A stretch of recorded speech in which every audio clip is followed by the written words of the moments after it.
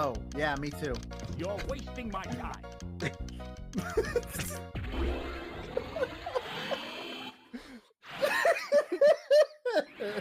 We won. Oh yeah, auto drive is technically, I guess, putting it on shortcut. That is true. I figured you were just talking about the shortcut menu specifically. Okay, use an item again. Get your MP back. We have enough for drive, right? We actually might. So Donald, stay alive. Thank you, Donald. Now stay alive. All I need from you is to stay alive. No, I fucked up. Oh, not yet. I don't think this is gonna get him, but... Yeah! Woo!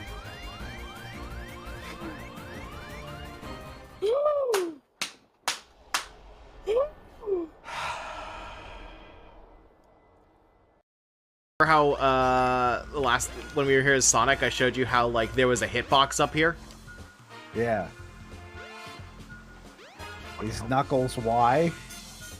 Yes. Because there is now a statue of Sonic. Wait, what the fuck? It gets better. Yeah! We can destroy Down it. with that blue asshole! Fuck him up, Knuckles! Take back your life! Okay, here we go. Here we go. Oh my god. We're gonna hit this man once. FPS mode. Come on. Here we go. Where does this go? Fuck, Oh, you did. No, I fucked. No, I missed. You never turned the scan back on. I don't know if you hit him. Come back. Come back. Okay, here we go. No, come on. Come on. Come on. Come on. Come on. Come on. Come on. Come on. Come on. Come on. Here we go. You leveled up 7. You did it, buddy. It's not gonna stick. You did it. Oh, I'm proud of you. You hit him with one attack. You hit him with lots of attacks, actually. I wonder how long he's going to let you continue to do this, because historically it's not long. There we go. That's the answer to my question.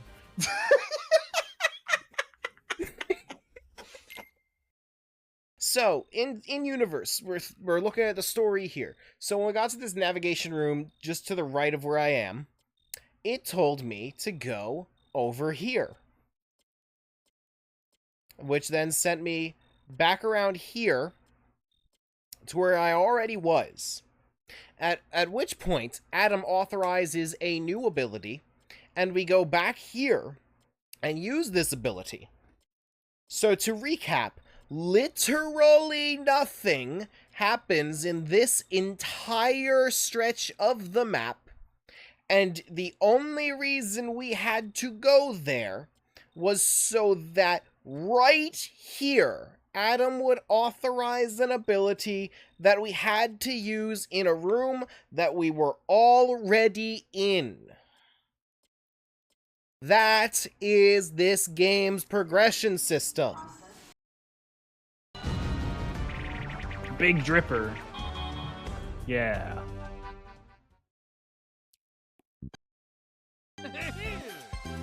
Collect the honey that drips from the ceiling, but watch out for swarms of killer bees. She's dead. Oh, I forgot to tell you, she and I are twins. But our personalities are completely different. Pick part was great. Tonight I'm gonna go to the casino. Twins. They're twins. You know, just like it's that. not that we only made like 3 NPC models. They're twins. There's no risk reward. What are we doing? The hook of Space Invaders is that the closer they are, the more dangerous they are, the higher the reward.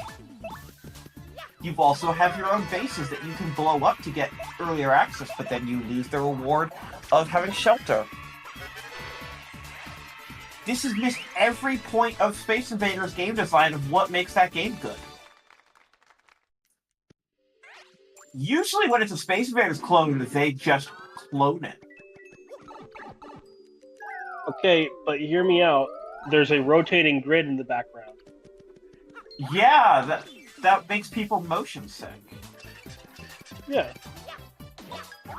That's the risk. What's the reward?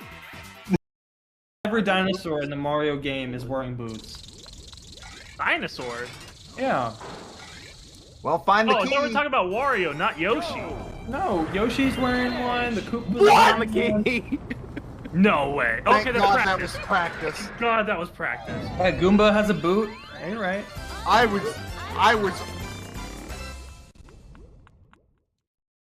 Bonus goes to... I genuinely have no idea. Yeah! Yeah. Fuck. And Yoshi! Fuck!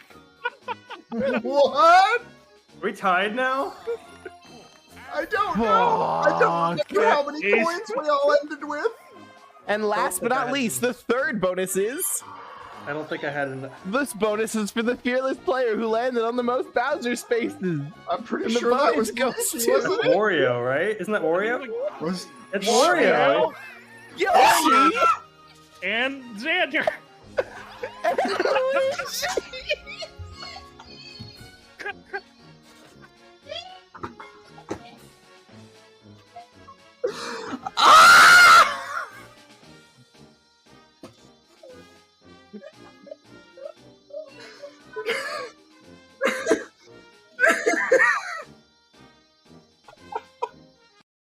Made it as far as it did. All right, so that was 903. The joke's just really strong. It is.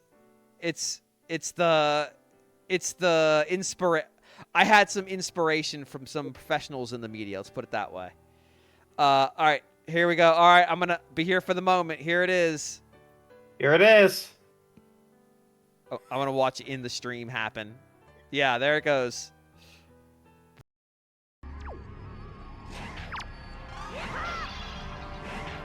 The reaction command missed. It missed again. It missed again. Missed again. It missed again. well.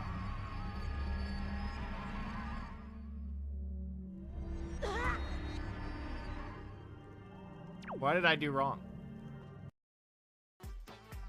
Surely it won't be purple a third time. It's gonna be. I just wanted to blow up this boy.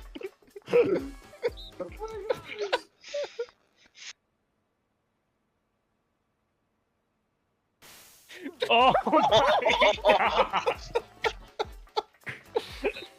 I think I said this would be a short mini game. Nope.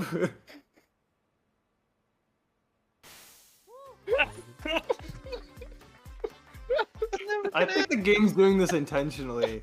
You're trapped. I'm doing yellow this time. Holy!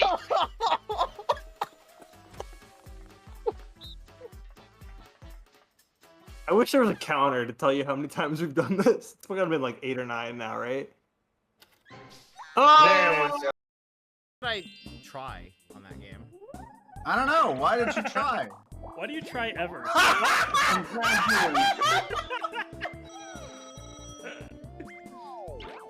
The rich get richer even when getting richer makes no sense and doesn't help him. All of those coins went to nowhere. Yeah, they just threw went to the themselves in abyss. the void. Yeah! We're crossing the ravine again!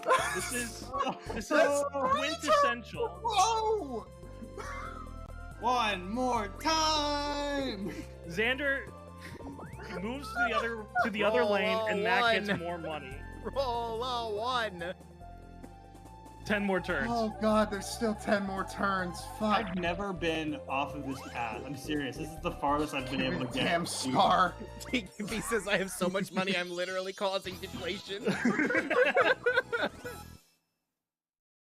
Alex, I'm sorry. This changes everything. What will you do, Alex? You want me to decide? Of course, your companionship would do much to ease my journey, but It's going to be so dangerous. You'll come. There's something like very off-putting about the character looking deep into my eyes. You'll come? Are you sure? Thank you. Let me ask once again for your friendship and your aid. Greg and I were on the left. Yeah, I was on the left side most of the show. Was the body report on the left? I do think by the efficiency of these deaths, I think Richard or Greg has to be one of the imposters. So, theory, could this be Greg and the person was running to the button to push it, and he killed them before they could get to the button?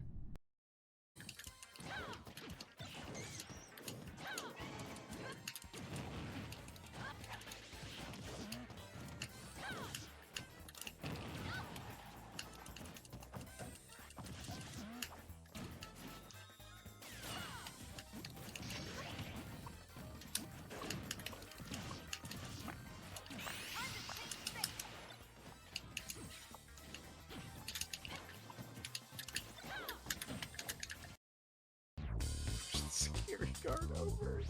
Say there's a drink without a coaster. I don't know. I feel like that one might be the correct one. All of these are good. Pretend you're Blaze's spouse. Fuck yeah. Then you'd be marrying into the royal family. What's your heritage? Any war crimes I should know about? Sorry, Alex. Yeah, Alex. Sorry. You What? can't be with Blaze. You dress far too plain. You need a complete refashioning immediately. You know what? Maybe we should try something else. Interesting. You give up far too easily as well. We'd have to work on your fortitude. I said we'll try something else. Hey, she never insulted your looks. Thought the only one I knew about was in Shibuya. Hey guys, I'm just gonna... It's the Wii U hat. The Wii U did, legally speaking, have things that a court would consider to be games. True. Yeah, the Wii U sure had two My Blank Farm games come out the same day as Shovel Knight. Okay, so 10-10 real? I'm going to posit something. They just, you know, they can take people's packages to their offices. They always stack them in front of the security room, and then all of the screens show the moon and nothing else. And I've been trying to tell the janitors for months, but they just won't fucking listen. So for GX or anybody else who didn't catch the first part of the stream, Hotel Havoc is basically whack-a-mole, but I have to hit the B button whenever it's a member of NSYNC to make them go back to sleep, and I have to press the A button whenever it's anything else. So a crying baby, that's gonna wake up our members of NSYNC. Can't have that. A lady, just an adult woman, we can't allow that. They might wake up the members of NSYNC. Never like genuinely try to be like you should, like you're wrong for thinking that and you should change your mind. Yeah, it's like it's a video game at the end of the day. It's not what Seren was implying earlier. I am so angry. Well, that's it right there, What Joe. happened? That's the last thing you stopped say. one spot before the star. Combine two shapes to make the shape in the center of the board. Light Plum is going for the long shot. Up and around the A. I like how by nature of What? Dark Form will not make that mistake. Instead, another mistake shall be made. Yep. Listen, it seemed good in my head. I forgot where the fucking hole was. Oh, god damn it. Fucking curtain. One day I'm gonna get that fixed. Like, legitimately did not... Huh? No, he's fine. I was talking to him earlier. He's perfectly fine. Don't worry about it. I can barely hear whatever effect it is. It's called Expander. Sure. Yeah, I don't hear a difference. Oh, now I don't hear it at all. Oh no. This is terrible. Undo. I literally can't hear it. What is invert polarity? It started bouncing from ear to ear.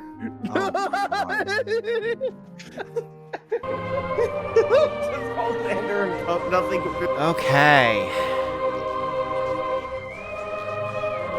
I hope that the audio's good, because this is an audio mess right now, just on the off chance that anyone joins me, which no one did the last time that I did this, but if someone does join me, then there will be audio. Audio that may or may not be good. Alright, so. Game's a smidge loud. Alright, let's see what I can do about that. So, turned that down a bit. How is it now? It looks better on OBS. I'm also slightly looking away from the microphone when I'm looking at the chat, but... Okay, you think it's good? Awesome. Alright, so... Tonight, I am at the tail end of the Sanctuary Fortress, or the Ing Hive, depending on how you want to call it. And then we dive into cleanup. So most of tonight is gonna be cleanup. Which is why I've alerted Alex and Seren, in case they are free for ranking. I have not heard from either of them regarding that, though. So that is not a promise of anything. That is me saying that I told them. And ideally, I would like to finish this video game tonight. Oh shit, there's one more key. Right.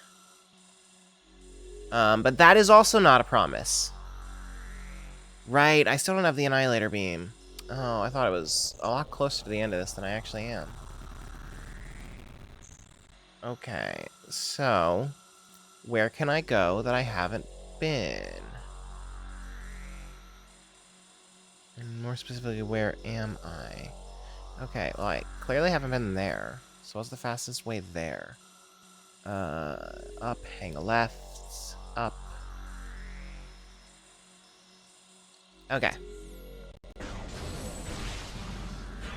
So, that's our destination. I can't believe I forgot that I never got the Annihilator Beam. I thought I was, like, right before the Quadraxis fight. That is clearly not true. This guy is inconsequential, don't need to fight him. So I'm not going to. He's not bothering me, so I'm not gonna bother him. This guy, though, this guy's bothering me.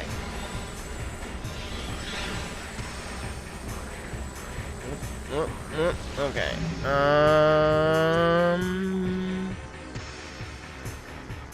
Oh, wait. Okay, no. We cross this chasm. Through that door. That's gonna bring us where we want to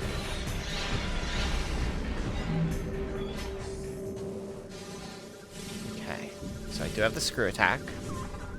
I do miss, like, regularly streaming. I think that I've kind of solved the burnout thing, and it's not that I don't like streaming, it's that having, like, a super regular schedule that I had to stick to was the hard part. Like, whenever I just, like, randomly do a stream like this, then I feel pretty good, pretty hyped, pretty excited. Can't count the number of times I get in the car and start driving to the grocery store, and I remember halfway there that I forgot the Annihilator Beam. It's a really frequent problem. You just kind of think that you have the Annihilator Beam.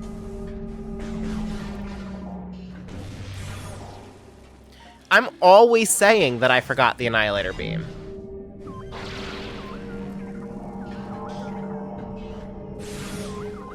I think I have hints turned on too, so if I get really, really, really lost.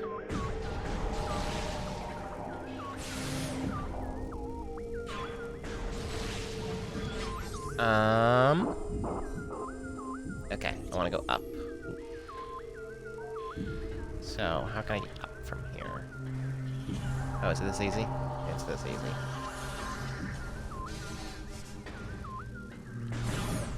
definitely never been this way. Okay, yeah, this is a screw attack jump area, isn't it?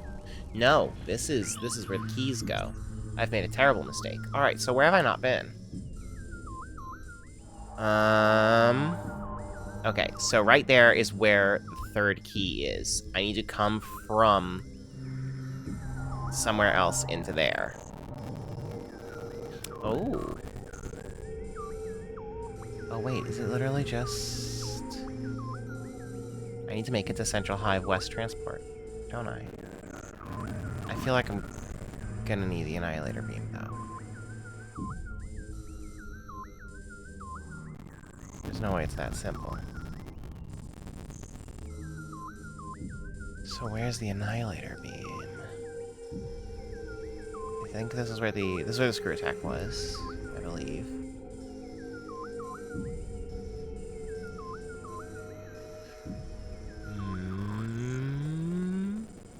Is there anywhere I haven't been in the light world?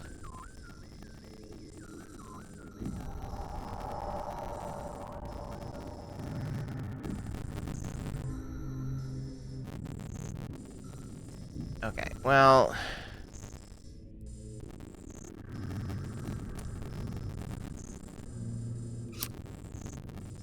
For lack of a better idea, let's head down there. And we'll just kind of see what happens. So... any portal will get us an easier way through. So I'm gonna immediately turn around, head through that light door. We are not quite winning because I forgot the Annihilator Beam. You know, I'm always saying that. I forgot the Annihilator Beam.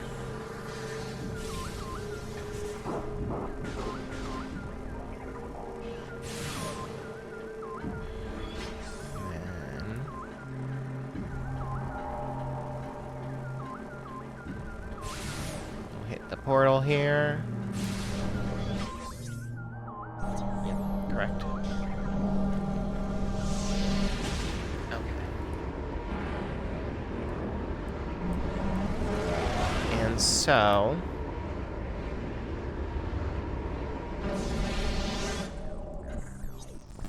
we want to get there to main research, right? Yes. So let's go straight and down. And that'll bring us there. Yes. Okay.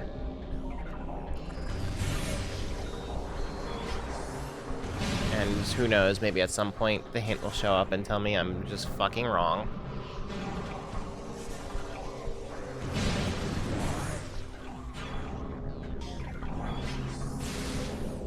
Still the right way? Yes, still the right way.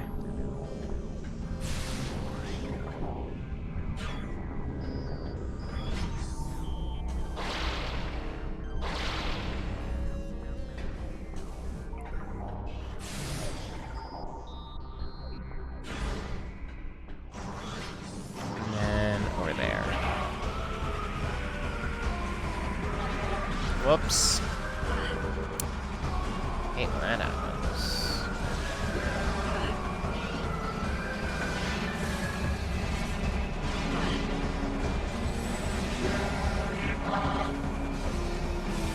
Those guys are also kind of inconsequential. I don't want to worry about them very much at the moment, because I don't want to worry about them very much at the moment. This isn't super familiar, I think. I don't know if have I been in this room? Oh, wait, there was a missile. Well, now I've got to get that missile.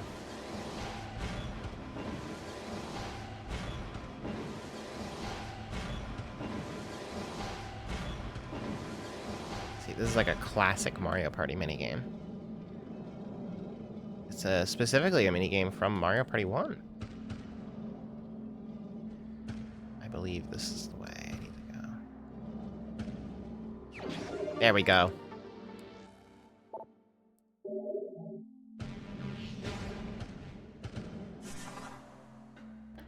Okay, so this is where we want to be.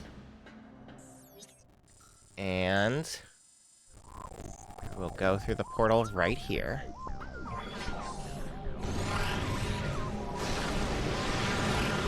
Is the Annihilator Beam the reward for beating Quadraxis now that I think about it? No, it can't be, can it? I don't think that makes sense.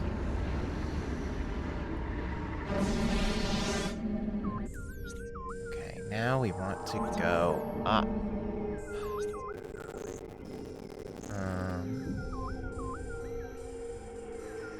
Yeah, because I haven't been there yet, right?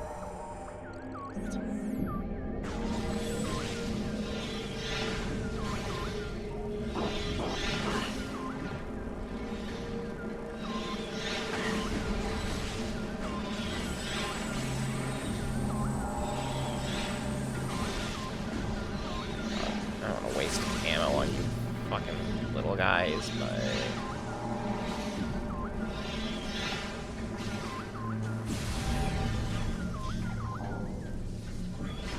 Oh, yep, because I couldn't go up the screw attack before.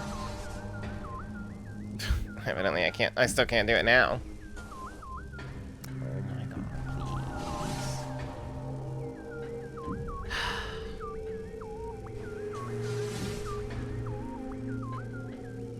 What do you want me to do? What am I doing wrong? This is a screw attack wall, right? Wall jump surface, yup. Touching this wall, do a wall jump, okay.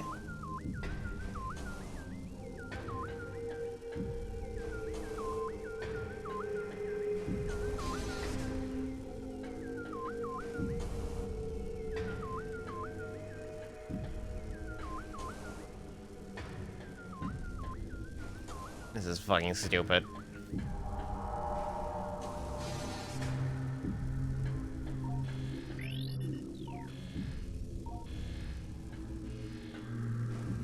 Do I need to hit it, like, diagonal? No? What am I doing wrong?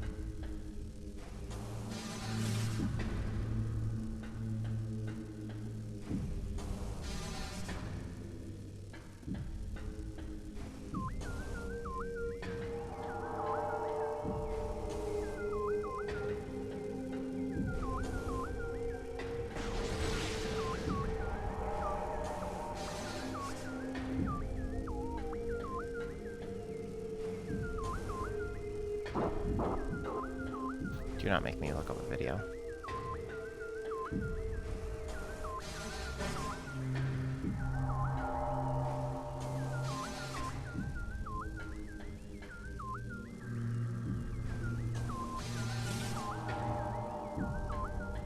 Second jump closer to the wall, maybe.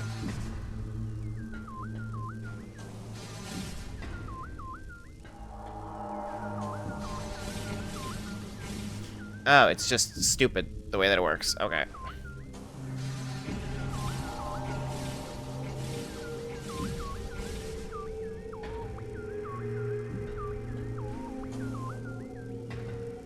I was like trying to mash the B button to make sure that I was like actually doing it correctly, but apparently if you hit the B button in midair, you can just cancel the wall jump entirely. What the fuck? This is stupid.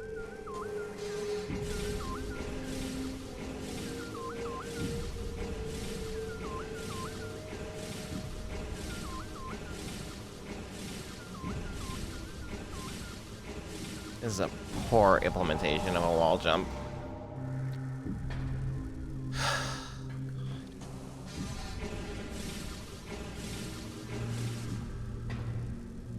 What the fuck is going wrong?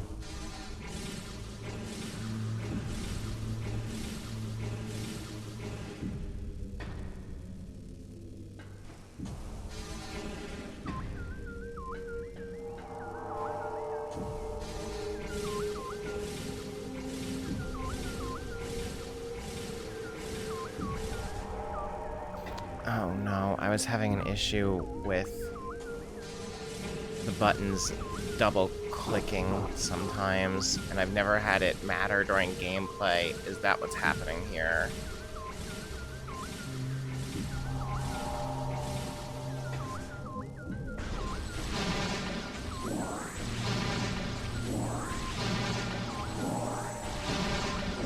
Christ. That was stupid.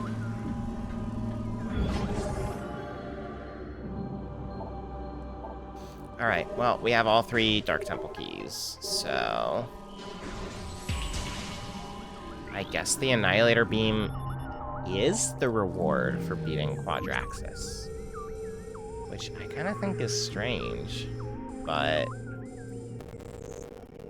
You know, whatever.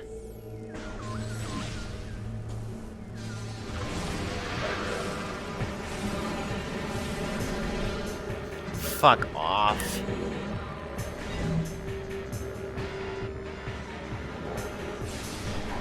Really, I feel like the screw attack in this game could be better.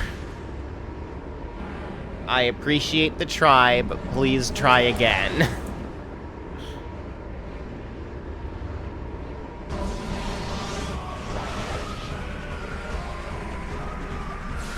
Oh, fuck. That one was my... That one... I was just stupid. I can't blame that one on the game.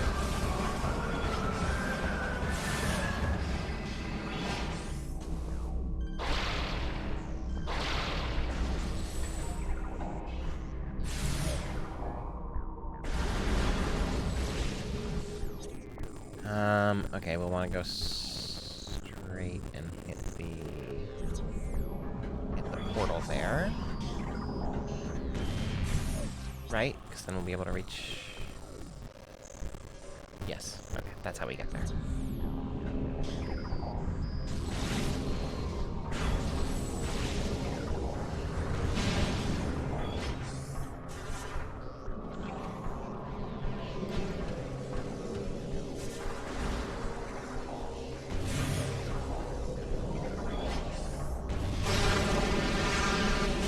Okay. And there's a save point on the other side of the big ballroom. Ammo station right next to the temple. And Quadraxis ready to fuck me up.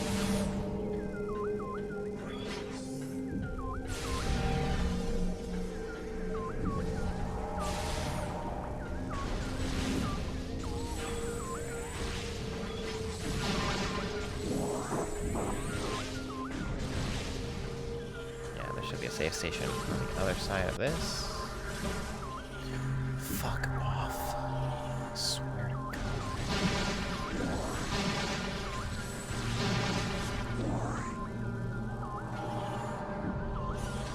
I am sad to say, not a good wall jump.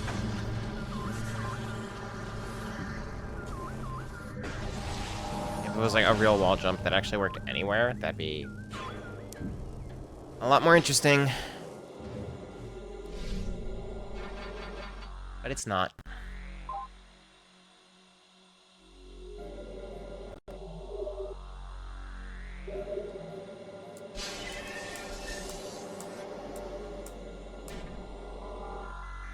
There's also, that light over there. I don't know what that is. Can I get to that? Oh, for fuck's sake, come on.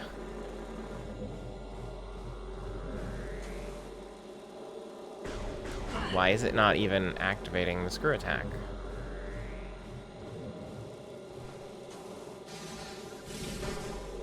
No, big fucking invisible wall right there. Alright. Neat. Just healing.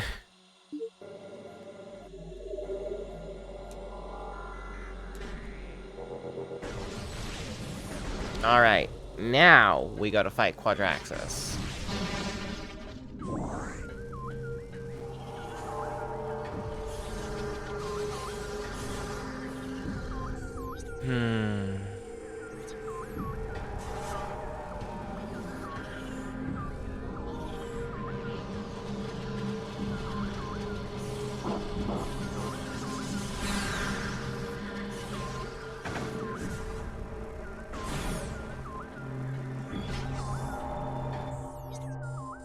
I missed the ammo station. Fuck. Whatever. I'll deal with it. My ammo's okay.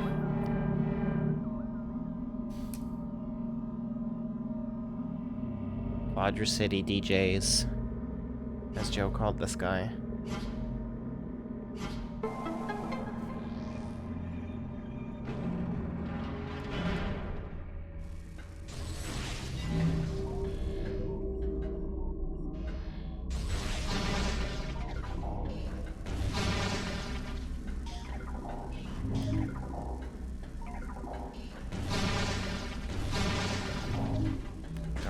Probably won't be super useful in the fight, but you know, maybe.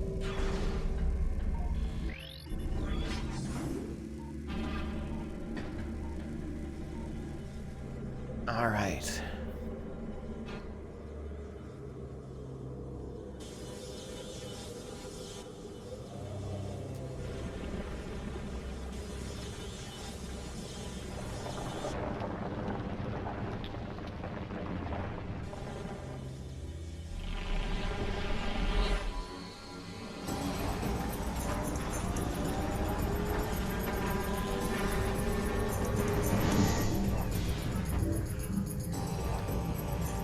Let's get this guy scanned up. Time to fight Alien from the popular film franchise Alien vs. Predator. Alright, mechanism, Quadraxis, rogue, high security drone. Heavily armed and armored mechanoid. Lightly armored foot joints are vulnerable to bomb and boost attacks. Quadraxis unit went rogue and entered the service of the Ing. Its primary weapon system fires destructive antimatter blasts. It uses a powerful missile battery for long-distance attacks. Quadraxis is incredibly durable and well armored, but its leg and foot joints are vulnerable. Damaging these joints will eventually render it immobile. And what else can I scan?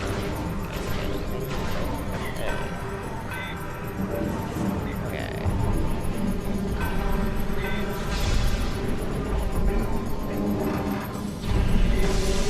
Oh dear. Oh no. Is that not a boost through there? Do I just shoot it?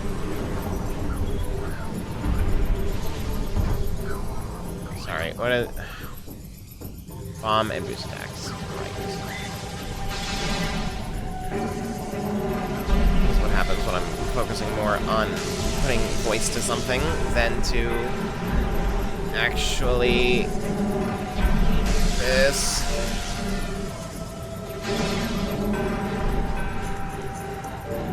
actually paying attention to what I'm reading.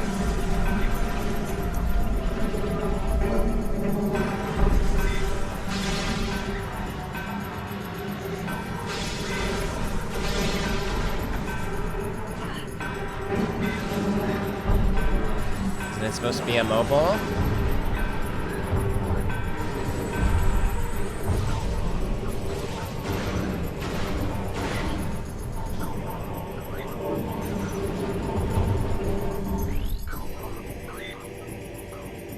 Armored foot joints.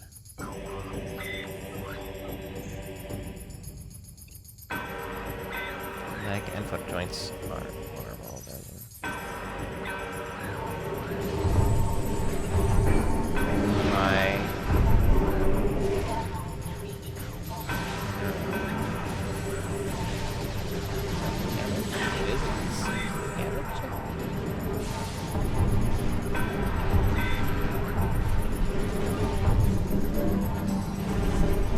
Can I get up these? No, those are not charged spider rails.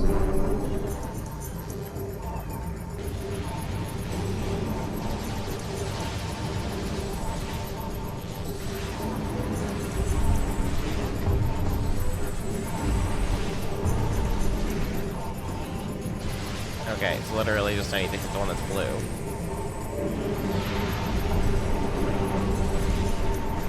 I might as well not waste my missiles, I guess, but...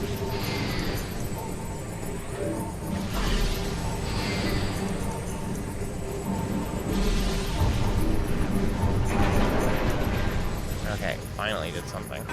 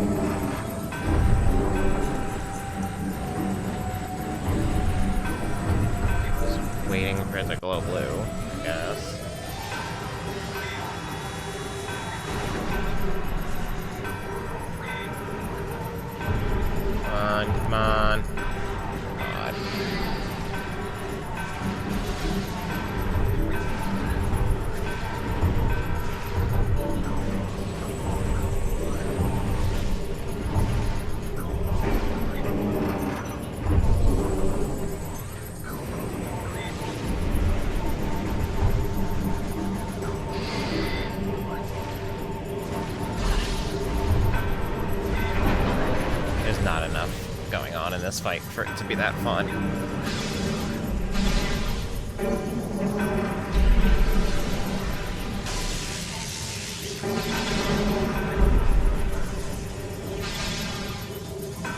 Excited to watch Samus save Station Square in this boss fight. Kinda is just the same idea.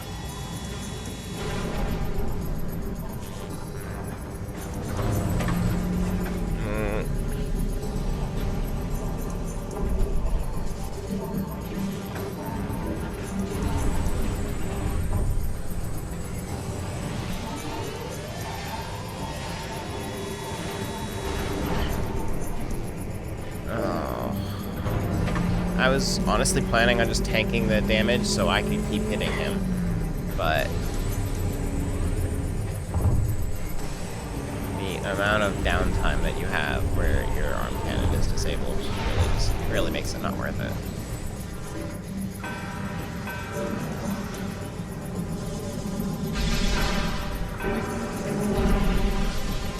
The bosses in this game have a serious problem with their length. And like not having enough going on for that length to be meaningful. Like there's a lot of time spent in this fight where he's not really attacking me, but I'm sitting around and waiting for the chance to attack him. Like it's not a matter of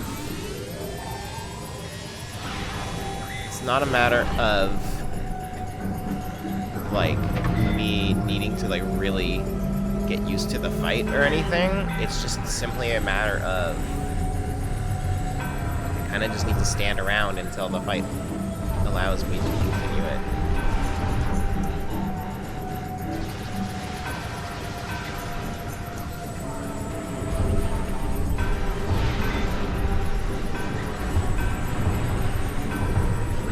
I don't think this game has one good boss fight. Like, I think they're all pretty bad. I really like this game outside of its boss fights, but all of the boss fights I think are bad.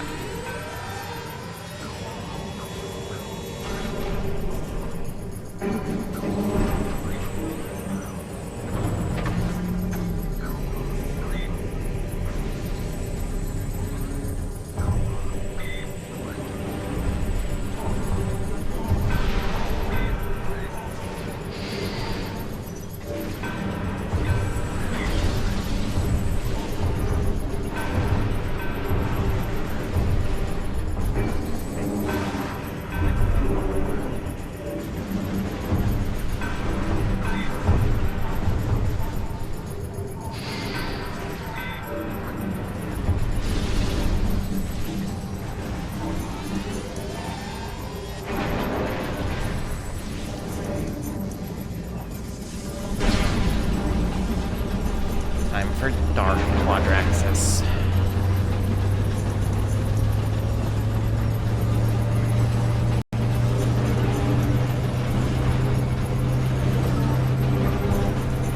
Slept and closed the window when I put back up their featured stream with someone selling Coach purses. Twitch is just like a whole ass scam now, isn't it? Alright. Mechanism: damaged Quadraxis, dedicated sentry building unit. The main body rendered immobile. Sonic tactical data: burst detected. Destroy transmitter to disrupt operations. Though the main body is disabled, the tactical control unit within it is still active. It will guide the head module in battle via high sonic transmissions. Disabling this module will impair the head module's ability to fight. Now, let's try... Oh god. Oh, fuck.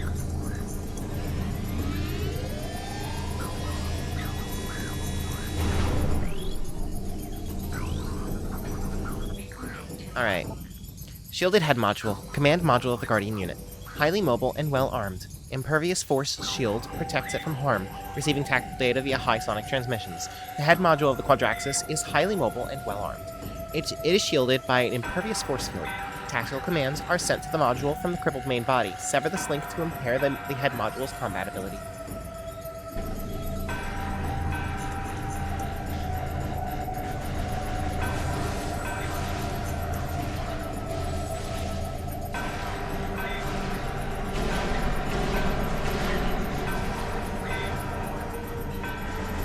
Even require the Echo Visor?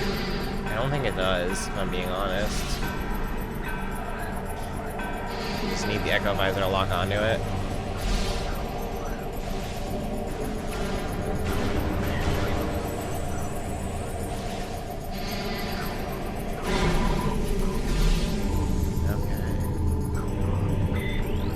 Now scan unshielded head module. Battle logic disrupted. Unit is vulnerable. Shield offline. Unit is generating drones for defense. Another thing to scan while trying to restore sonic tactical link with main body. Head module is unable to receive tactical data. Force field offline. Unit is generating drones to defend itself while it attempts to restore tactical link to main body. Destroy sonic receptors on unit to prevent this.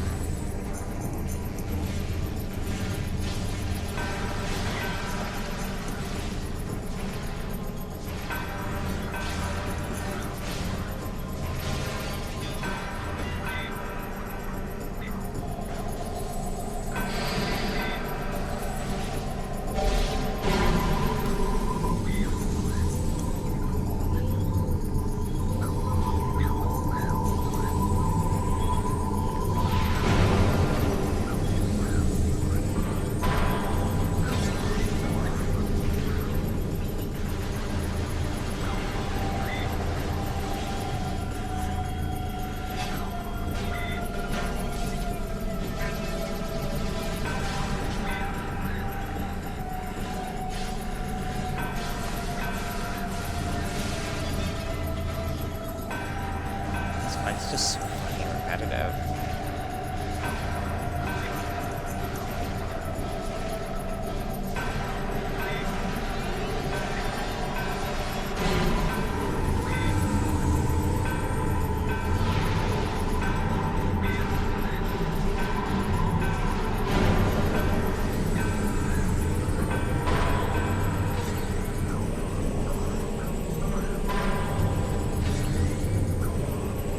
Can I just ignore the ads? Or are they gonna create a big problem real quick?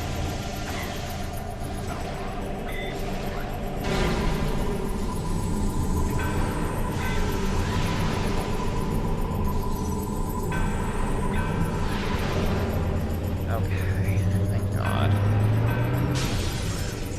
Now it's time for Dark Quadratic.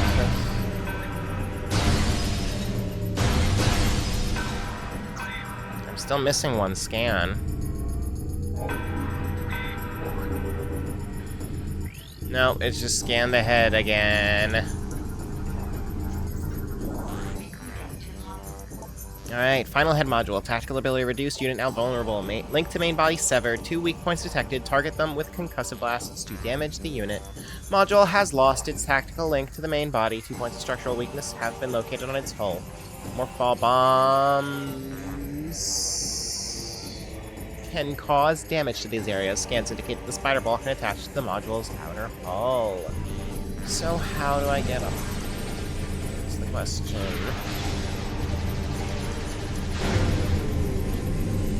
I just shoot it until it just wanders in range. Okay.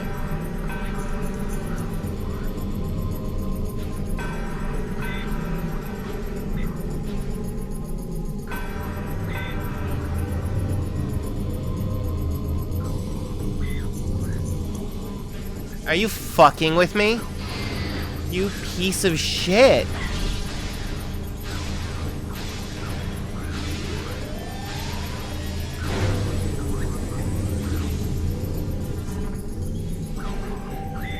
I'm not even gonna bother trying that first one. I'm just gonna sit here and wait.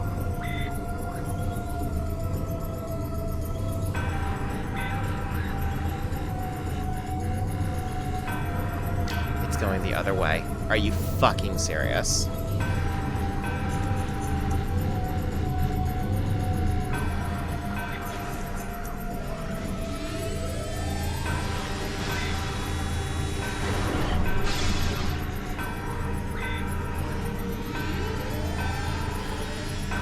This game is hurry up and wait.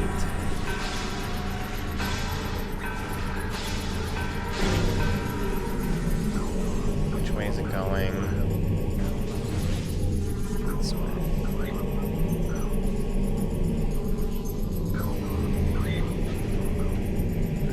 No.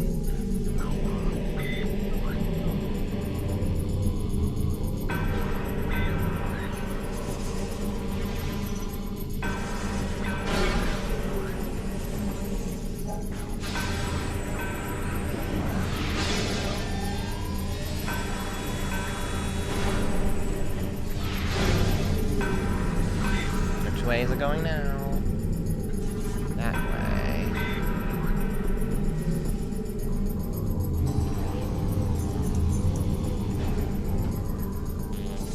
I think this is it. That's the end of the fight. Thank God. Oh my God, that fight sucked. This game has no good boss fights, does it?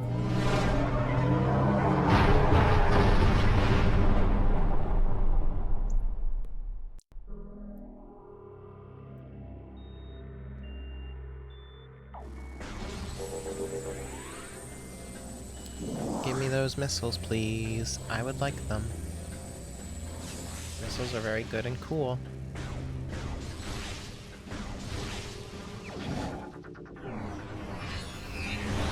Such a brisk fight.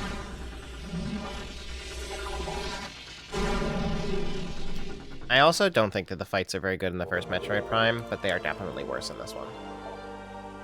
Which sucks, because I do think that I like every other part of the game better. It really is just the boss fights that I think are worse.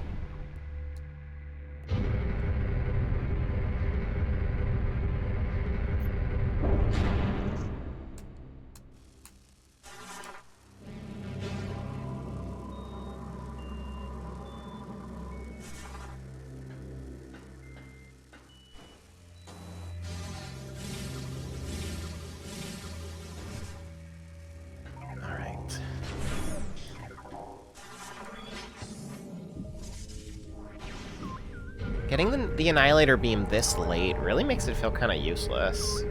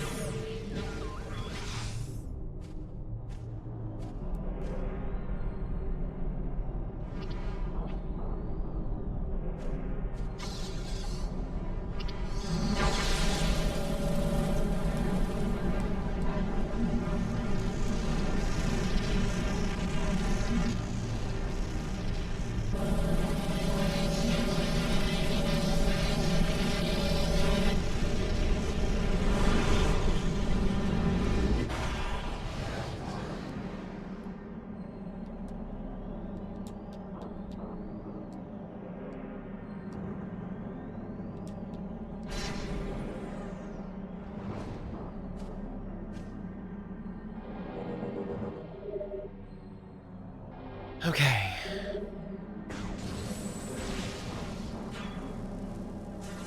Nearly done.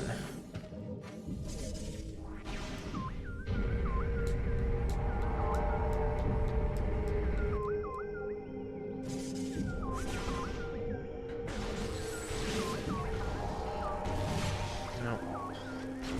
That's what we want.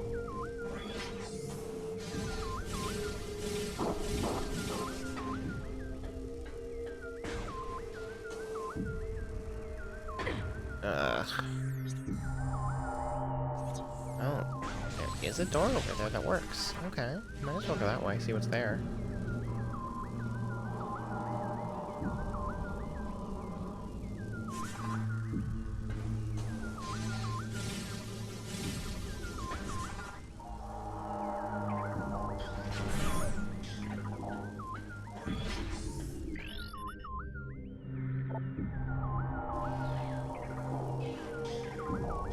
just don't have a way to deal with these guys. Does this work?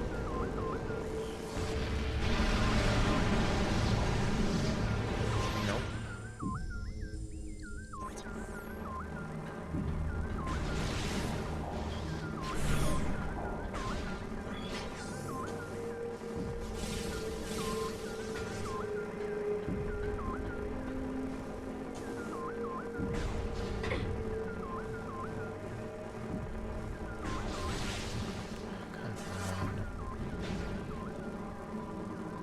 Gonna make me do it again with that buggy screw attack.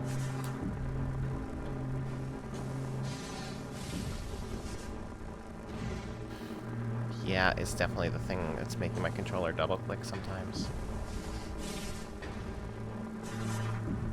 That's really irritating.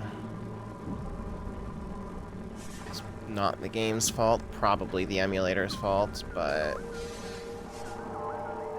sure makes my life harder.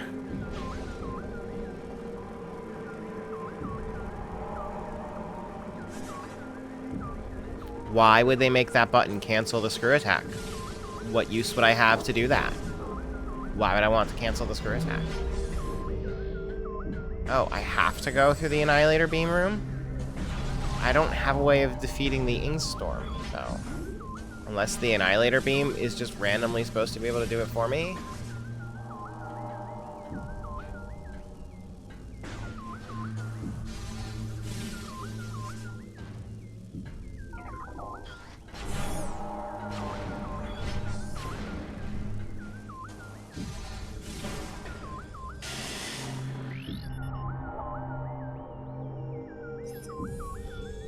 Okay, so what do I do?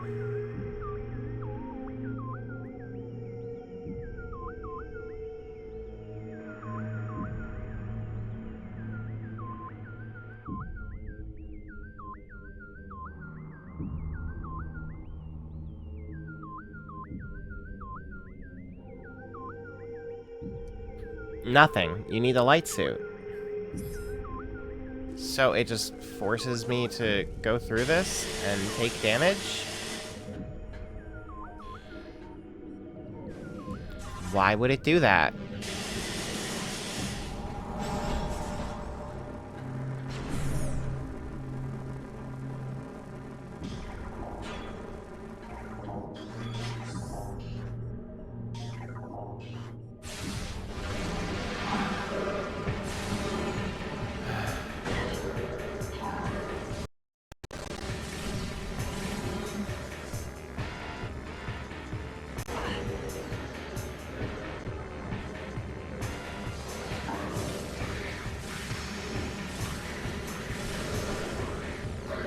Oh, for fuck's sake. That one wasn't my fault. Oh, the game sure thinks it is, though.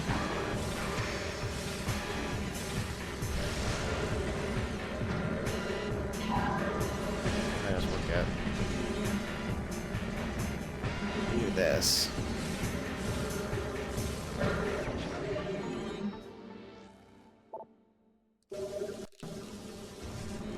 Not what the game does regularly. I mean, I took 2 full energy tanks of damage, though.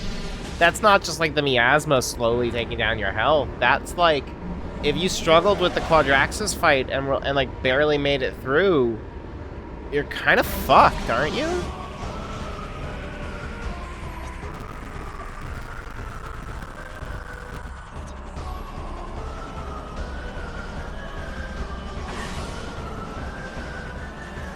Like, is there even a way to survive that if you're low on health?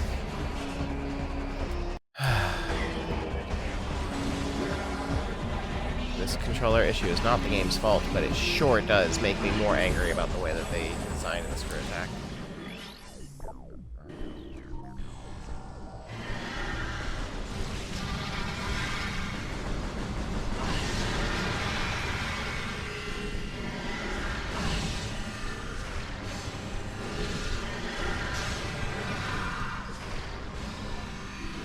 What do I do for this? Just, oh, okay. What did 2 energy tanks? The the ink storm that you apparently just need to walk right through here in the Dark World version of this room.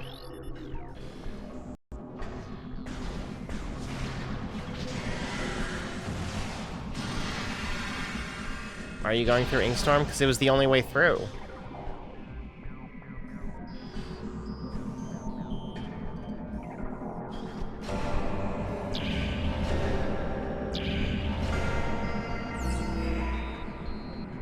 Where's the last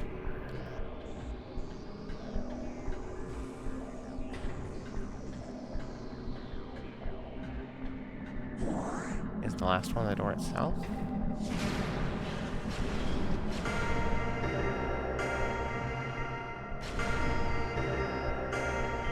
Oh, I need to do it in order?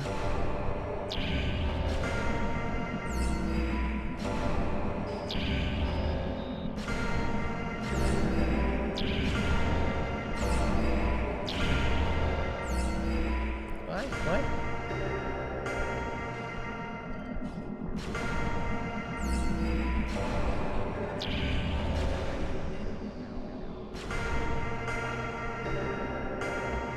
Okay, I understand.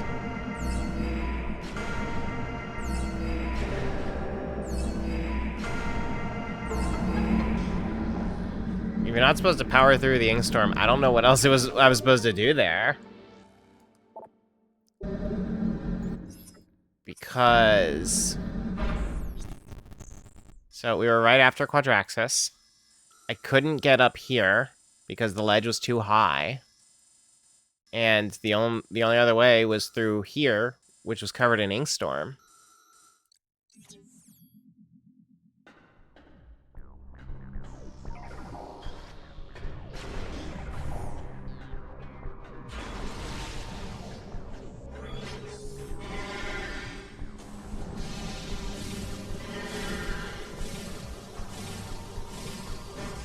You know, extremely bold of me to rely on the screw attack to do anything when my controller is double pressing buttons randomly.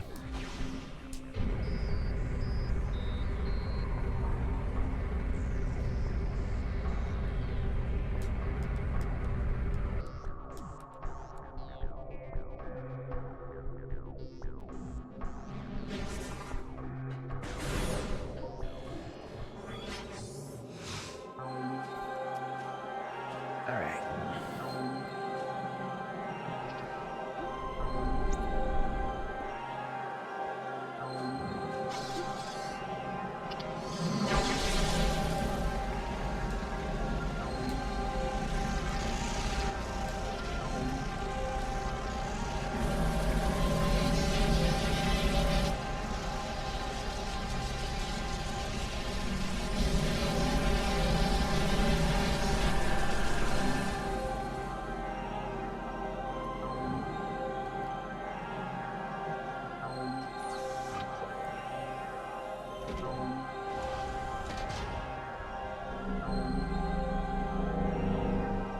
Okay. Energy restored.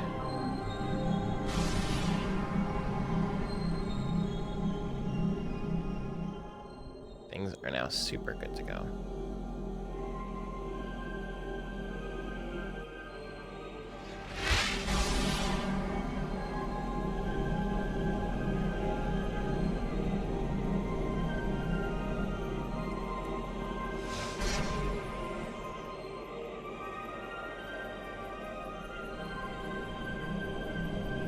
Alright. So we could do cleanup here, but we need to go back to the Great Temple to get the light suit anyway, and then we can just fast travel right back here. So we might as well just gun it back to the Great Temple. And what's the fastest way out of here?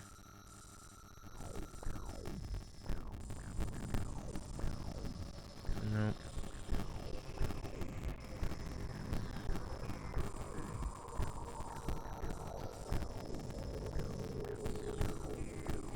Yeah, fastest way out is just through the main entrance. Alright. I'm not sure why that elevator to Agon Wastes is there. I don't know if it's gonna matter once we've got fast travel, but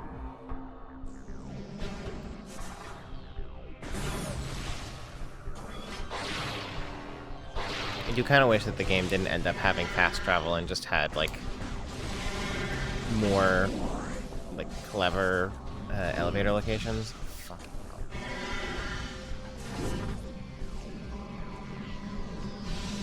Yeah, while my controller is bugging out, I should not rely on this screw attack for anything.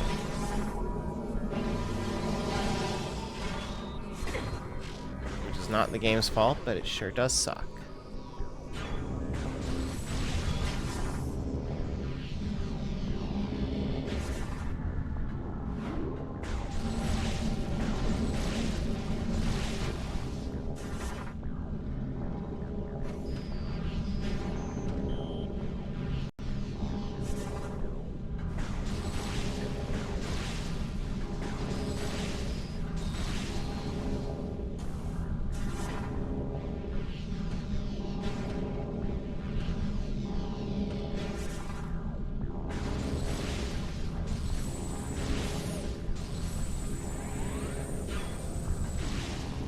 I guess I might as well save.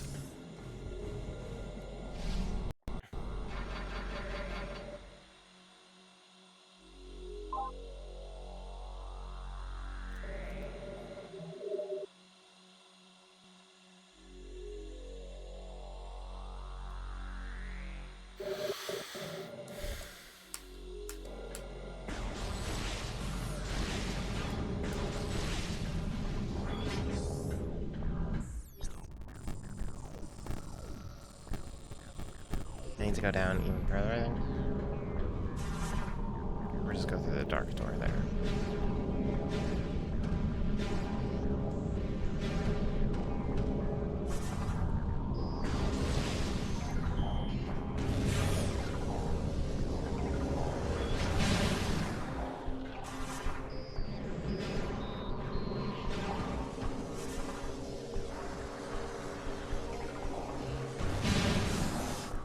Yeah, dark door again.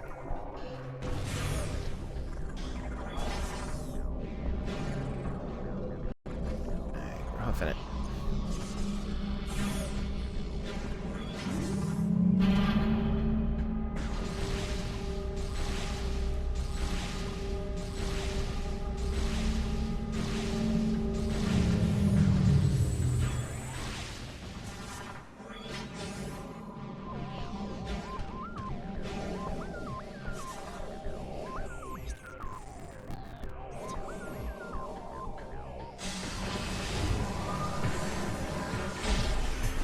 Joke's on these guys, they're not mandatory fights. I can just walk right past them.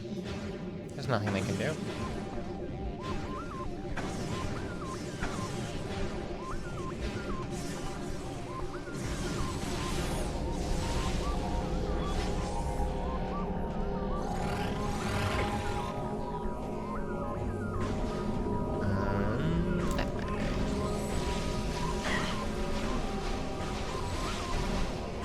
Now, can I screw attack over the chasm at the entrance?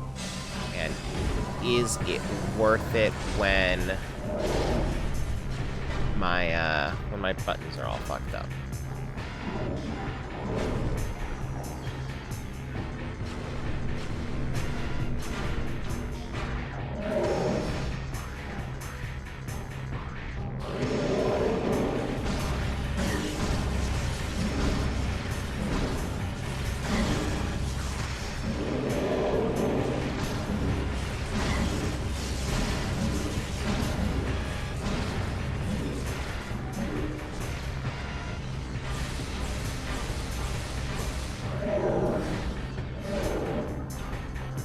What was I doing wrong there? I was getting the opposite polarity, right?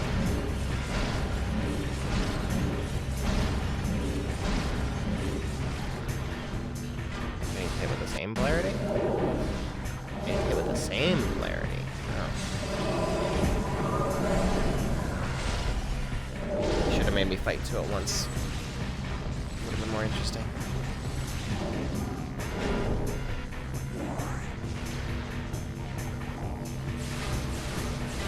No, don't need to hit with the same polarity. Or was that Annihilator polarity?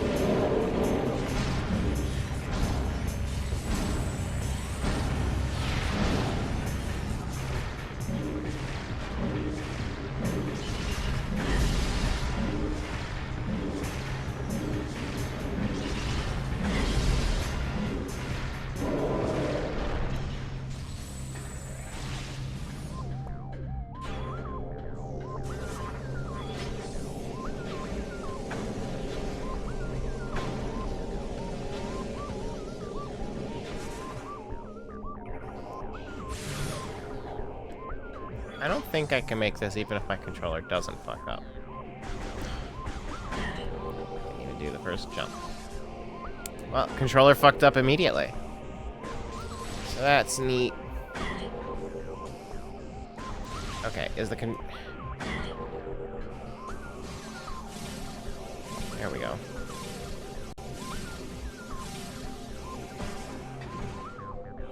Just barely can't make it. That kind of sucks. Controller fucked up. Controller fucked up again. Let's just do the fucking spider ball path.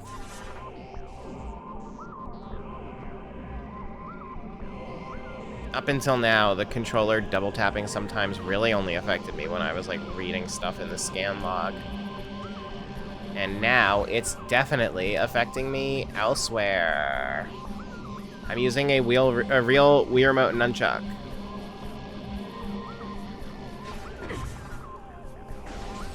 And sometimes it just randomly double presses buttons.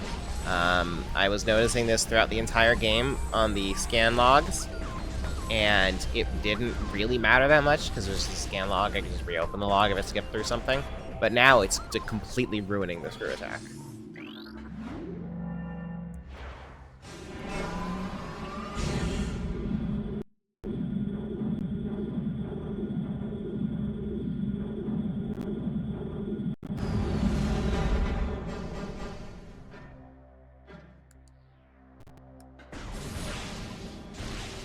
I think it's a little stupid that they designed the screw attack to cancel if you double press the input. I think that is an unnecessary complication that just didn't need to be there. And that just makes me upset.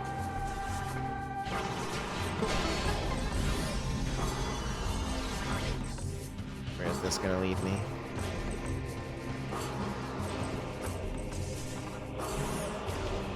Is this just a shortcut or somewhere I haven't been? It's somewhere I haven't been. I have not been here.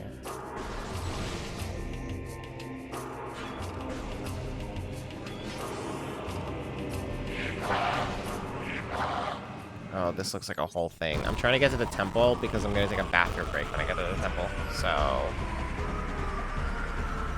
And I could really use a bathroom break. So... We'll be back, I'm sure.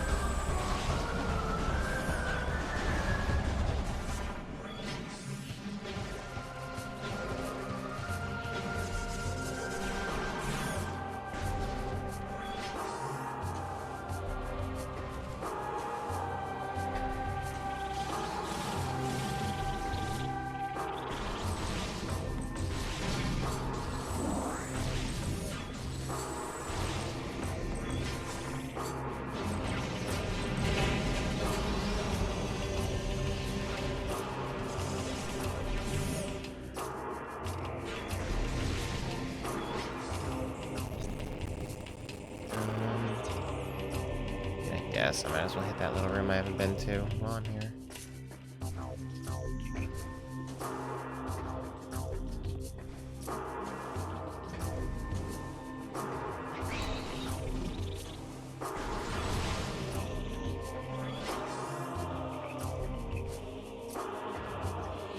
Oh.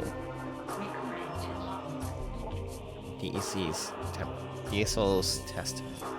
Inside me, I feel it spreading, clawing at my will, tearing at my thoughts. It moves me against my will to this cavern. Here it will end. I do not wish this. I don't want my body to come up being within me. It hates and demands obedience. I will fight to the end. I'll self-terminate before I become a pawn of Filthy. Okay, I'm a little worried that I don't have all of the testaments.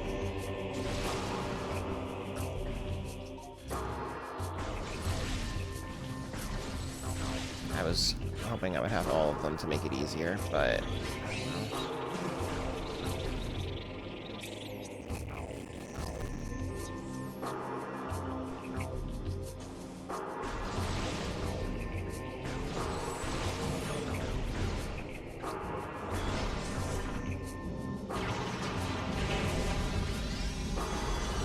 Can't actually hit the other side because I don't have... I don't know. Some more power bombs.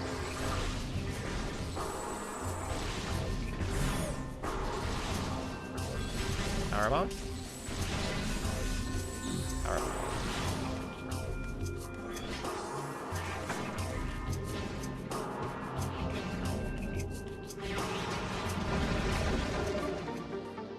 And another power bomb, which I can use right here.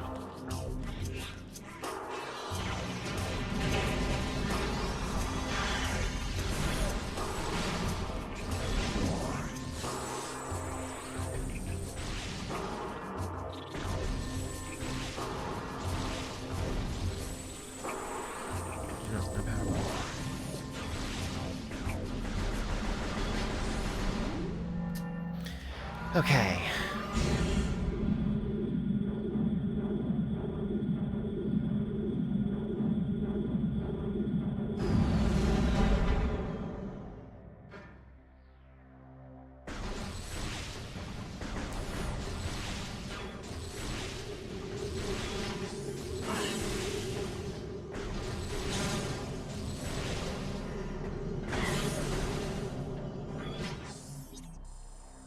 Is Umos gonna give me any ammo?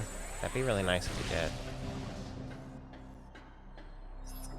My item percentage, 60%. That probably not gonna get 100% at that rate. 40% is a lot to get in one day. I'd like to finish the game today.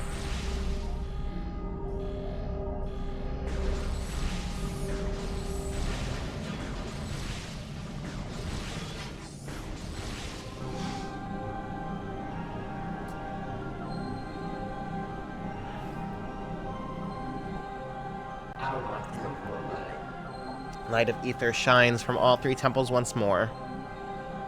And yet dark ether remains. One energy controller still shines in the darkness, sustaining the world. The Sky Temple, dark shadow of this hallowed place, holds the final energy controller. The greatest and most powerful beast of the Ing keeps guard over what you seek.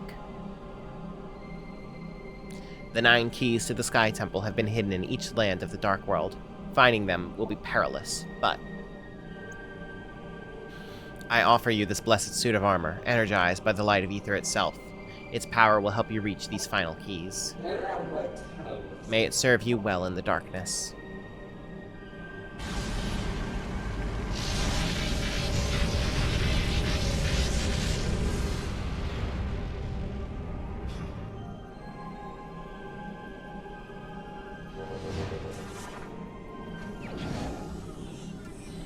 Okay.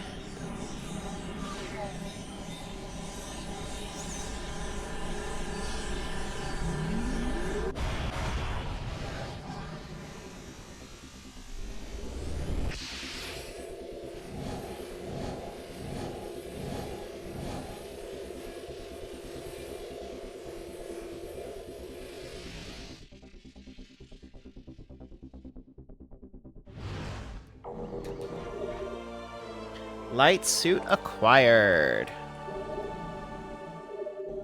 Character package unlocked for purchase.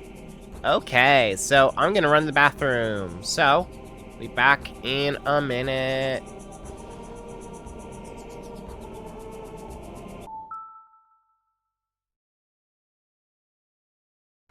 Low. That's dire. Hang on, let me get you that number real quick. Are you saying that games ramped up in releases? Yes, way up. Way the fuck up. Why? We're at 36% of the way through the list. Oh my god! I was, in my mind, I was like, oh, we're in 2015, we're like, we're gonna be ratcheting down. Maybe we have 3 more of these streams before We aren't even close to halfway. We're not even close to that. So I was under no illusions that we were close to escape because like I knew as soon as we finished this, you'd pull out another list. So like I assumed that this would be going on for the entire length of Paper Mario. What I did not assume was we might not finish this by the end of Paper Mario.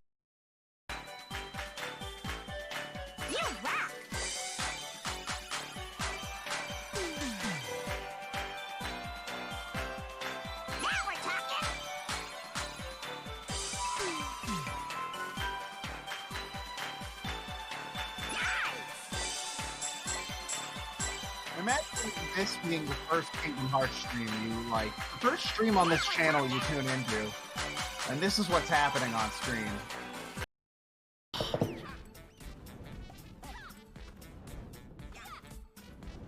Matt, you want to start talking to me about Fate?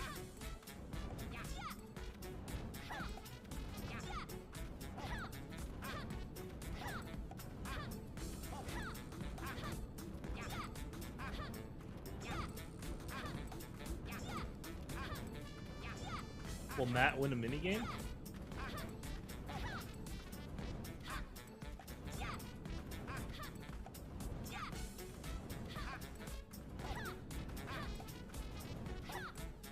I can't blink. Oh, crud. Okay. Whew. Stressful.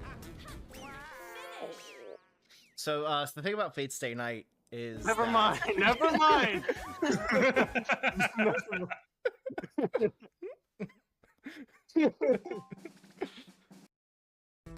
Have a good night. Thank you for showing up. I appreciate the view, however fleeting it may have been. Hold on, no. I appreciate the view, no matter how fleeting it would have been. I didn't want you to look like I was mad at you for doing that. So, back to angry. Okay, time to kill this sorceress. So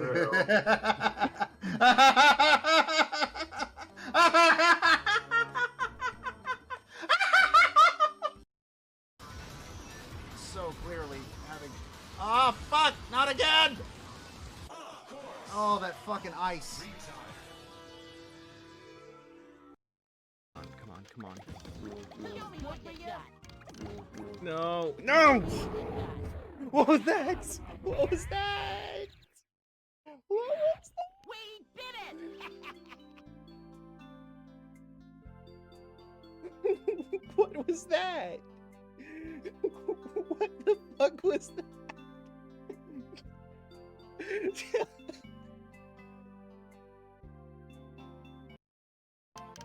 Oh. Okay. Now then.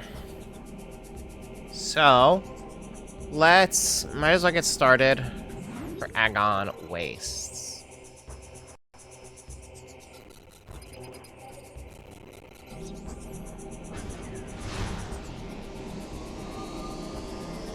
Why would they have that pre-positioned cutscene clipped through Umos? That's a little weird.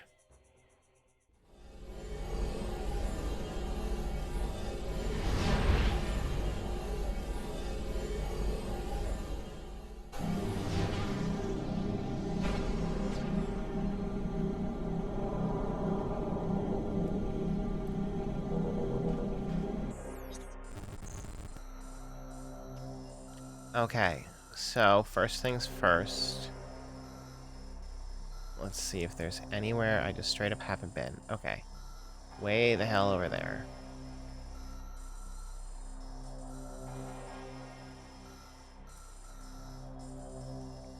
Yeah, okay, so way the hell over there is immediately somewhere that I want to go before even thinking about Sky Temple Peaks.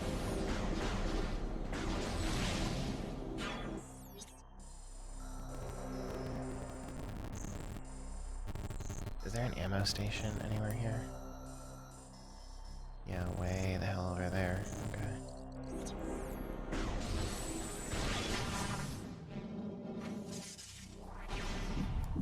Because we're probably going to need an ammo station.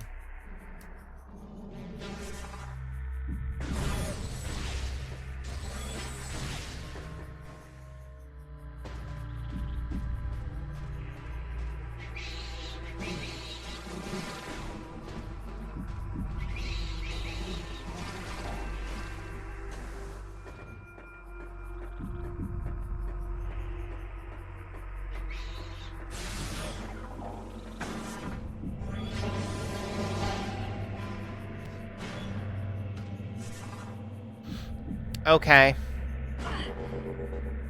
That was pretty cool. Very neat.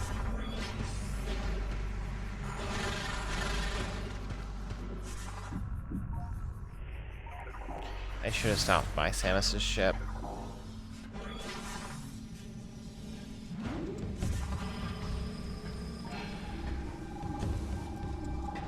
Okay, Beastal. I'm pretty sure I got Beastal's key, right?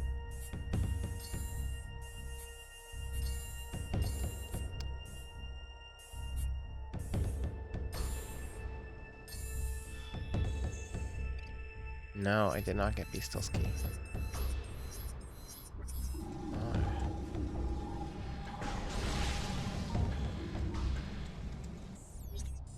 Why did I not get Beastal's key?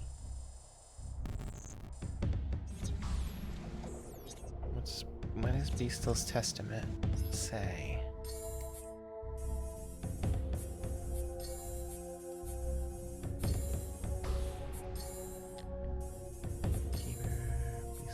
Beastal's testament in the reactor. Really?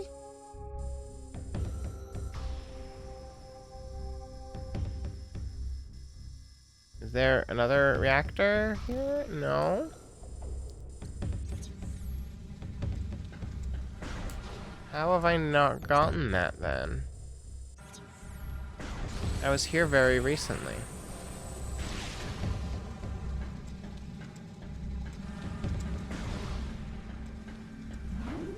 Oh, I guess there must be Ingstorm that was there.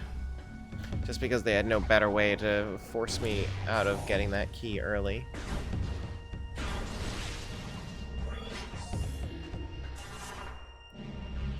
Hold on, did I hear the item sound? No, I just thought I did.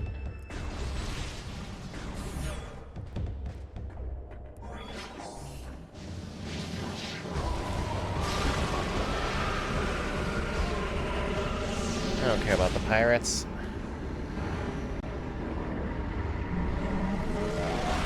They're not a real concern of mine.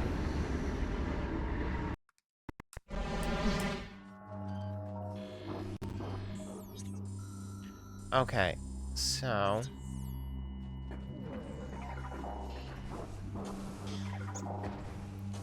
let's get that ammo.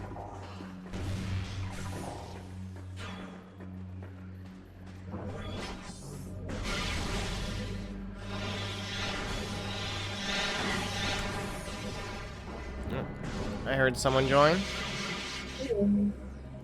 Hello. I'm sorry if I end up not managing to It sounds like your mic's not totally picking you up. I'm hearing you come in every few words. 1 second.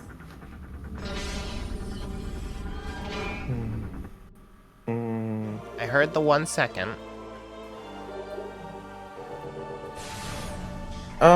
Okay. Let's try this. Let me know if that becomes a problem again. So far, so good. GX just says Seren's talking from the bottom of a well. Does that sound like what you hear? That is what it sounded like, yeah. It's good now, though. Okay.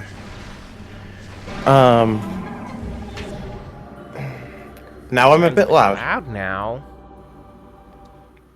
Well... yeah. I don't know what's happening. It's probably just because I have you turned up a lot, probably, but... I can turn you down a little bit. Hopefully that's better. Okay. So your throat's still getting to you then? Oh yeah. Oh yeah, it's... Look, I can talk. That is a massive improvement after 2.5 weeks of strep throat. That's a long time. I haven't had strep for many, many years, so I guess I don't really know if that's a normal amount of time. Dude, it fucking sucks. I think the last time I had strep, I was in middle school. Ugh. Yeah, do not recommend to Anyone, including my worst enemies. Have you seen the reviews for Deadpool and Wolverine? Only what you put in the group chat. I imagine some of them are very positive, and then some of them are like, yep, this is Marvel, alright. Yeah, there's about 10 or so reviews that are uniformly positive. Mm-hmm. New York Magazine says, Deadpool and Wolverine isn't a particularly good movie. I'm not even sure it is a movie. But it is so determined to beat you down with its incessant irrelevance that you might find yourself submitting to it. Neat. That's how most of Marvel feels to me at this point, if I'm being honest.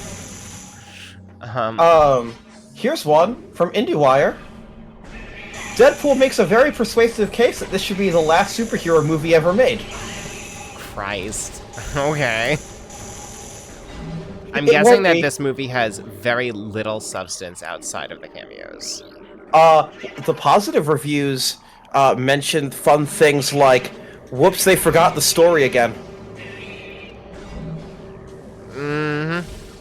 Once again, with the multiverse movie, they forgot the story, and they forgot the stakes, and they forgot to make the villain a villain. But at least there's cameos! I have read up on the cameos. One of them's a pretty good bit that I wasn't expecting them to do. I was hoping for it, but I wasn't expecting it. Is it one of the ones that I put in the Discord chat? I think so. Yes. Apparently, the big surprise first cameo has about 5 minutes of screen time total. Because they're expensive. It's not really surprising. Entertainment Weekly says, the movie is 2 hours of cheap jokes culminating in the world's biggest Family Guy episode. It tries so hard to be clever, it just ends up being cringe. Mm-hmm. I will probably end up seeing it because one of my friends has always been really into Deadpool even before the movies. I'm so sorry. Yeah. Is this the same friend we were talking about with media taste? No, this is a different friend. Damn it. That's really damning. This friend's taste is worse. That's really damning. This friend's taste is so much... This friend is the reason I saw every DC movie. Oh, fuck yeah. Hugh Jackman's return as Wolverine is appropriately intense, but shortchanged by the fact that the character went through the exact same emotional beats in Logan. Cool. That was The Independent. Cool, so it's just a Logan remake. Yeah, Razzle Dazzle, it is exactly who you think. Okay, I think I got all of the keys in Agon Wastes. At the very least, I got all of the keys that I found a key bearer in Agon Wastes 4. Although that means I only got Razzle Dazzle. Just let me know if there's more than one Sky Temple key in Agon Wastes, because that appears to be all that I have gotten. Polygon says, it's hard to buy this movie as a love letter to anything but Marvel Studios' corporate conquests. Deadpool and Wolverine has made its hero the worst kind of comic book character, the one who doesn't stand for anything. Two in each area. Okay, so there's one that I'm missing. I'm not super surprised that Deadpool 3 is very... corporate? Yeah. The Globe and Mail says, the screenplay feels like a feverish byproduct of an all-nighter pulled on the very first day back from a writer's strike. Oh, that very might be exactly what it was. No, the damning thing is it's the opposite. They were forced to commit to their story while filming during the writer's strike and couldn't ad-lib to improve the script. Neat. Yeah, no, it's the exact opposite. Super cool.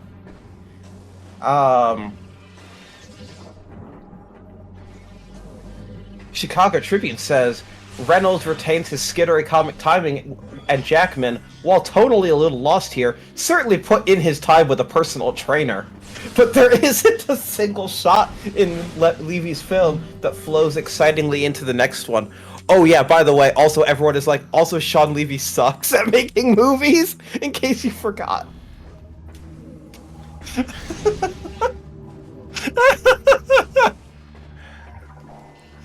Yeah, just in case you forgot, the dude who's most well known for Night at the Museum 1 and 2 kind of sucks at making movies. And he's not even the one that made the first two Deadpools, right? No, all three were directed by different people. Cool. But this time, Ryan Reynolds says that he will never make another movie that isn't with Sean Levy. Oh my god. He's made now 3 movies in a row with Sean Levy. Oh my god. Mm-hmm. Oh god, did he do Free Guy? Yes. Oh fuck. That was both of their movies right before this, and that's the indication of what to expect for this movie. Okay, yeah, so here's the worst part. That same friend that's a big Deadpool fan and has been since before the movies, also just generally a big Ryan Reynolds fan, so I am forced to see every Ryan Reynolds movie. Have you seen The Atom Project? No.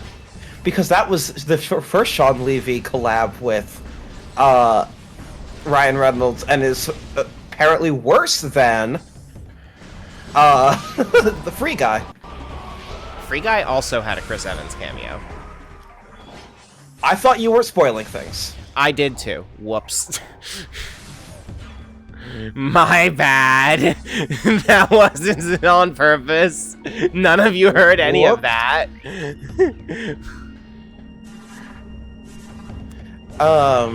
It is the most direct Netflix movie to ever exist. Yes. Hey, at least the first time when the two of us are talking, that one of us forgot that they were on stream. It was not me. Generally, it's substantially worse if I forget that I'm live than you. Little bit.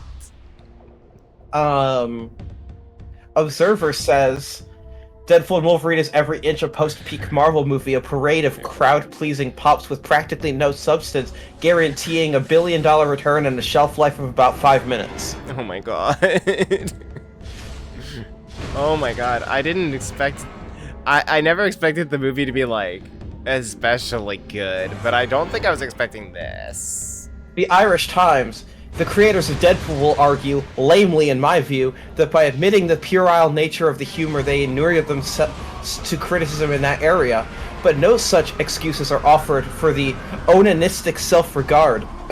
After 2 hours of this infantile mugging, one is left longing for the genuinely upending humor of the Batman TV series from 60 years ago. Awful. Just awful. Adam West Batman, not a good comparison. The Telegraph. The film is so myopically gripped by the idea of Marvel as endlessly fascinating corporate soap opera that in 5 years' time you'll wonder if it makes any sense at all. Yeah, this is the thing that I was most worried about with this movie, is that it just becomes... Oh, it's gonna be dated in 2 weeks. Yeah. Space pirate lore I don't have. Apparently a huge amount of jokes are literally just about how critics have not liked the most recent Marvel movies. Really? Yes, about how the multiverse saga is failing. Apparently, that is a huge running plot, like, meta joke thread of, get it? It's okay for Deadpool to point out that Marvel has been failing. Bold, very bold, very, very bold. Fuck those other directors and their passion projects. Actually, I wouldn't call Quantumania anyone's passion project, but I would call like Eternal someone's passion project, even if it didn't turn out well. Yeah, I would agree with that. Like their soul in most of the MCU, even if it doesn't end up turning out well. Yeah, that's the thing. The MCU problem is not that no one cares. It's that care isn't given like the room it needs to really flourish. And that's why I'm like, I don't know if this is... I really just want 2 hours of the MCU making fun of the MCU. Because it's really just going to be punching bags. Yeah, Eternals... God, Eternals was a movie that, like, really wanted to be something. It never was something. It It never really- got close to being something. But It really tried. It really, really wanted to be the Snyder Cut. I don't know if I fully understand that point A to point B, but You know how the Snyder Cut just kept taking breaks to fucking show Superman making a cross pose in outer space over the planet? I try not to remember what happened in the Snyder Cut, to be honest. Fair. Fair. All I remember is the metaphor of Wall Street being a bull fighting a bear in Tron World. Yes. Yes, no. The MCU making fun of the MCU and She-Hulk was the exact amount that I wanted. I wanted no more after that. And also never felt mean to itself either. No. They were just like, hey, this doesn't feel like the right ending to this show. Can we make an ending to this show that actually makes sense? And they were like, yes, okay, you're right. You aren't the normal kind of superhero. And I'm like, great, you've understood the source material. You've understood the last 8 episodes of this show. This feels fitting. BBC says the fights are about as sophisticated as watching kids at a playground, and they rely heavily on slow motion as if that will instantly create tension. It doesn't even have good fight scenes? No, apparently Sean Levy sucks at directing fight scenes. That's like the one thing that you're supposed to be able to count on the MCU for. Yeah, apparently Sean Levy sucks at it. Sorry. Apparently Sean Levy just sucks at filmmaking, and Ryan Reynolds can't direct the film while also writing and producing and starring in it. God, this just fully wants me to come on the individual platforms. Here is the Boston Globe with a positive review. Their excerpt. Ridiculous even by superhero standards, it remains more or less coherent. Oh, I need to go through that way. More? Yeah, that's their positive review. Here's Roger Ebert with a positive review. RogerEbert.com, excuse me. The end product is true to the spirit of the franchise while pushing its self-aware humor and fourth wall breaks until it all seems like the result of a dare. How big can we make the air quotes around sincerity while still tugging on heartstrings? So I know that you don't like either of the Deadpool movies. Correct. I did, having seen them each exactly once in theaters, and don't remember most of them at this point. And like, I have been worried since as soon as this became Disney making Deadpool 3 that this was exactly what it was going to be. It was going. Oh, this is what Deadpool 2 was. It was.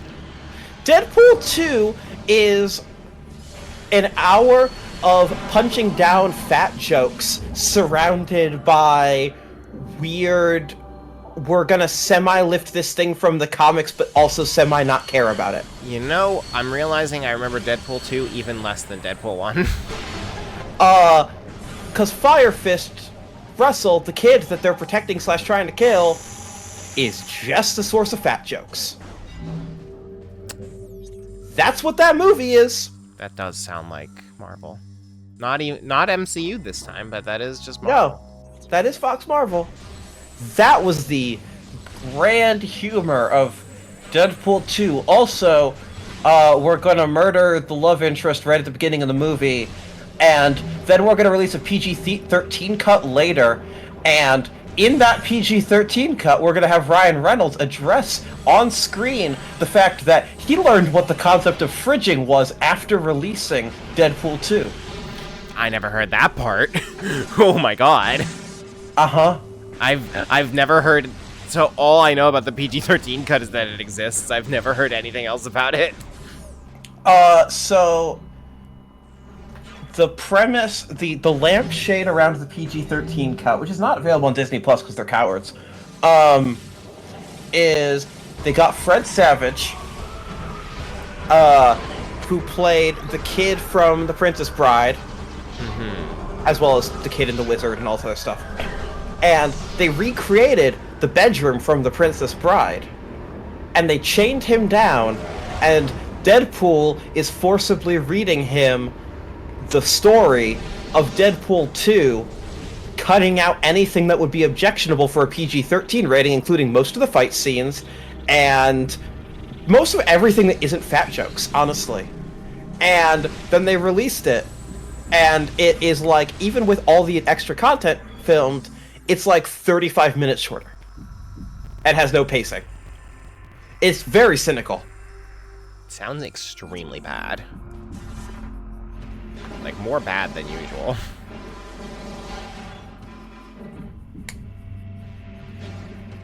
Here's the playlist with a positive review. The overall shape of the movie can sometimes be akin to F-word abuse for comedy. It can be thrillingly funny at first, especially coming out of the mouths of heroes you don't typically expect to hear such foulness from. But by the 90th time you hear an F-bomb, it starts to lose its value and power. Still, despite all its flaws, D&W humorously diverts in the moment, but as a durable movie or even a long-lasting MCU film, it's no slam dunk. Nostalgia doesn't necessarily cause deep self-harm in the picture, but it arguably doesn't help the aim to create a memorable and enduring movie either. LFG? Sure, I guess. That's a positive review. At least the Fortnite collab is good.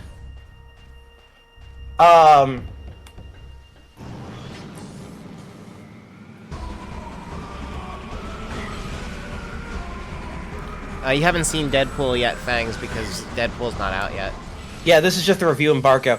Who says fuck that you don't expect to hear fuck? Characters from PG-13 movies that are cameoing in the R-rated movie. There's also characters from the Loki show. One character from the Loki show. Oh god. She was in a trailer. She apparently is in this for about 45 seconds at the end of the movie.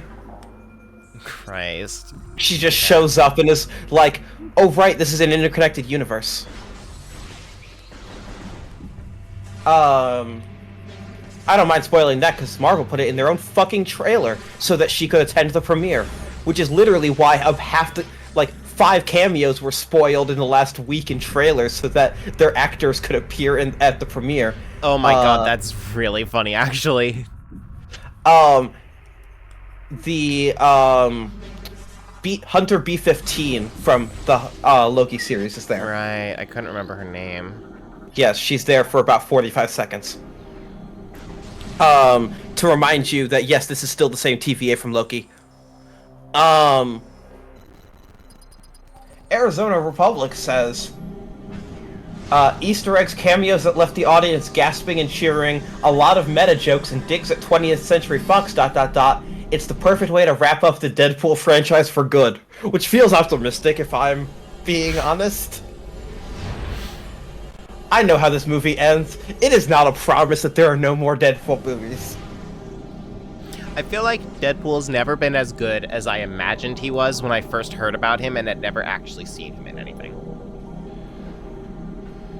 Hey, Deadpool sucks. Deadpool is self-aware Spawn. Mm-hmm. Which is to say, a derivative of a derivative that is for edgelord teenagers. IGN, with a 7 out of 10, says, Wade and Logan's profanity-laced adventure forces the MCU farther out of its comfort zone than it's been in years, even though old and increasingly frustrating issues like forgettable villains and a barely there plot show that breaking the fourth wall isn't always enough to solve a movie's foundational problems. 7 out of 10. 7 out of 10, IGN.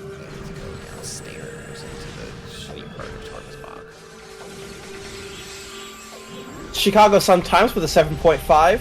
It's all great fun, and it's just enough to overcome the uninspired direction, mid-level special effects, and hit-and-miss humor. I love how even the positive reviews are, like, really scathing. That's why I was like, on Metacritic, they say that 21 reviews are positive, and that's why I told you, yeah, there's about 10 that are unambiguously positive. Like, there are 10 that are positive, and the other 11 are afraid people will get mad at them. Yes, and then there are 18 mixed and 5 negative. With a meta score of, hitting refresh, yeah, it hasn't changed, 54.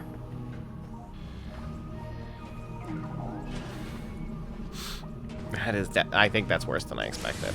I feel like I expected, like, I never thought that this movie was, like, had any guaranteed level of quality, but I felt like it was never going to be at the point where, like, general audiences were disappointed with it. No, I think the general audiences will love this. I think that anyone who likes movies will, not like it. Yeah, anyone who likes movies instead of Marvel.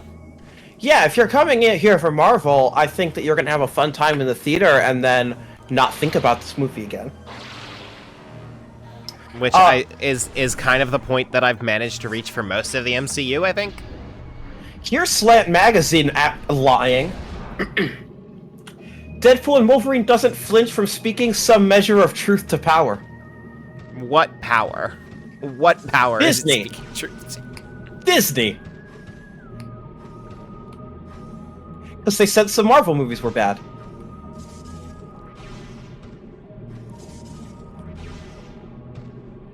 Oh, I mean, I think about Thor 2 also, but that's just because that movie, fails spectacularly?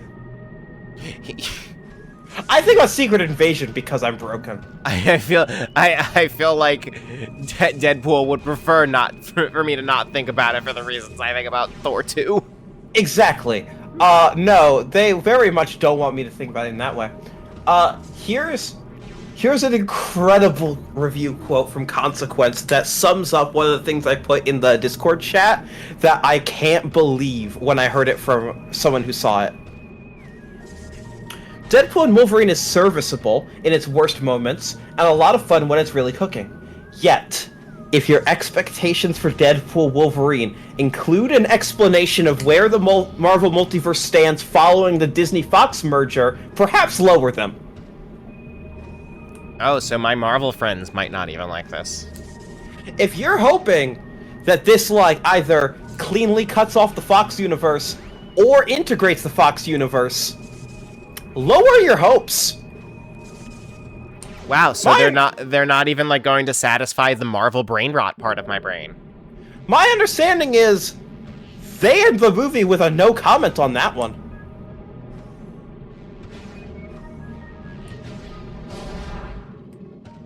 They really did not know how to make a Deadpool in the MCU. No, they did, and it was called Make Wolverine 10. I have a ticket, and it's literally in my calendar as Wolverine 10. Cool. Do I have J6? That is because it's the... And again, I can spoil this because they fucking put this in a trailer so that she could be at the premiere. And then they put out a fucking article in Entertainment Weekly or Variety or one of those. This is just gonna be Logan meeting up with X-23 again. From Logan.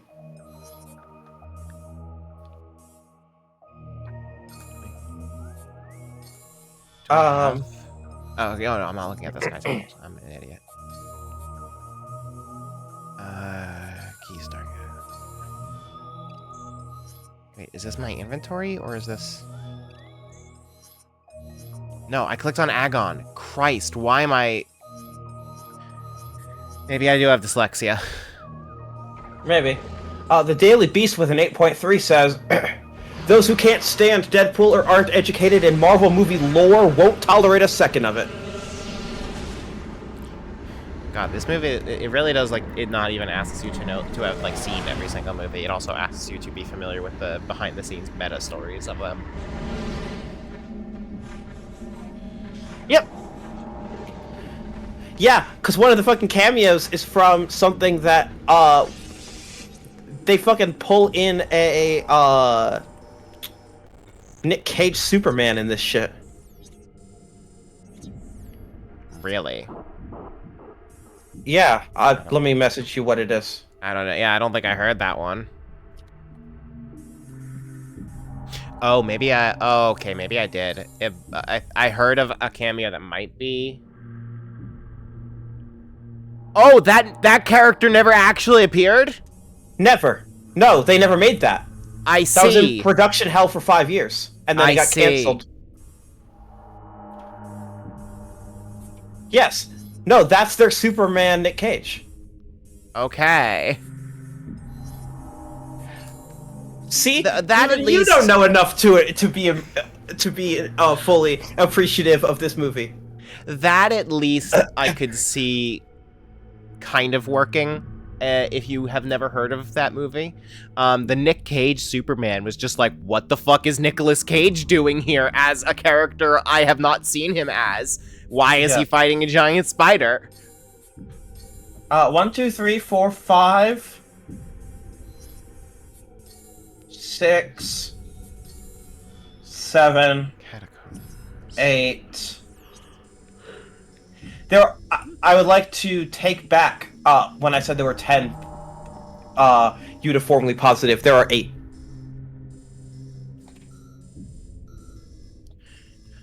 Marvel fans are on copium right now.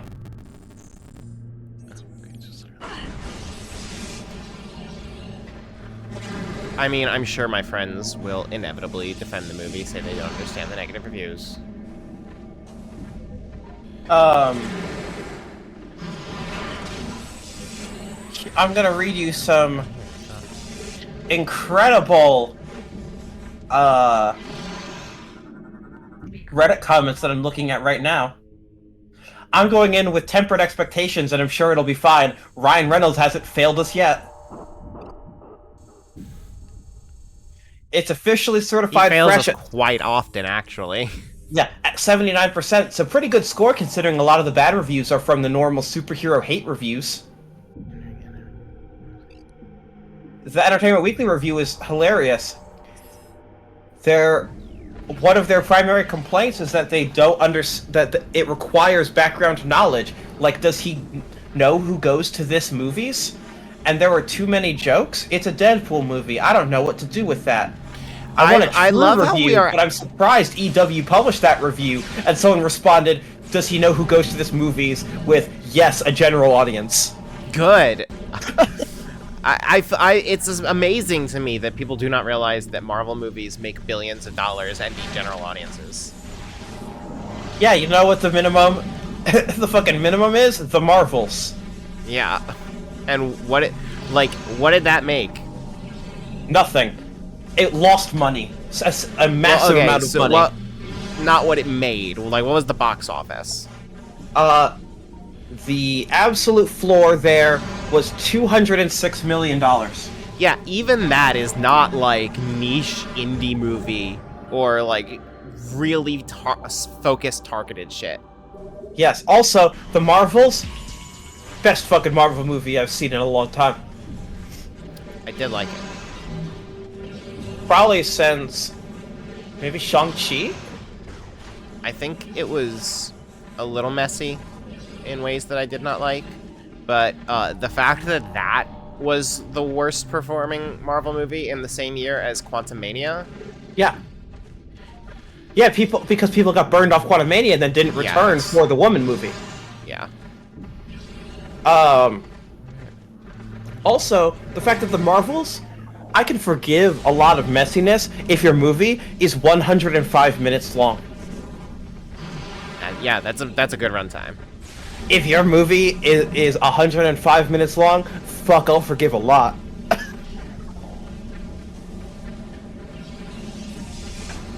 For fuck's sake. Yeah, but Fangs, this time the movie hates you for not having watched Daredevil 2003 and Elektra 2005. We never did get to Elektra in our group watch. Elektra is one of the most violently unpleasant movies to watch I've seen. God.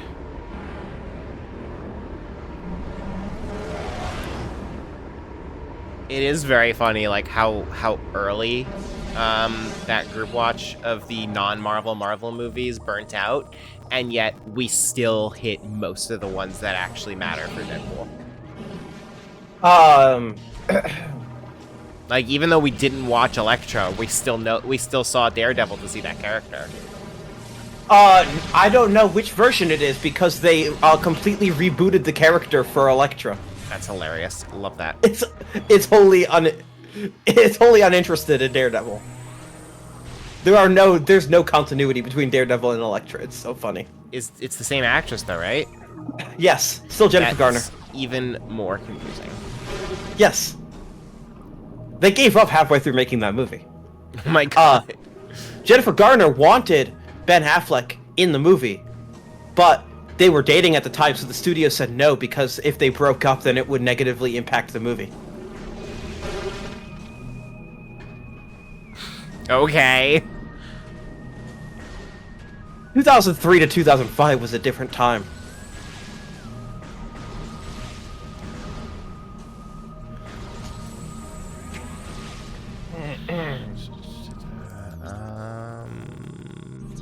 Down one to get out of here. Okay, here is where we're looking at on Metascore so far, ranked with other post-Endgame movies. It is tied with Black Widow, and it is above Multiverse of Madness, Love and Thunder, The Marvels, Eternals, and Quantumania. It is below everything else from post-Endgame: Guardians 3, Wakanda Forever, Shang-Chi, No Way Home.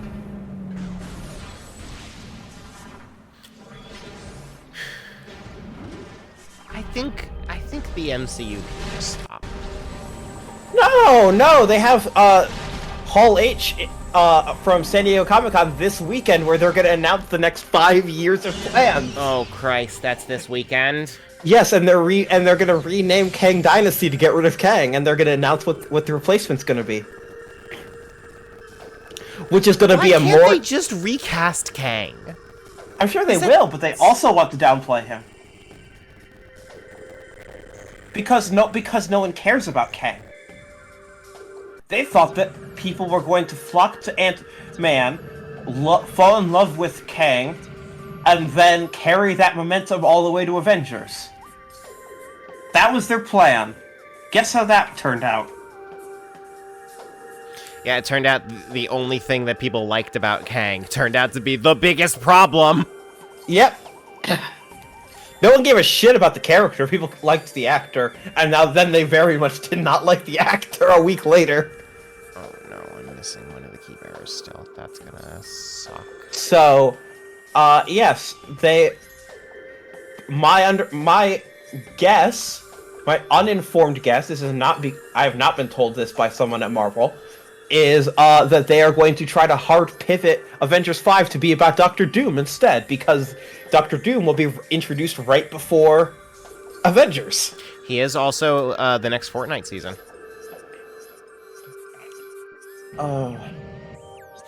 The next Fortnite season is all about Doctor Doom.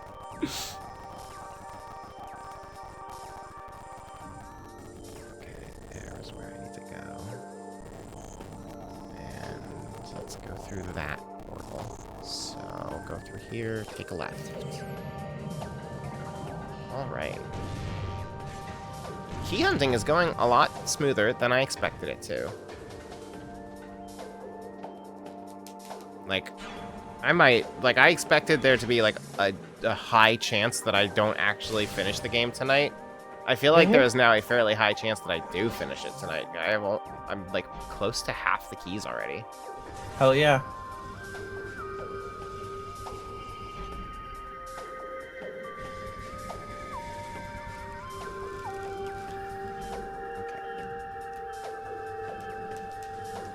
And GX says, I don't care about Kang, and I'm broadly familiar with the comic presence.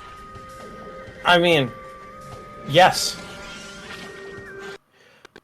I think the most interesting part of Kang is Iron Lad, and it doesn't look like they're doing Iron Lad. Oh, here's an incredible thing that I've seen some people trying to attach to Deadpool and Wolverine. Today, Ike Perlmutter sold his entire stake in Disney. Unrelated, but very funny. I mean, that's good news. It is, but it's... Hey, if Deadpool did that, then you know what? Maybe the movie's okay.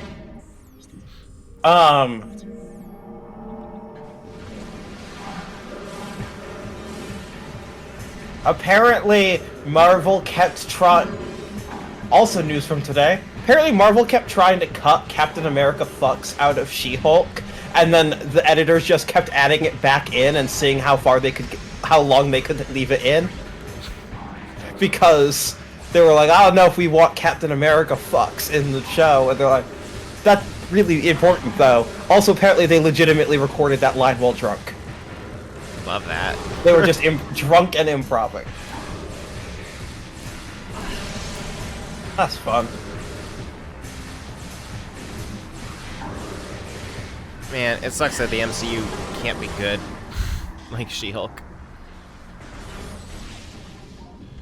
Or Echo, or... Like, there's a lot of good. Yeah, just the good stuff doesn't do well and they're never gonna do it again. Exactly. Yeah, no, the good stuff, except for X-Men 97, which did well, and that's not MCU, but, like, I'll keep it. That did well. But it's all just like, oh, why would I bother getting invested in any of this at this point? Yes. Loki did well. Loki's very good. Yeah, Loki's very good. It's also over. Yes. We're just scrolling through Phase 4 at this point. Yeah, really. Echo did well and was good. Wakanda Forever did well and was alright. She-Hulk was great. Wakanda Forever is upsetting because, like, it's a movie I thought was quite good and stars an anti-vaxxer. Yep. Agreed. The Marvels is quite good. Marvels and She-Hulk people did not pay attention to. Miss Marvel is incredible, except for the part where they forgot to have good villains. Mm-hmm. I got through like half of Miss Marvel, and like that last episode is so fun. I was enjoying it until I just kind of like stopped caring a bit. Yeah, you just gotta pretend those villains aren't there. Oh god, yeah. Oh wait, then you missed the flashback episode. When you say when you say flashback, do you mean literal flashback, or do you mean something similar to a flashback? Something similar to a flashback. Okay, like the cliffhanger ending right before that set it up was kind of like the exact moment where I didn't care anymore. Oh, okay. Yeah, then there's 2 episodes left, and they're the 2 best episodes of the whole show. God damn it. I would need to restart at this point, too. Okay. Yes, you missed before the isekai of the partition of India. Yeah. Which is genuinely the best thing about that show. Okay. Outside of the cast.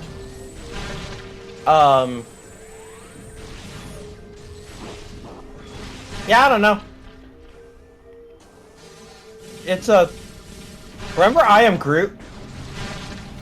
I see it sometimes on Disney Plus. That was bad. Why does that exist? I've never watched it. I very occasionally see it on Disney Plus. All the episodes used to be separate entries on Disney Plus, and it became impossible to navigate the Marvel section until they finally cleaned that up. It is 10 shorts, all about 3 minutes long, and none of them are good. Love that. Marvel's going super well for everyone.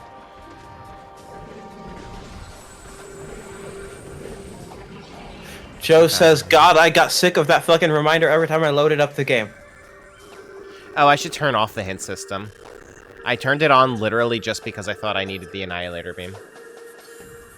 Yeah, I had this I have had the hint system off for the majority of the game. And there is exactly one point where I felt like it was necessary.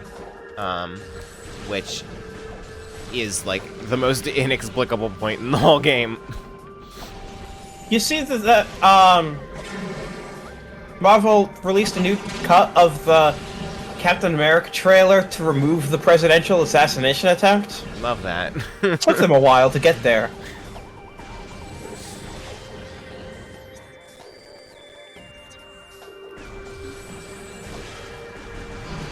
I need no one to watch What If Season 3.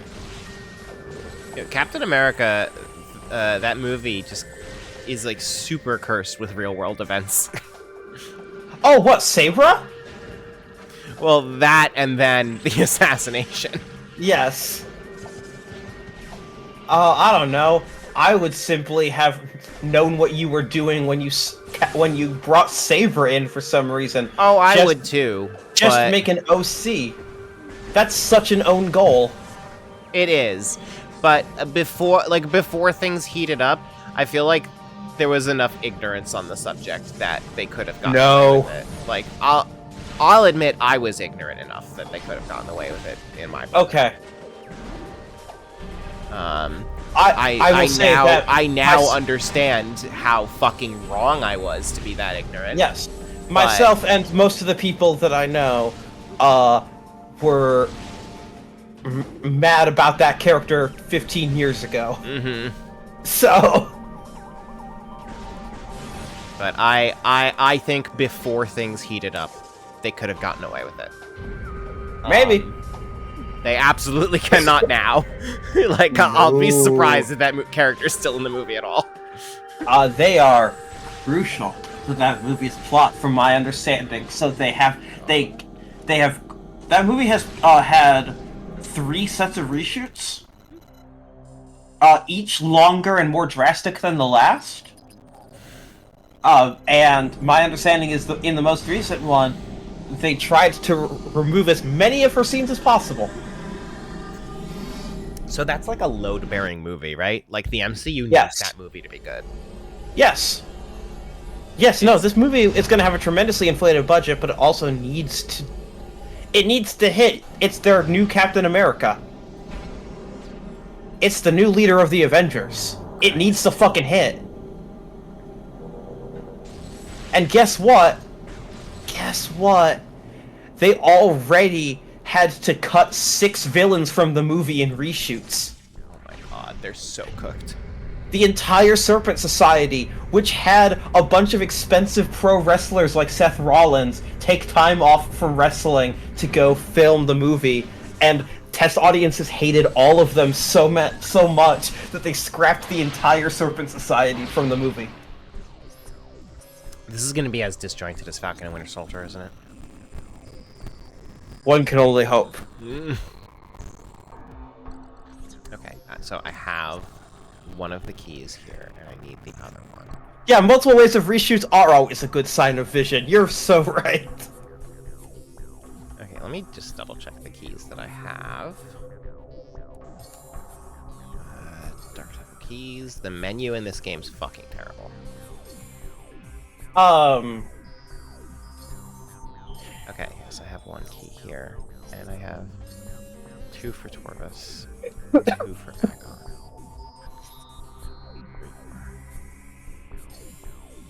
And 1 of, I think, 3 for Temple Ground.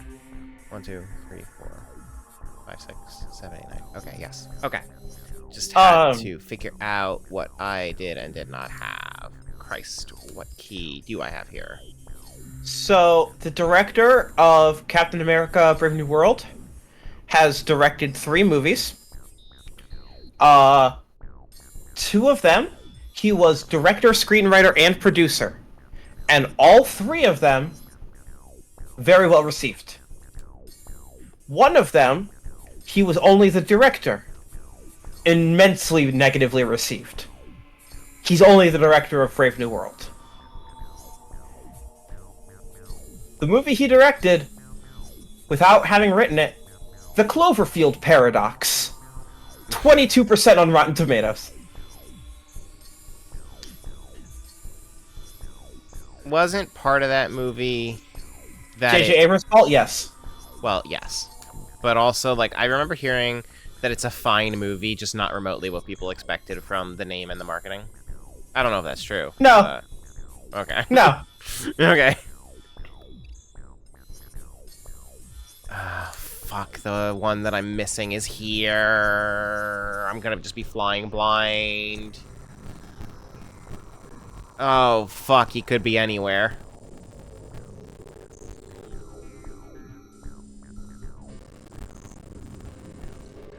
Bad news for me. Hell yeah.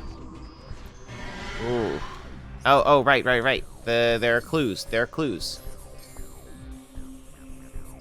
I will say that at least Brave New World is written by the writers of Falcon and the Winter Soldier, so there's continuity.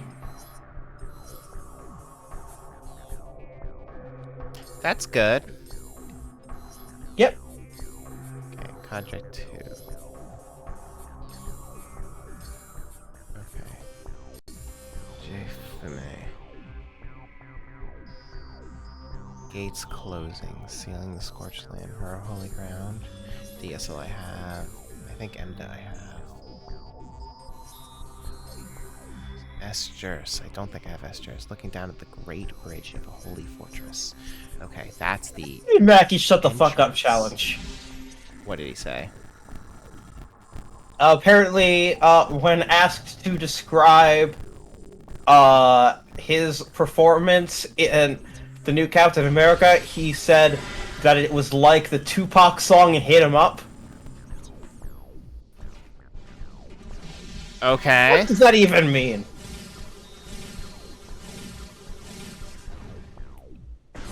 I don't think... I don't even know what he's trying to say there. Mackie said Wilson would not be a judgmental Captain America and had a different understanding of good and bad. What's different?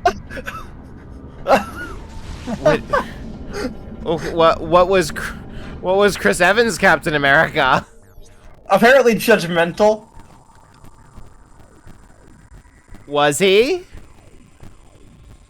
Citation needed. He was headstrong. I would give him that. He judged the Nazis pretty quickly. Oh, you know, that's fair. I guess Anthony Mackie could make a claim that Sam Wilson would not do that if he wants to.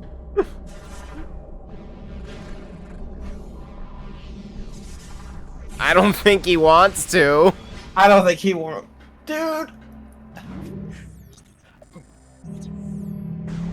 I say this as someone who continues to watch all of their fucking shit. Oh my god, is it so much, is it in such peril right now? Because they have 4 movies next year, right? They haven't learned. They have Brave New... Well, don't worry, they're not actually going to release 4 movies next year. We'll get there. Brave New World. Load Bearing. Needs to be good. Thunderbolts. A capstone movie that no one cares about. The Fantastic Four. I don't know if I care about Thunderbolts. And, like, even my comic book friends that are, like, MCU marks aren't confident in it because, like I have my one friend who's, like, the biggest comic book fan that I know, and he's the one that it's like, if anyone's gonna like an MCU movie, it's him. Yeah, and, like, I think I've told you about him before. The moment that I knew Secret Invasion was cooked was when he said, you know what, I think I'm feeling superhero fatigue watching this. Yeah. He says that the lineup for Thunderbolts just sucks. It does suck. It's a bad lineup. It is an objectively bad lineup. Like, It's a they're all just Suicide like Squad movie, but they all have the same powers. Yeah, they're all the same superhero. It's just Black Widow 2. Like, I'm sorry, they're just making Black Widow 2. Fantastic Four. If they're going to release these with the pace of the Mega Man series, every climax needs to involve refighting everyone we've ever fought up to the end of the movie. Okay, I would like that. Yeah. And then Blade. And Blade is supposedly out in 14 months. Or, not 14 months, like 16 months. Sure it is. As of last week, Kevin Feige says they still haven't cracked the story on it. That's really dire. That movie is supposed to be out in 16 months. I'm sure we'll get a delay update in, like, 3 days when they do their Hall H. And then, that's every movie they have announced that isn't Avengers 5 and Avengers Secret Wars. That's it. Those are the last movie. These are the last 4 movies after Deadpool before we get to the Mega Avengers? Does it feel like we're at the point in the MCU where we're ready for the full phase climax?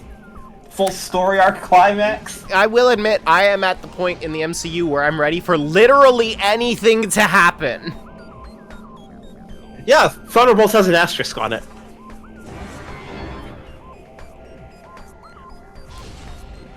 That's what happened. It's Thunderbolts asterisk.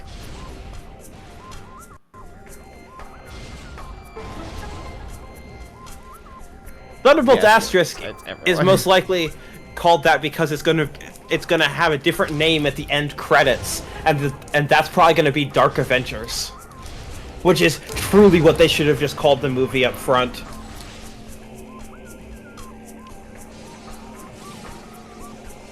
If you're gonna treat this as the Dark Avengers, then you seriously need to tell people, instead of just calling it Thunderbolts, but we're unsure.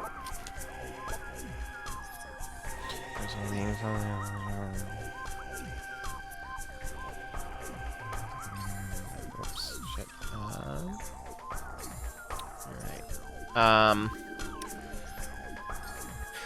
I feel like it's been so long at this point that we're just talking about how, like, not even just tonight, like just in general, how long we've been talking about how MCU is just kind of cooked.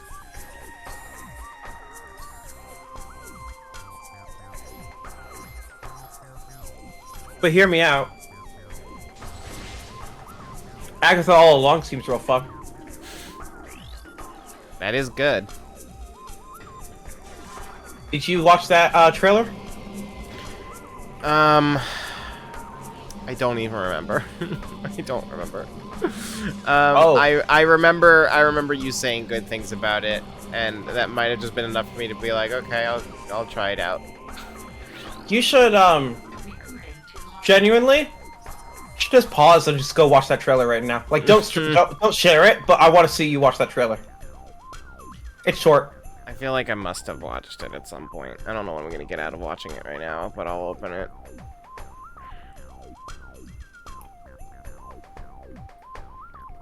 Oh, yeah, I did watch this. This is okay. Familiar now. Yeah, okay. Getting back to Ether. Okay, so where is the nearest portal? The nearest portal's too far for this shit. Christ. Oh my god. Oh my god, the nearest portal's so far. That'll be fun. I don't know. Oh, good. Time for my buggy controller to ruin getting this item. Oh, yeah. Yep, there we go. Maybe Eyes of Wakanda will be good. I didn't even hear that that's the name of the movie. Oh, that's not a movie. What? That's a show. Oh. It's an animated show. Even better. It is the history of Wakanda as told by the Dora Milaje through time. Okay, that's probably good. It's a pitch, I'll give it that. Friendly Neighborhood Spider-Man. I'll believe it when I see it. Daredevil Born Again. If that thing is bad, then this whole franchise is cooked forever. If they somehow make Daredevil Born Again bad. I mean, it also had a hefty round of reshoots. Yeah, but their reshoots were to make it good. That's fair.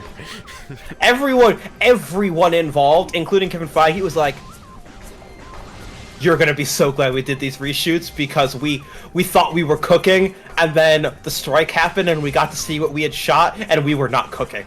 They were like, "Oh, we missed the mark so dramatically that we retooled the entire story." But does that necessarily give confidence that this time they're cooking? Well, this time, Charlie Cox and Vincent D'Onofrio are like, because before they were being very tepid in their praise, and now they're like, "Hey, this is exactly what fans are gonna want. Yep, this is what fans want. Period." I'm hitting save state just because my controller's bugged. Okay, that's good, I hope. Yeah, I hope so too. It'll be heartbreaking if it's not good. I think if this is not good, then that Kevin Feige just doesn't have it. Like, I don't know what else to say. Like, if it's not good, like, that's the only thing that's changed between the two runs of Daredevil. And then Ironheart is perhaps the single most cursed TV show that they've ever made. Oh, you don't want to directly deal with the follow-up of Secret Invasion?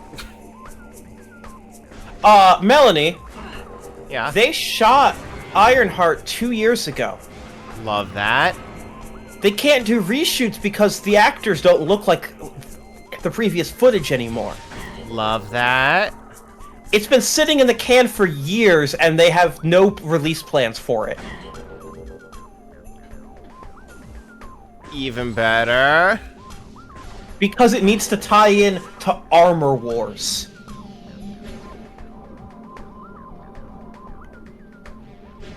And so they're like, it'll be better if it releases closer to Armor Wars. Has Armor Wars started filming? No! They don't have a director. Alright. I assume there's some overlap in characters, right? Maybe.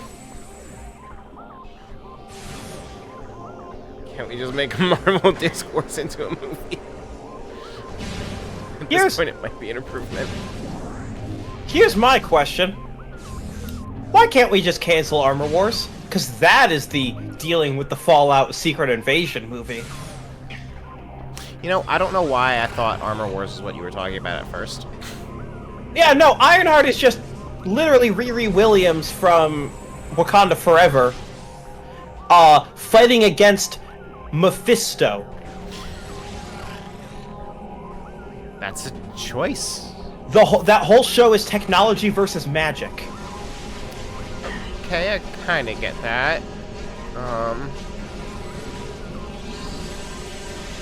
Odd to like do one of the two heaviest CGI parts of the MCU in a TV show budget. Yeah. Uh-huh. That's fine. They don't have it. There's no rush on getting the CG done. They've had 2 years. That's fair. You appear to be fighting in Minecraft. I am. And that Minecraft is capable of just turning off my power suit.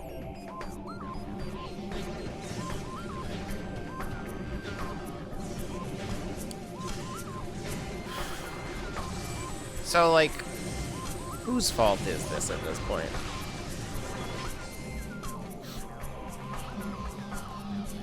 Everyone. There's, like, no one person we can just say it's their fault. Mm-hmm. That's unfortunate. That means it's probably not fixable.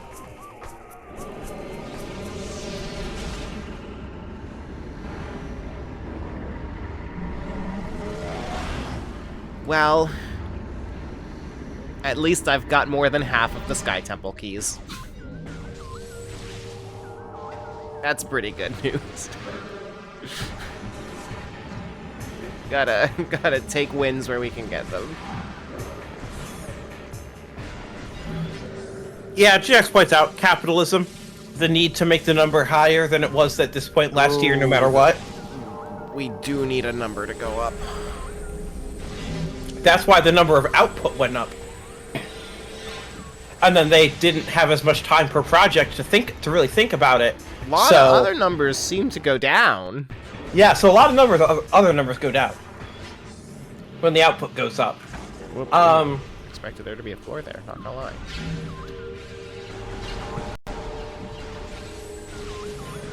Anyways, are you excited for Marvel Zombies? No, not really. That was like the worst episode of What If, and there were a lot of bad episodes of What If. You mean season 1, right? Have you watched season 2? I do mean season 1. I have not watched season 2. Okay, so I was gonna say it's nowhere near that. It's nowhere near the worst episode of What If. Yeah, it is. I only watched season 1. I might watch the Justin Hammer episode of season 2.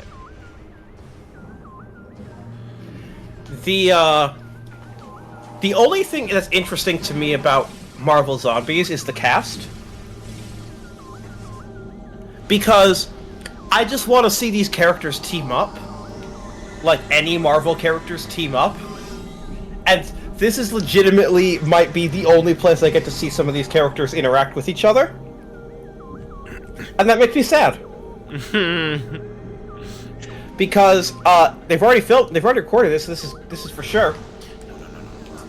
It's Yelena, Shang-Chi, Katie from Shang-Chi, Kate Bishop, Red Guardian, Jimmy Woo, the Death Dealer, and Miss Marvel as the lead. Oh, I do like some. Who's Death Dealer? Death Dealer was one of those fucking weirdos from Shang-Chi. He was the one in the full costume.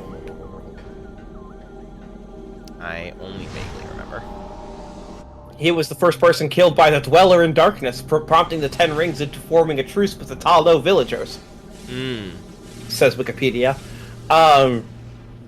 But also, you know what? Miss Marvel leading an R-rated property would be fun. You're so right. That could be fun. I would watch 4 episodes of that. And that's all that they're making. Okay. It's possible they might very slightly be cooking. That's exactly it. That's a good cast of characters. Only 4 episodes. TVMA. Moving it on from there. Very slightly cooking. Yes. That is the... I did not care at all about the episode. But that is it. That is a good premise.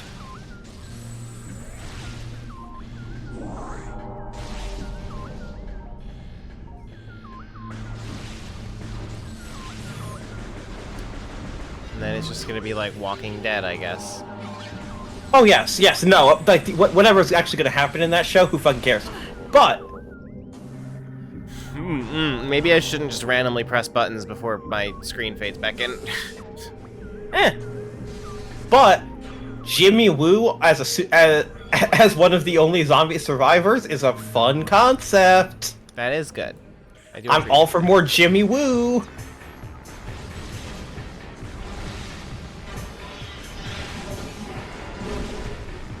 Are you interested in Wonder Man? Is that actually happening? Yeah, Kevin Feige keeps talking about it, even though it's not announced. I thought that got super canceled. No, someone super died. Oh, it's that one. Yes. I see.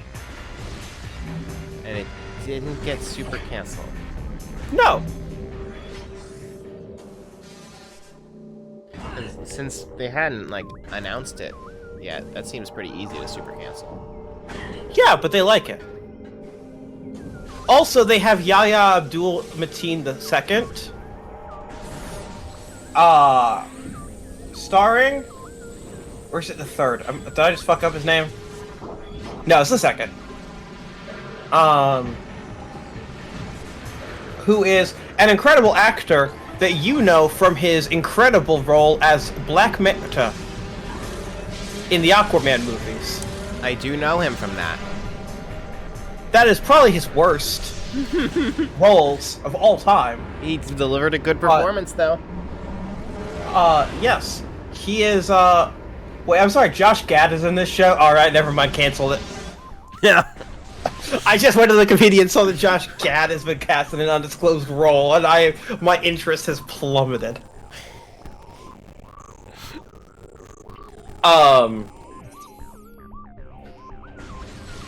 The premise of Wonder Man is a superhero that doesn't want people to know he's a superhero.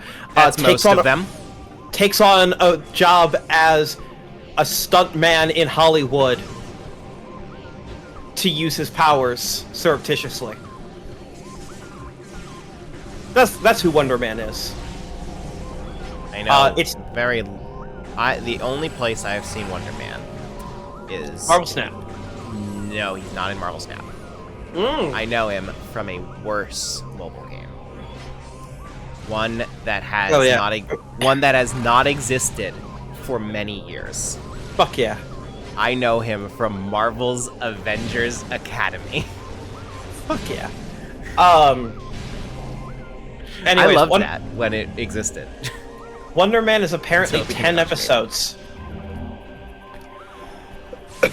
And it's a Marvel Spotlight, which is one of their 10 banners these days. They've got a lot of those. Yeah, this is Marvel Television Marvel Spotlight, which means that it doesn't connect to anything and you don't need to do any homework. Except for the part where Trevor Slattery is in here. I mean... So, he's adjacent. It is MCU adjacent. It will not connect to anything meaningfully. But, like, Just like how Echo doesn't actually set anything up meaningful, it's kind of just a good show. Yeah, so the Spotlight banner doesn't necessarily mean that, like, you won't need to see it in the future, right? Correct. It's previously, it's looking back. You can jump in with this one. We promise. Yeah, not that I not that I think it would be wise for them to make a banner that just says you can skip this one, it's not important. But I feel like that was what people wanted out of like a banner like that. Not that it would be a wise move. Oh yeah, no, for sure.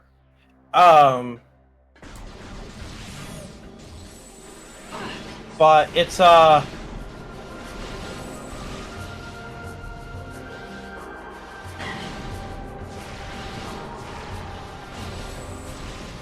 it is very funny that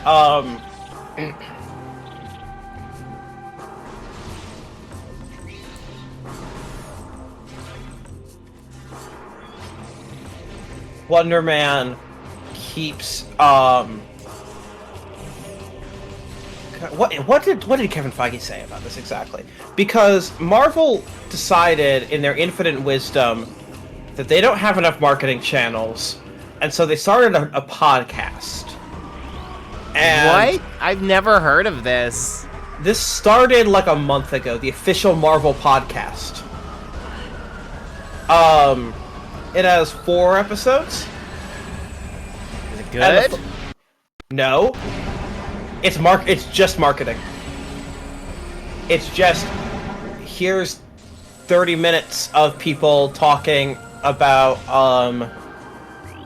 stuff that they're working on. Is it, like, even a little bit interesting? I guess. Like, is it even an Iwata Asks? No. No, it's mostly just you want to hear Kevin Feige ramble for 15 minutes without being asked questions. Okay, I guess.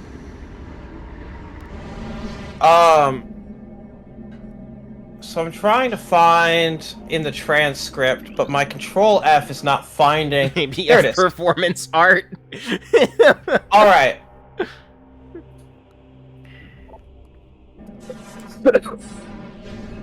I'm gonna read you this quote from Kevin Feige, and I want to be clear: Wonder Man hasn't been announced, like at all. I think the same thing that's kept the comics going, which is Marvel's the House of Ideas and has always been the House of Ideas, and I hope will always be the House of Ideas, which is continuing to try new storylines and take the characters to new places. Sometimes they'll hit, sometimes they won't, but if you stop trying is when they atrophy, and the whole thing will fall in on itself. And I think continuing to tell new and unique stories in new and different ways. We have a show coming up that we've talked very little about called Wonder Man that I won't talk much about today either, except to say it's extremely different from anything we've done before, and it's very exciting to be part of a company for 25 years or more, and a company that's been around for 85 years, nestled within a company, the Walt Disney Company that's been around for 100 years, and still be able to do new things and take characters and storylines to new places That's what's exciting to me, and I love movies primarily, and the way you can tell stories in movies, and I like, you mentioned it earlier in this interview, the notion of different genres. I have yet to find a type of movie or a type of story that I wanted to tell, or have dreamed of telling, that I haven't been able to tell within the Marvel Cinematic Universe, and that's what keeps me excited about it. And then the host says, "That was a very wonderful answer, thank you." It felt like it was just like a giant run-on sentence. Yes.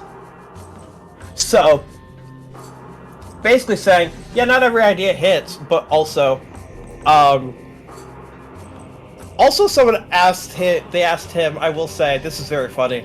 This is probably actually the most funny thing, other than him mentioning Wonder Man and reaffirming that that's real, and not just a fever dream we all had, is when he was, usually when he's asked, of the projects you're working on, what are... yeah, I'm just convinced you just read the hash for CryptoCoin? Yes.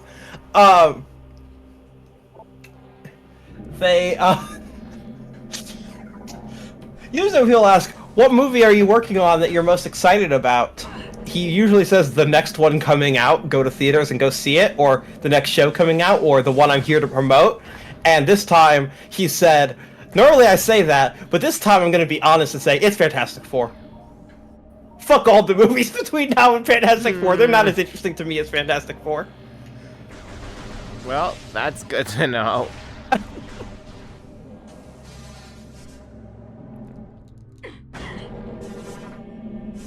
So, you know.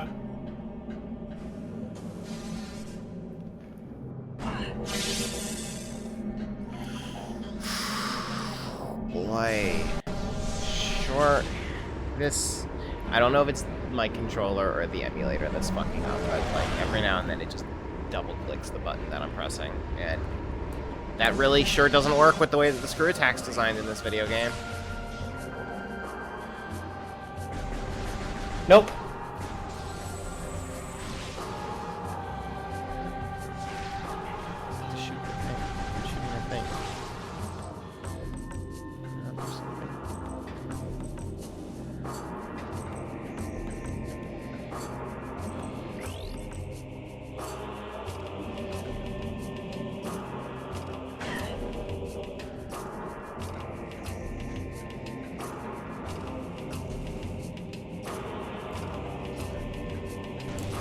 I hope I don't just end up being stupid, and this puzzle's like actually really easy.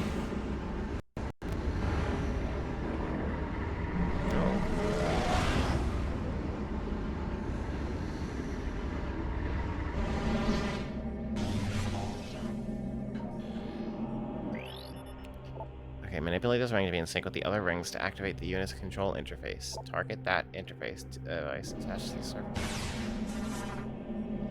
I need to do this again. Oh, it didn't save. Well, that explains that.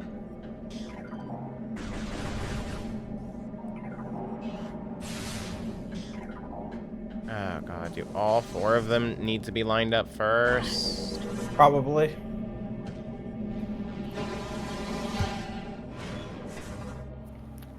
It's near the end of the game, so I'm gonna go out and say whatever horseshit. Yes.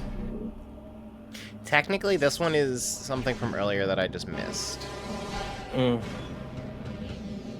But it's also optional content, so...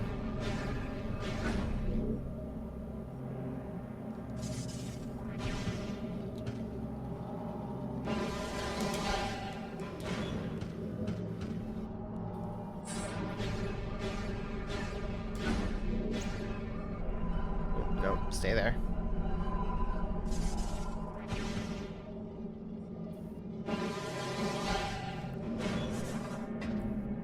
Okay, now can I shoot?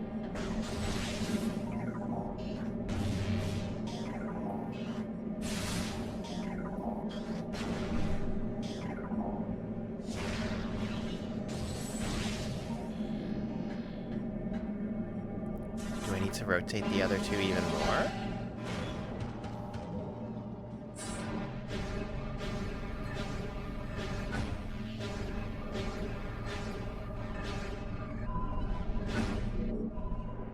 It does appear to be the case.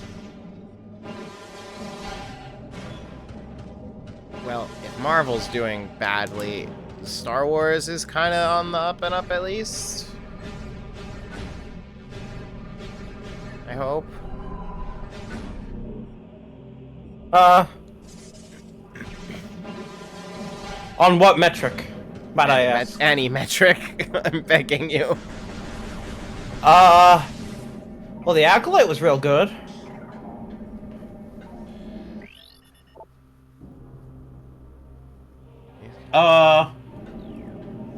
Skeleton Crew is another show that Disney filmed a long time ago. Has had the entire thing in the can and can't do reshoots because of children. God. That Mandalorian and Grogu movie sure seems like it's in hell.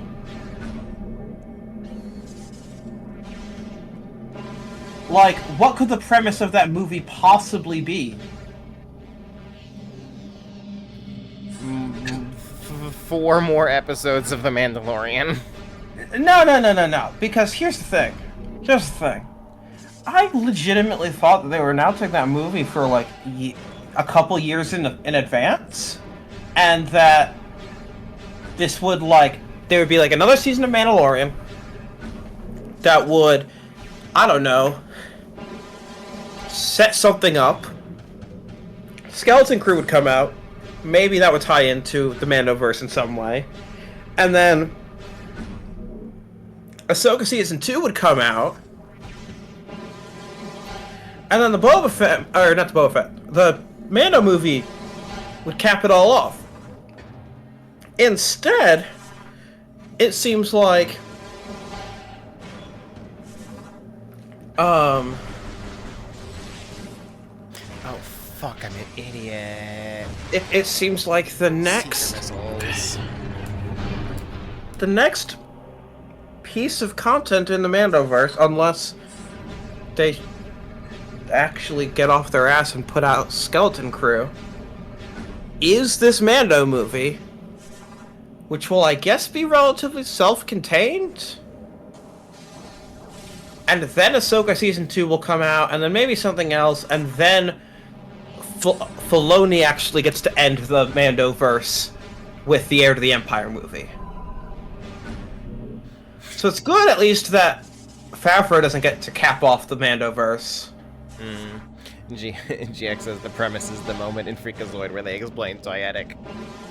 Yes. They go to a planet made entirely of the discarded Grogu Funko Pops. I mean, yes, they're gonna give Grogu a new costume. I'm sure.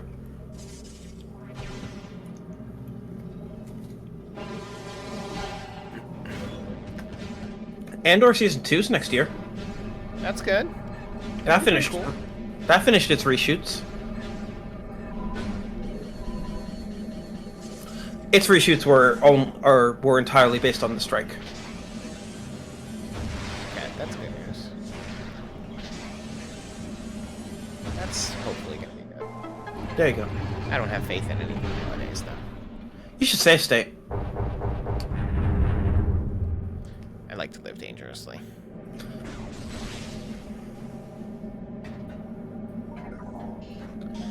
Is Disney Animation doing anything in series form right now? I mean, Marvel Animation, X-Men '97. In terms of like Disney Animation, interesting series, no, not really. Wish did so well. I mean, that's a movie. We all love Wish. They did the sequel, or the second season of Monsters at Work, and like 30% of all Disney Plus traffic continues to be Bluey, a show that they do not make. That's a lot. Yep. That is the entire thing keeping that service afloat. It ain't Star Wars and it ain't Marvel. It's that they have the exclusive distribution deal with Bluey. Now, what does this want from me?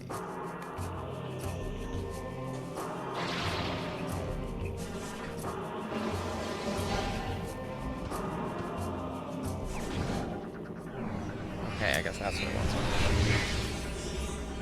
was. I expected the puzzle to be more complicated than that.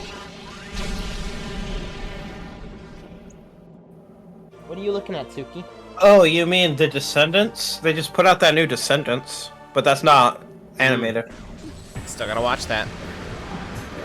I hear it is bad. I mean, most of them are. Yes. I kind of genuinely like the first one.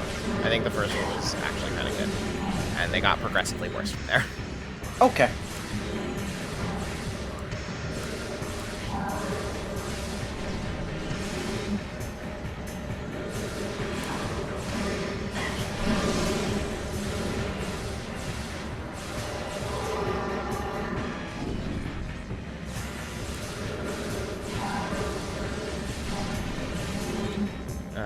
GX said, I meant their Owl Houses and DuckTales and Gravity Falls and Tangled. Oh yeah, they got nothing right now. Doesn't the Tangled show go kind of hard? So I've heard, but I have no interest in watching it. Let me go to Disney Plus and see what they try and serve me. The answer is a lot of Hulu stuff because it knows that I'm an adult. And I actually have to kind of go out of my way for the kids stuff. Alright,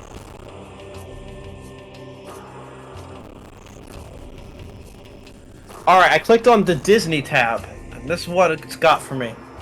Originals, as in Disney Plus Originals. Walt Disney Animation Studios, which is just their feature films. K-pop idols. Concert movies. K-pop idols? Yes. There's a huge amount of K-pop stuff on Disney Plus. They have been trying to make that one of their niches. I feel it is turning out that Disney Plus is mainly like, you know, the normie shit you expect Disney to be, and then some really unhinged, decidedly not normie shit. Oh, you mean like them having the international exclusive on Doctor Who for some fucking reason? Yeah, stuff like that.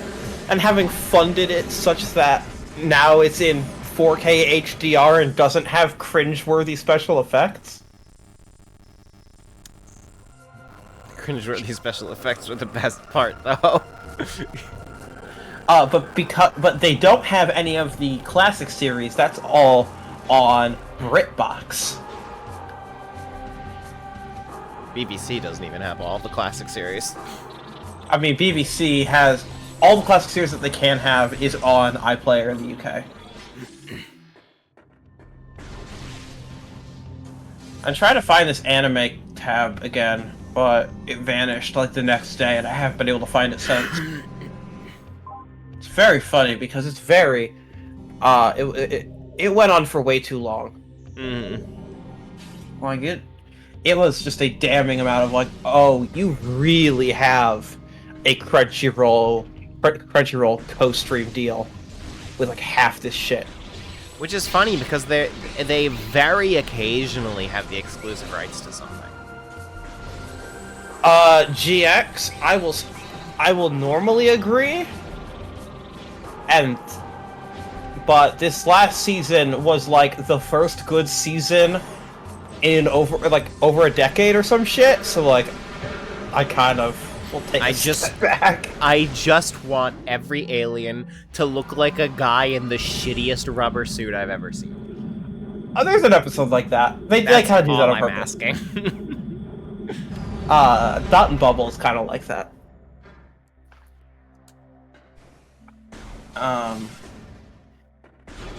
So is Space Babies, but Space Babies is by far the worst episode. Even though I know that Xander hates the finale for some reason. Someday I'll watch it. The finale was inspired by The Last Jedi. He did manage to let that slip. That exact sentence. Yes. He messaged me asking how I could possibly have enjoyed it.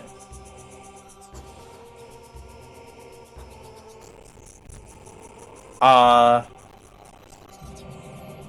said, because it was good and fun and satisfying.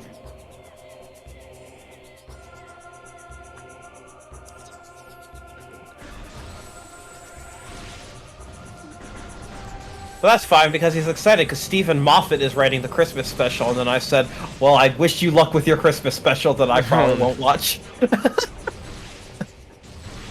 God.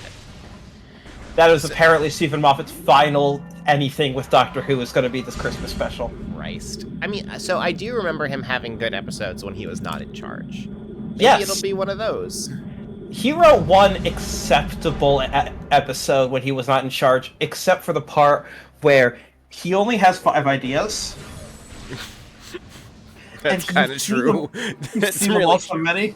Did you know that when you die, you go inside the computer? He did that one again. Oh my god. Unironically. And then he literally was like asked about that in Doctor Who magazine. He was like, really? I've done that one before? And they named like 5 episodes he had done with it. He's like, oh, I guess I have. Love that. That means so Like, much to me. He's like, I don't think about my past work. I mean, okay, to some extent, I respect that. To some extent, maybe you should. Yeah, maybe. Oh. That's really funny. Yeah, GX, go jump on the Doctor Who. It's a really easy watch. Other stuff. If you haven't seen Shogun, you should go watch Shogun. I really like Shogun. Yeah, GX, you can jump back in without needing any catch up.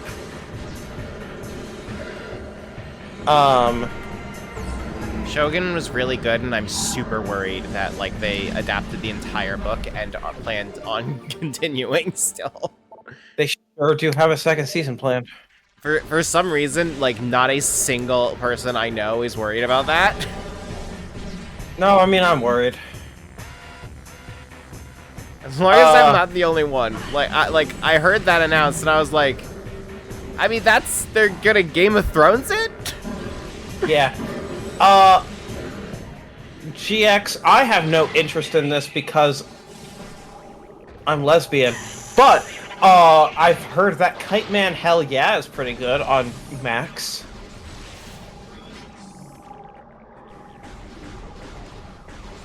If you have... What the fuck is Kite Man Hell Yeah to earn that description? Kite Man Hell Yeah is a spin-off of the Harley Quinn show starring Kite Man, everyone's favorite super villain from DC. Really? Yeah. I did not know who Kite Man was until you described it that way. At which point I remembered, I do know who Kite Man is. Really? Yeah, Kite Man, yes, Kite Man has its own show.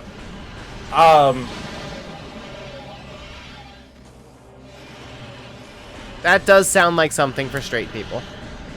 It's Harley Quinn is a great show, and Kite Man is in that as a character in season 1 and parts of season 2 that get in the way of other characters realizing that they're queer.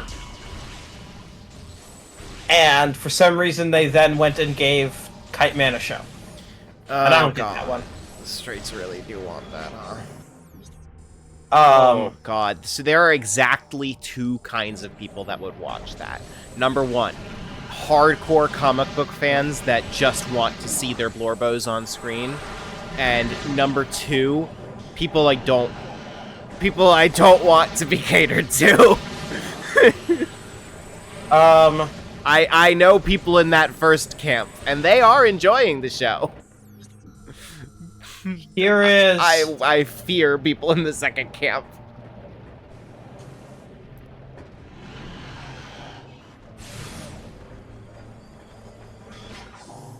Look, it seems like it is better than Suicide Squad Isekai. Christ, anything Which- better than that. Which is... Have you seen an episode of that? No, why would I watch an episode of that? I did, because I had to know. If it gets dubbed, I might try it. I have no... like, my tolerance for subbed anime has drastically gone down. And, like, that...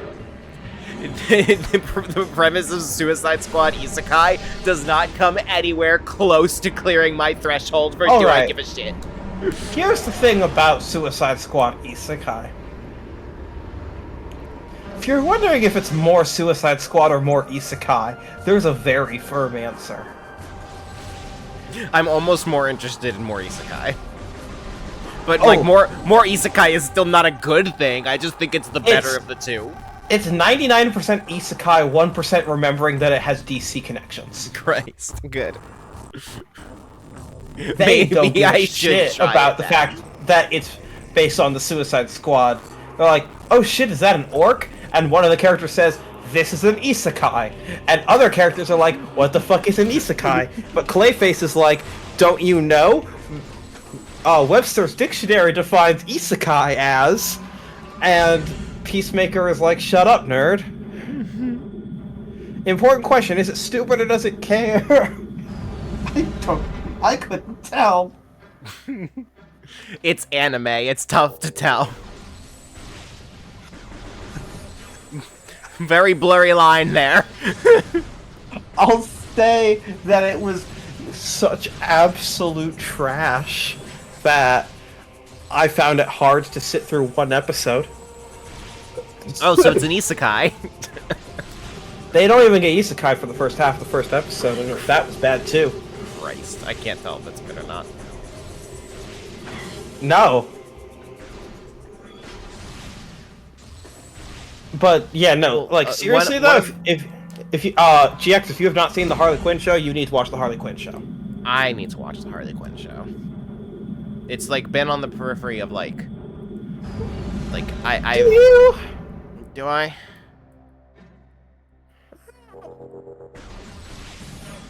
I don't know. I have comic book friends that talk it up. Alright. What gender identity do they have? Almost entirely straight cis male. Yeah! That's Christ. that version of Harley Quinn. Christ. So... Season 3 changes the tone a lot, and I like Season 3 a lot, and I like Season 4 a lot. I mean, I like 1 and 2 also, to an extent, but... At where you are at in your life, Melanie? Nah, come back to it some other time. It's no Birds of Prey. I think that the Harley Quinn show is very good for other reasons, but like... Birds of Prey is a movie about women aimed at women, and Harley Quinn is not?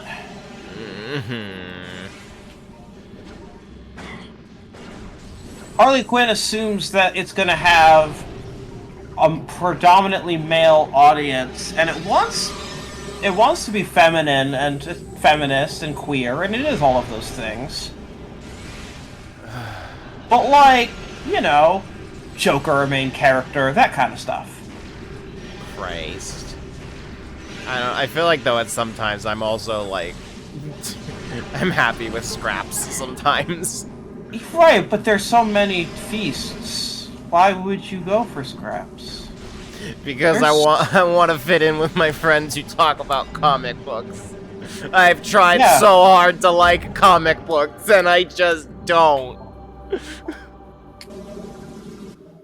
I found all the Sky Temple keys. I would simply go back and rewatch Birds of Prey and the Fantabulous Emancipation of One Harley Quinn. Probably. You will enjoy that a hell of a lot more than you would have when it came out. Probably. That movie, fucking rip. Hard to say because I feel like there was a shift in my tastes after the first time I started questing. And there definitely was like the shift definitely went in harder since then. But I don't that did come out after the first time for me. All I'm saying is that I movie, did appreciate a lot of it. That movie really good. Yeah. Really good. I love me some Crossbow Killer.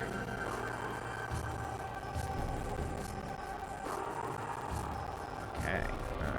Okay, I'm gonna run to the bathroom, and then it's time to finish this video game. Yay! So, be back soon, everyone. Hopefully won't take too long. But I have a habit of getting distracted by Suki. So, we're gonna find out. Where's my be right back screen? There's my be right back screen. Okay. Okay, I want you. Okay, this is something There's that's not gonna pay be off. another. There's not gonna be another Gex game ever. I want you guys to understand. In a couple of months, you will watch a YouTube video. I'm not gonna tell you which one, but you will watch a YouTube video that currently does not exist in a couple of months, and you will understand why Gex needs to be in Kingdom Hearts. Let's go. You will not be playing Vampire Survivor. I didn't think I was. Instead, you will be playing a clone of Vampire Survivor. Vampire Survivor, of course, has many clones, but don't worry, I am giving you one of the ones that is considered one of the better ones. Because this one has the distinction of not only it adds a strafe button so that you can move and aim independently of each other instead of just automatically aiming wherever you move. And each playable character has their own individualized upgrade tree, which is unique from the original Vampire Survivor. I'm curious.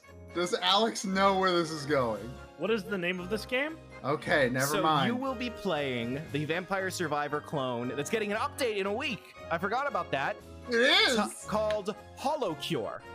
It is the HoloLive themes Vampire Survivor clone.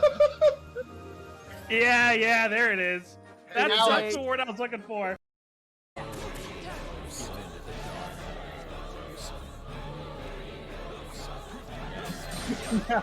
now he's Generosa, gloriosa, generosa, Goodbye.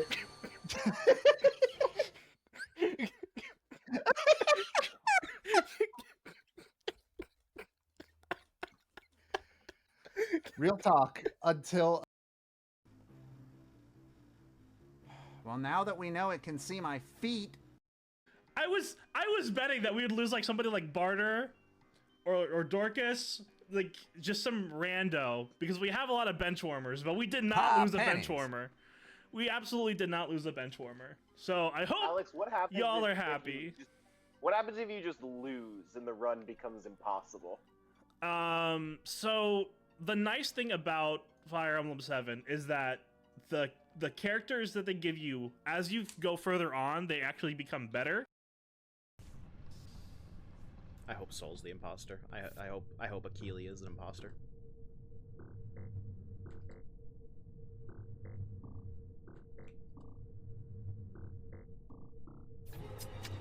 You're gonna kill a man on the last beat of Simon Says?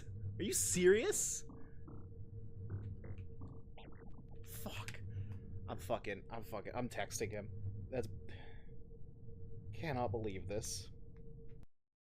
And I totally need it back.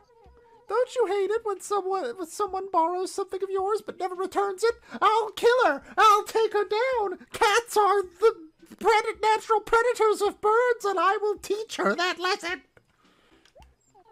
It really steams my broccoli. If you know how I feel, then please help me out. Steamed broccoli is very good, and I want that now. Thought the only one I knew about was in Shibuya. Hey guys, I'm just gonna...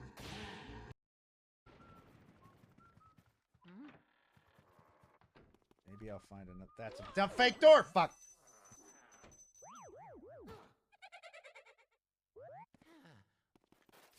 Fuck you. No, Matt, you've told me, get in with the magic. Well, it's because it is faster, but if it's hard to hit, like you can do both. No. I am incapable of doing both. Sounds like a skill issue. Knock it down the basement. Now use magic. Not, don't only use magic, still hit it. Please tell me you have an idea. I'm sorry, I'm not enough for you, Matt. I'm trying here.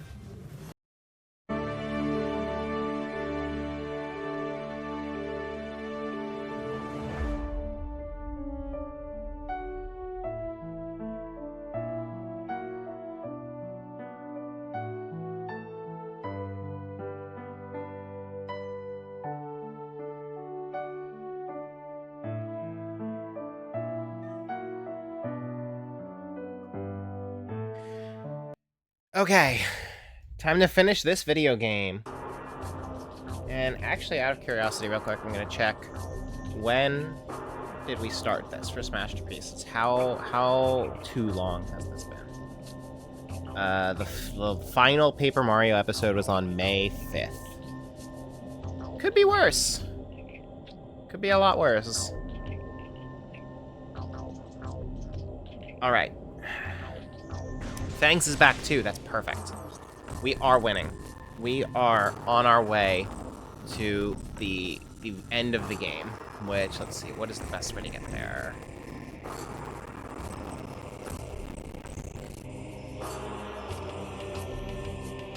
I don't think I can use that portal. I think that portal's just there for flavor as the game ends, so we're gonna want to go to there. I guess we can hit the ship on the way there. Yeah, okay. So... Alright. You know, Melanie. That's me. There's a ranking for you that I need. There's only one. There's only one. What's that?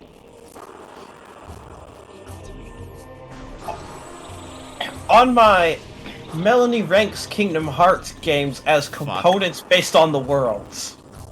Okay. It turns out I never actually got a score from you for the Mirage Arena because you hadn't finished it at this point. The Mirage Arena is where all the endgame fights are, and also all of the endgame command board and endgame racing. God, well, the fights were pretty good, but we do have to account for the command boards and the racing in that. Also, this is the only place where you can RGB your armor. Oh, well, isn't that wonderful? That's, you know, we do love that. Shit.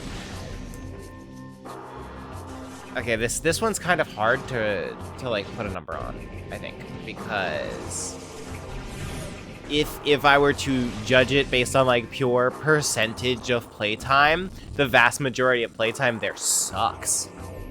But I think for a lot of people, that's also the stuff that's like lower in terms of importance. So it's like, how much do I want just the raw percentage of playtime to matter there? That's Do you want me to read back to you the your other scores for this game? Sure. All right. Excuse me. Land of Departure, 7. Okay. Dwarf Woodlands, 5. Castle of Dreams, 4. Enchanted Dominion, 4. Radiant Garden, 5. Olympus Coliseum, 6. Deep Space, 3. Neverland, 2. Keyblade Graveyard, 6. Realm of Darkness, 1. You hated the Realm of Darkness area. Did hate. I remember hating the Realm of Darkness. And I don't take it back. You're gonna love the entire Kingdom Hearts game that is just the Realm of Darkness. Is that 0.2? Yes. Oh, it's a stretch calling that an entire Kingdom Hearts game. Also, who knows? Maybe it's better. It is much better. I think we're gonna go with a 4. Okay. The super bosses were good. I did like the super bosses a lot. That lowers your average to a too small percentage. To a total per world score of 4.27 as the sum of its parts. Yeah. Yeah, thinking on it, I don't even know if I would say, I like in my viewpoint, it's less that the super bosses are part of the Mirage Arena and more that they just happen to be at the Mirage Arena. So, according to this, your ranking of Kingdom Hearts games is Kingdom Hearts 2, Kingdom Hearts 1, Birth by Sleep, Calm, 358 Days Over 2. That sounds right, with the caveat that I acknowledge that it's a very personal feeling on Birth by Sleep. I think that Birth by Sleep objectively is roughly equal to Kingdom Hearts 2. It just really, really chafes against my personal preferences. Yeah, fair. Yeah, in Kingdom Hearts 2, you only gave 2 worlds below a 5. Do you remember what they were? Ooh,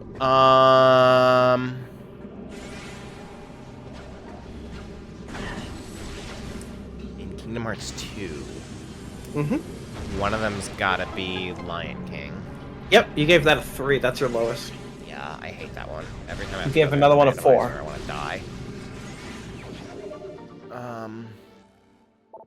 Trying to think back on the randomizer and like what makes me desire death. Your qualms with it would not show up in a randomizer. Oh, I'm sorry. Also, Atlantica, you gave a 3. I missed that one, but that's not the one I was looking for. Atlantica's not real. It can't hurt me.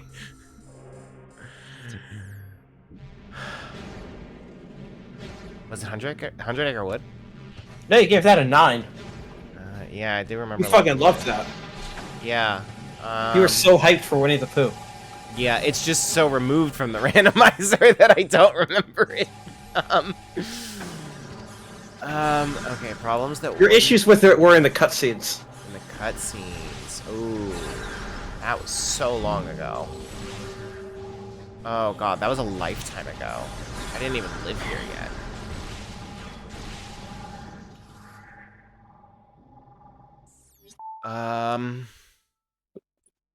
I don't think I'm gonna get it. Agrabah. I don't remember the cutscenes at all. You didn't like Return of the Jafar, I guess. Or Jafar. I mean, I don't think I did, but that's another story. Alright, Chain of Memories, you went 3, 3, 8, 3, 3, 3, 4, 5, 3, 3, 4, 3, 1. Which one was the 5? Halloween Town. Oh, okay. Yeah, that sounds like me. That sounds like something I would do. Yeah, body check Sally. Atlantica, you gave a 4, and I don't remember why. Oh, because it was the only version of Atlantica that is not underwater swimming or a musical, and so you wanted to give it an extra point. It's the best version of Atlantica. And then the 8 was obviously 100 Acre Woods. Yeah. Because you got hyped for Winnie the Pooh. Well, no, also because in that one we just walked in a straight line and it was done. So yeah, because you skipped the entire game. By far the best world in Chain of Memories. That is a way you could experience that world in Chain of Memories. Your Kingdom Hearts 1 scores were 7, 5, 7, 4, 8, 2, 5, 1, 6, 3, 6, 5, 7. That's a wide enough spread of numbers that I can't really parse them. You know the one. Deep Jungle? No, that's a 2. This was so long ago. Atlantica, duh. Yes. Underwater fighting, and that Joe told you was mandatory. I'm still mad about that. Because Joe lied to you. I'm still mad about that. And then the 3 was Monstro. Monstro, I can't remember for sure if it was like actually that bad or if like people just like primed me to think that way so much. Wonderland, you gave a 4 because you were also betrayed by your so-called friends. Oh, with the fucking door, the time doors. No, the way that you do Wonderland, genuinely, I don't understand how people get this. Like, oh, I was thinking Neverland. Duh, I'm a fucking idiot. Yes. No, the way that Wonderland works is it tells you there's 4 pieces of evidence. You can get them all if you want. All you have to do is run into the forest, pick up the one that's right there and run right back and say, I'm ready for the trial, and then do a fight. And you know what? You miss nothing. You miss literally nothing, and that entire world is like 2 hours shorter. So that one, I could see Joe genuinely not knowing that. The game tells you. I mean... As soon as you pick up the first one, it says, we can go back now. I mean... I don't know, I would have to rewatch the VOD. Someone got fucking let down. And that someone is me. So... It was you? From me playing Kingdom Hearts 1? So you misunderstanding Wonderland. Your 358 Days Over 2 is 542142221, with the 5 being the world where Lexaeus jumps rocks. Because that got you. Because that got you and it raised the whole world. I love how the closed captioning interpreted that as a phone number. Oh, hell yeah. Alright. Emperor-ing time. Now I need to make... a joke with the game. Hell yeah, it is. Now I am making a...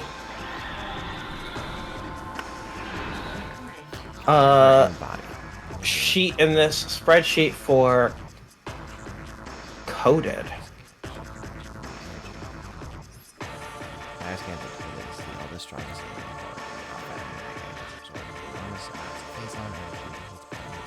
Process. Apparently this power is not enough for the connection. Now ciphering energy from the framework controller.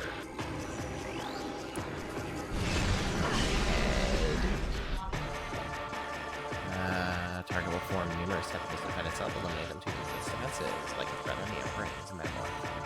It's a front first death, using its own body as a weapon. As a shield and weapon, destroy the tentacles, generate super defenses. Okay, so just both of those were just saying destroy the tentacles. Yep. I scan the tentacles. Nope. No. Okay. I don't know why I'm so worried about scans. I don't have 100% scans, so. Alright. Well, there's only 1, 2, 3. There's only 7 worlds in Recoded. Because it was an episodic game. Do you want to guess what the worlds are? Are they just the worlds from Kingdom Hearts 1 minus Deep Jungle? No, no. Really? Because that's Chain of Memories, and Chain of Memories is like that's like a dozen worlds. No, it's only the greatest hits. Oh boy. Well then. Okay, for ink eye.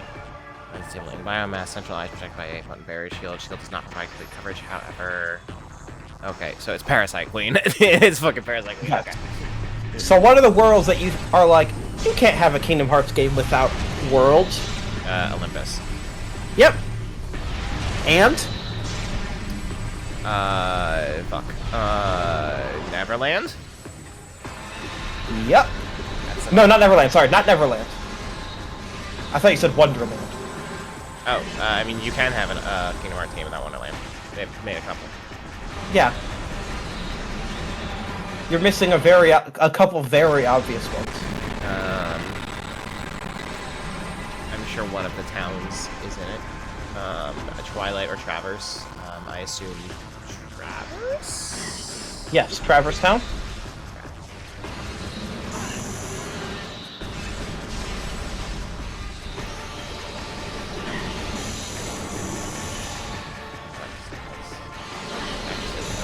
hard fight.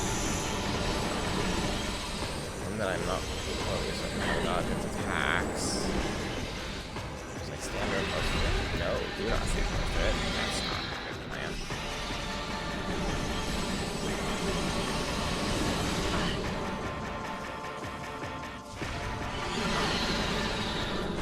What else? Something I'm missing. Something I'm doing wrong here.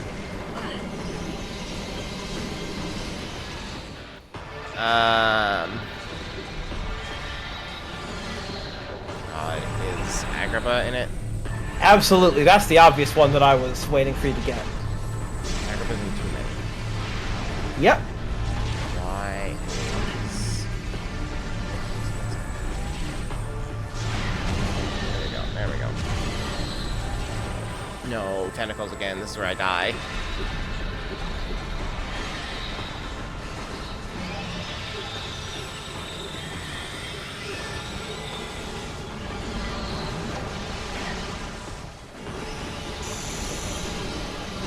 This is where I die. This is where I die. I think this might legitimately be my first death in the entire game. Hell yeah. Gamer.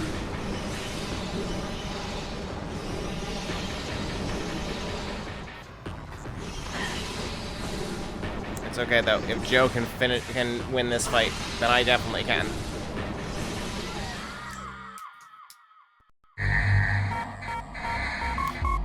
Yeah, this is... I'm pretty sure that's the first time I've died in the whole game.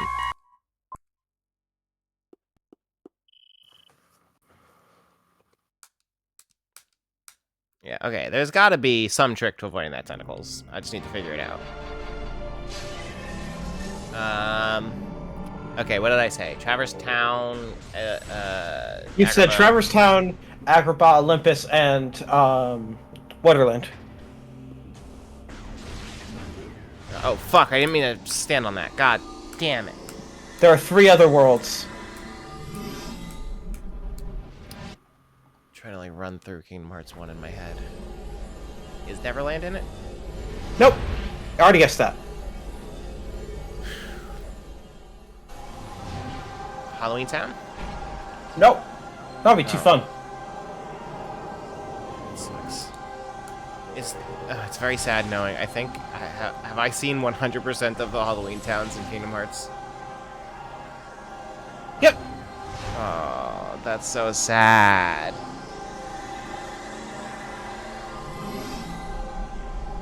Okay, is it exclusively worlds that are in Kingdom Hearts 1? Nope. No. Okay.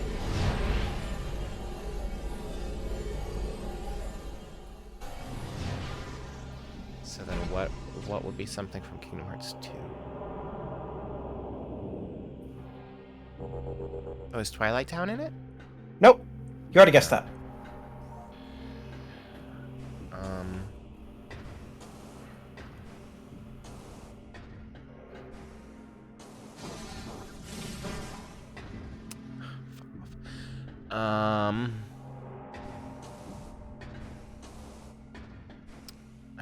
I'm suddenly forgetting every world in this franchise. It's great. It's honestly great. I hate being put on the spot.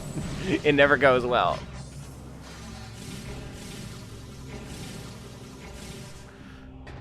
Oh my god, it's so cruel of them to like target me specifically with the way my controller's not working here. Every time we die, we're gonna have to watch this happen. Oh yeah. Oh my fuck, I'm making a save state at the top of this. Yeah, you probably should.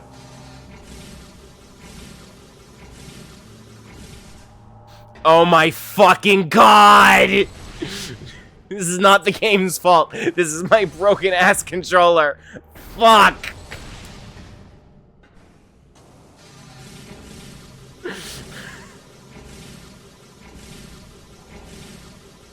Okay, okay, save state.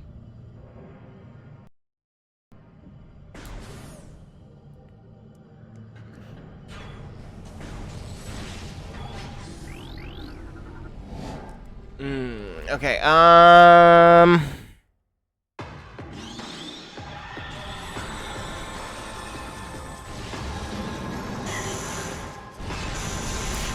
Oh, fuck. Seeker missiles. Duh. Seeker missiles make a lot of sense here.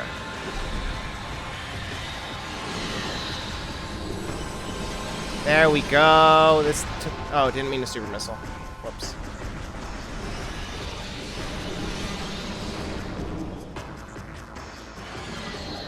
Okay, Seeker missiles is the answer.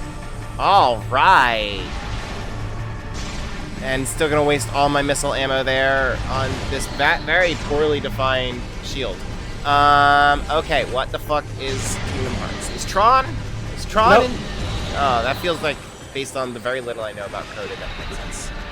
It would make sense. No.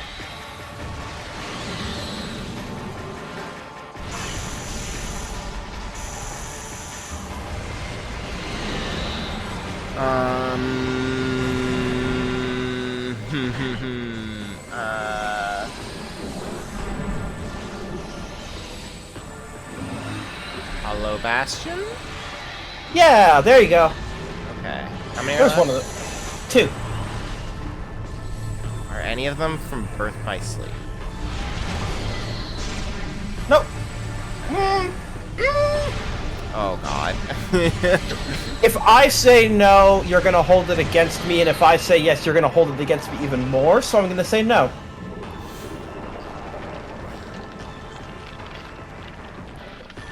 Both of them make an appearance in Birth by Sleep, but they are not playable worlds in Birth by Sleep. World that never was? Nope. Okay, targets regen shells magnetically charged, 11 weak points with the target them. Heavily damage and bring is entered a regenerative state inside the killing shell. Tactical stands have detected 11 weak points. Okay. You'll understand why I'm being cagey when you learn what they are. Disney Castle? Oh. Good guess though. That's in Recoded a lot, but it's not playable.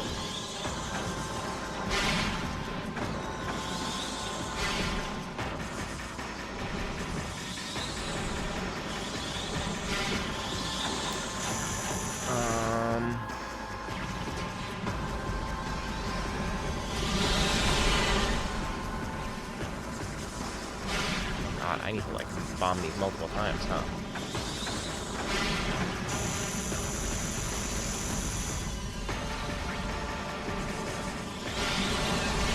Shit. I doubt Pirates is encoded. Yeah, it's not.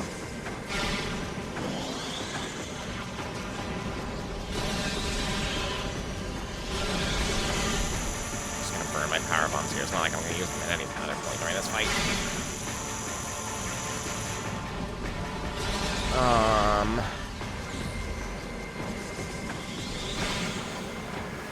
Shit. Oh god, it's even harder to Kingdom Hearts WoW. Oh wait, do I have to power bomb this? I guess that would make sense.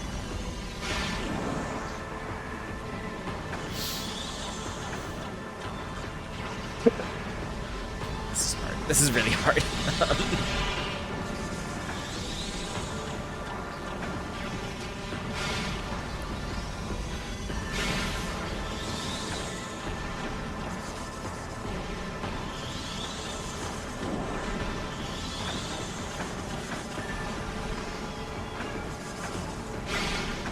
Do I need to damage the tentacles here?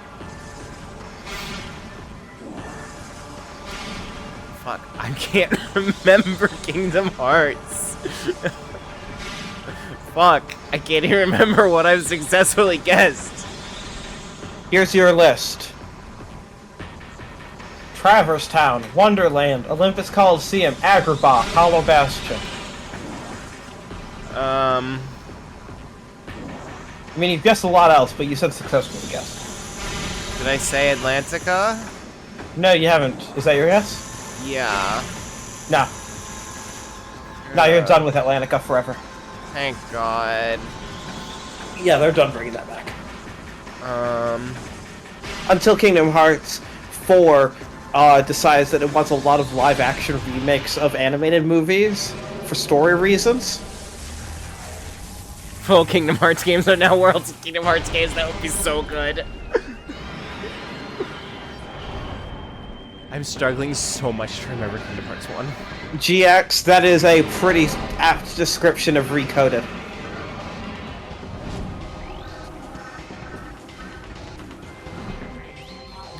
What do you go to? What do you see in Birth by Sleep that you don't technically go to? There's exactly 2 worlds, or 3 worlds, I guess, and 2 of them are the ones.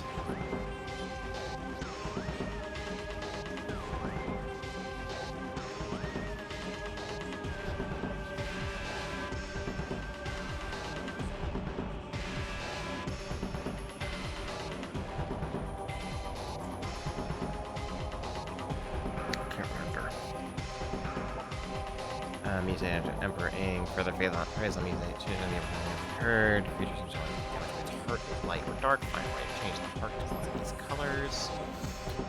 Creature's energized heart is unstable, beams of opposite polarity. Damage the heart, overloading the heart with energy may cause it to be seen. Ah, shit.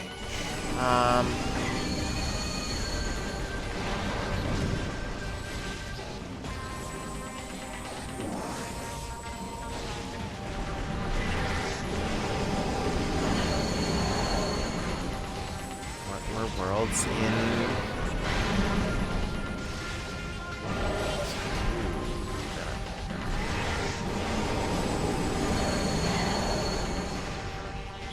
I might be at the limit of what I can think of while I'm on the spot.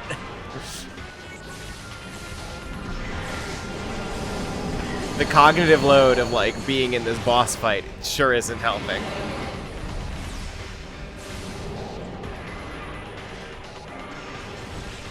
You want the answers, or do you? I don't think I'm gonna get them. Destiny Islands? Ah, fuck. Castle Oblivion. Ooh, really? Castle Oblivion. I briefly thought about Castle Oblivion, but I ruled it out for some reason.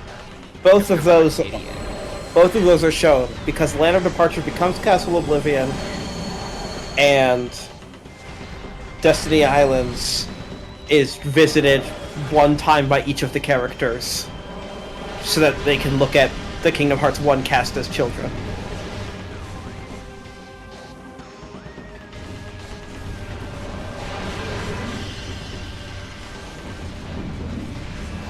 Oh, this fight's gonna take way too long.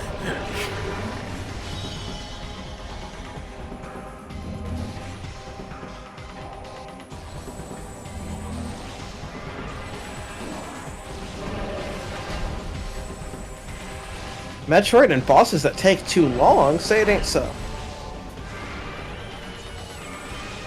It's a serious problem in the Prime games. Oh yes, this is not a Prime 2 disc, this is just a... Bullet sponges are one of their favorite ways. I have never minded it that much in the 2D games. Retro's really bad at it. When are they gonna go to the Tsum Tsum world? Kingdom Hearts has been in Tsum Tsum for damn near 5 years, maybe more.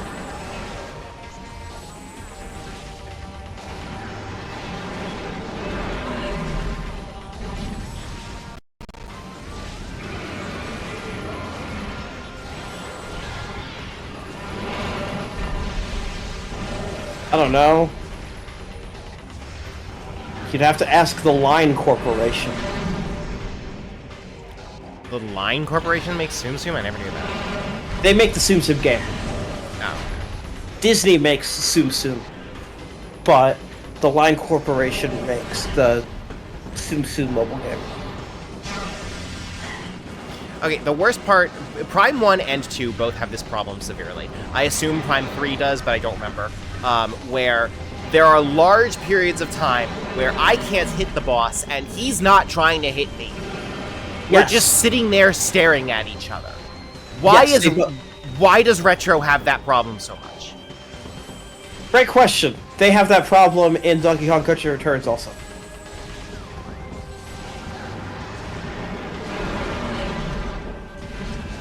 Add it to the list of that game's fucking problems.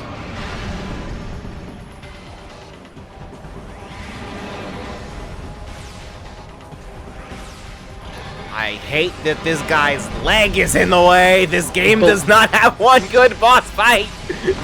No, it does not. Below racism and above waggle.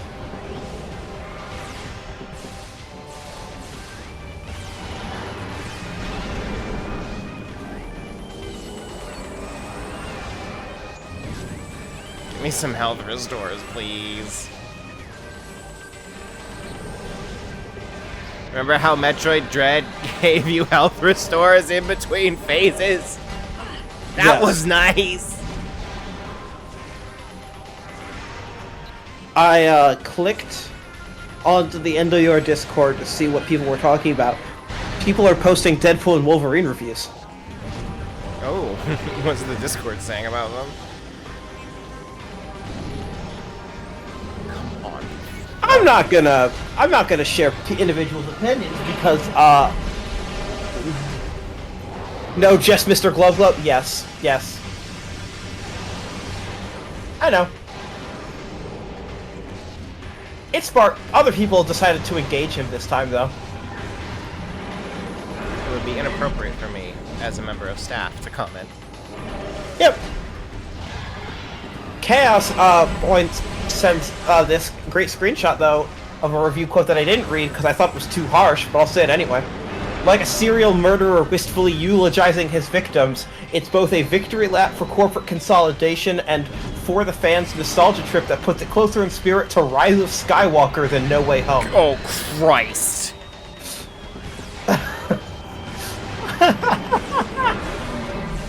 Bodied.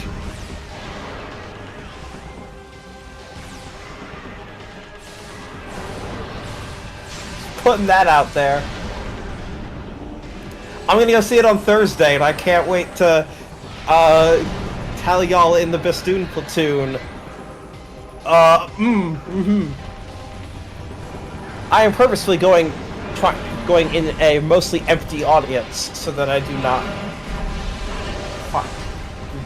be around. I'm not around other obnoxious assholes.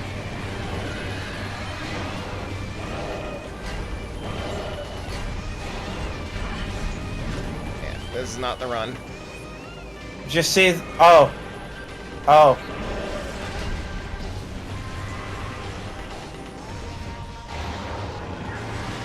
Is that an O I should be worried about? Elon Musk has already abandoned Trump. Already? He's... What the fuck? Okay, no, we can't do this on stream. We can't do this on stream. But I want to hear more so bad. Oh, I'll just read a couple of choice quotes. Sure. Quote, I don't subscribe to cult of personality as the reasoning. Says Elon Musk. What the fuck does that mean? Sometimes you can get on the internet and lie. Okay. Also, Elon abandoned Trump so fast you'd think he was one of his kids.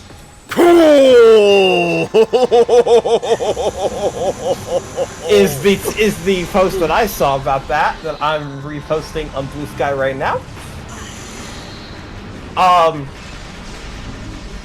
Specifically, yesterday article titled "Few Democrats Willing to Buy a Tesla After Elon Musk Backs Trump, Investor Warns." Did you see how the Cybertruck is in Fortnite? No. My favorite part about that is employees of Epic Games who are openly in their bios say they work on Fortnite, completely shitting on it on Twitter. Hell yeah.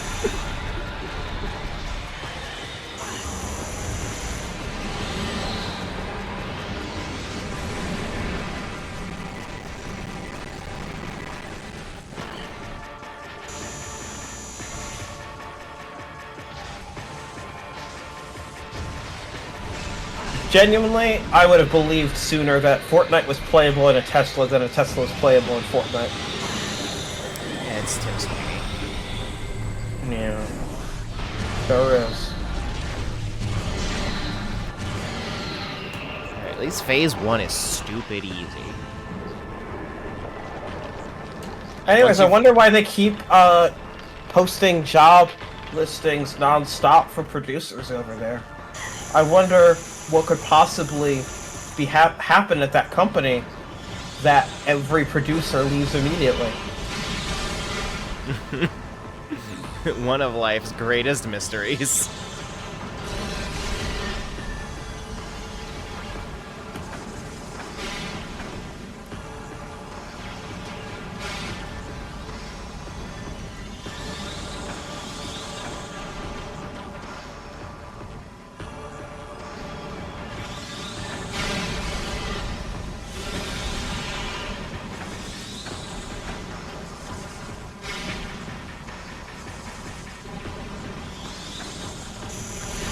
Hey, here's a question. I just realized this. There's no politics on the chat rules for this server, and I don't know if you intend for there to be. For Twitch? Yeah, for Twitch. It's up to you.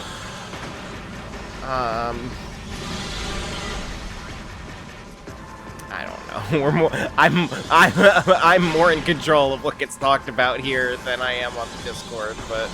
Fair. You're still it feels like a Pandora's. Description. You're still dead named in the description. Fuck, am I? Yes. No one dead names me like I do. I dead name myself more than anyone else, except my parents.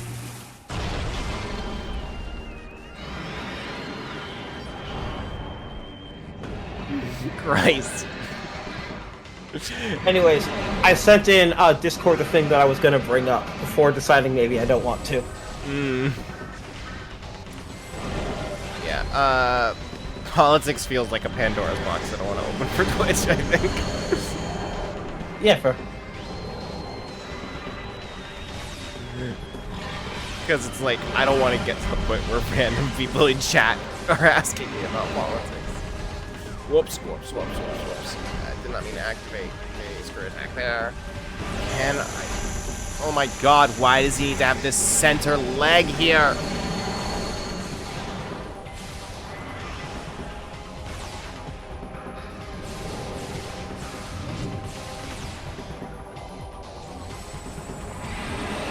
They really made this one as shit as possible. Yes. Phase 1 and 2, I was actually kind of liking.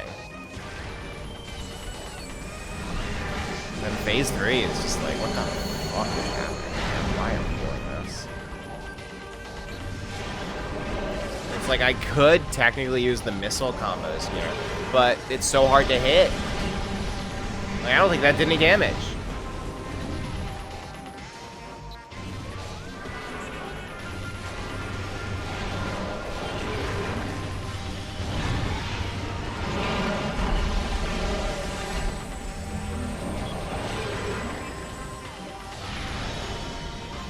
Fuck, he's still hittable? God damn it.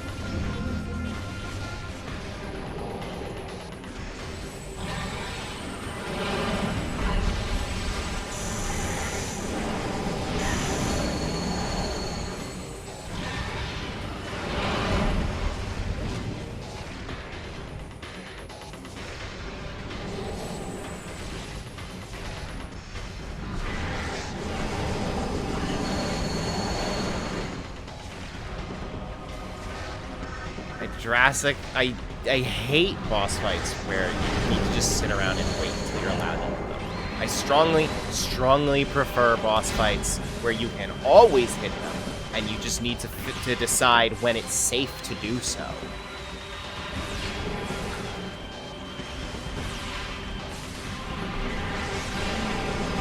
Sounds like cowards talk. What I'm saying is I'm surprised I haven't played any of them soft games. Yep. Sekiro's real fucking good. I've played Elden Ring, but Elden Ring had other circumstances that made me bounce off of it. Namely that it's a terrible choice for a first FromSoft game. I was gonna say, is it that you ran into the same issue as me No, I did not run into that issue. Where the game broke in my favor too dramatically and it stopped being fun? No, I did not have that problem. My problem was that the open world nature does not elegantly ease you into the idea of a Souls game. That doesn't. No, the part where I went up to a boss after leveling up and I one-shot the whole boss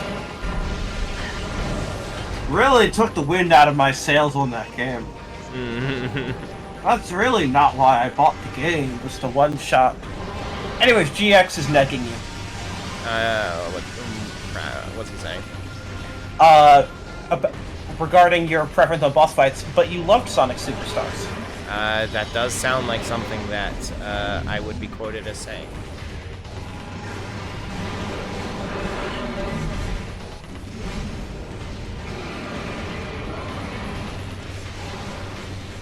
It is also why I must begrudgingly respect Kingdom Hearts 2.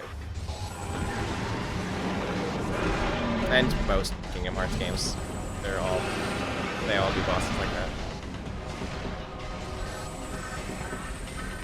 And that's why the Heartless in the Pirates world that has the curse to become invincible. Hey, they're not heartless.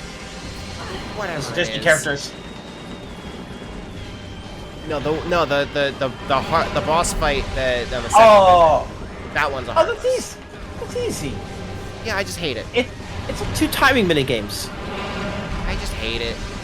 And I admit, it's a good bit that's using the rules of the movie in a clever way. Yes. Which, like, it's why I love that world so much. Please, just do it again, ever. They do. In Pirates. In 3.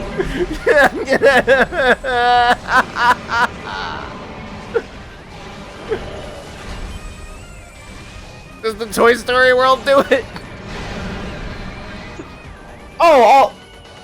Yes. The Toy Story world is a lot of fun. I heard Pixar's pretty cool with Kingdom Hearts. Yes, both Toy Story and Monsters, Inc. have phenomenal Kingdom Hearts worlds by the standards of what you're looking for from Kingdom Hearts worlds. Okay, thank God. Where the characters from Disney and Pixar are allowed to interact with the main story of Kingdom Hearts and allowed to interact based on the rules of their world. Thank God. What's gonna happen in the Star Wars world?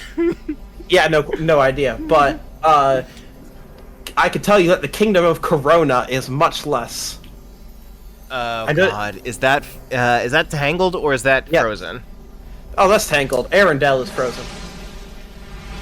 Frozen's probably not much better. Big Hero 6 tries and kind of falls on its face a little bit, but I give them credit for trying. That's just that movie. And then Pirates. I'll tell you this because you're gonna forget. The Pirates world is an open world boat combat game. What the fuck? It's a completely different game. Kingdom Hearts 3, all the worlds are drastically different from each other. No, not now! Not now!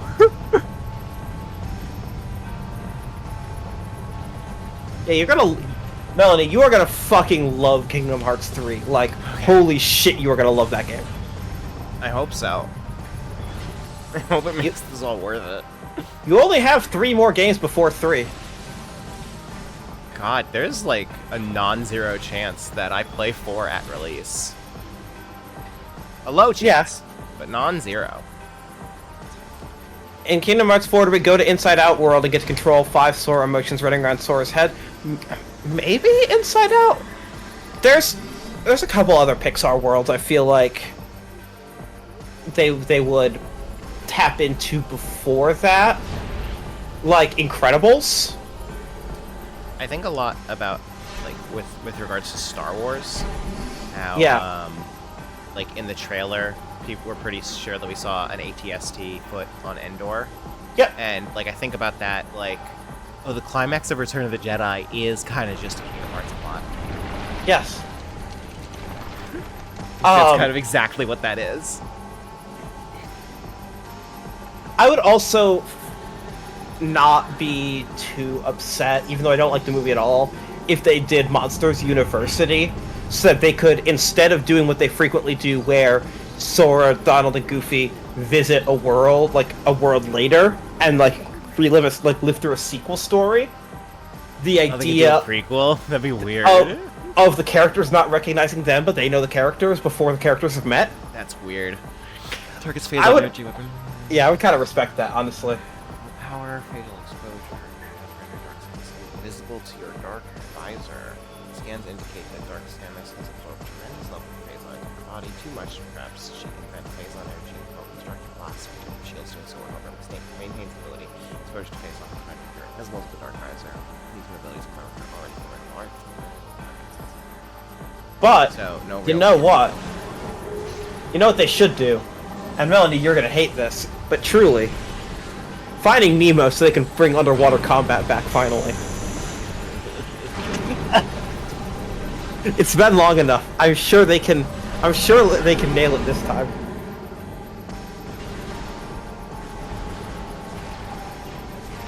A lot of Kingdom Hearts 3 was Nemo in a video game is so traumatic to me because I had the Finding Nemo video game as a kid. Oh, that was the last major expansion for Disney Infinity after they canceled that game. It's the last one that shipped, was Finding Dory. Finding Nemo on GameCube is like the exact moment in my life where I decided I hate sliding levels. Oh, I thought you were going to say the exact moment where you realized that video games could be bad. It might be that too.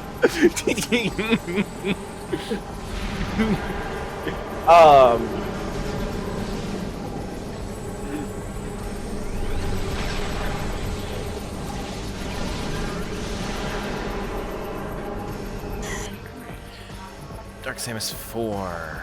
Target can generate shield immune to all forms of attacks at phase on energy drawing and spell phase on use as a weapon.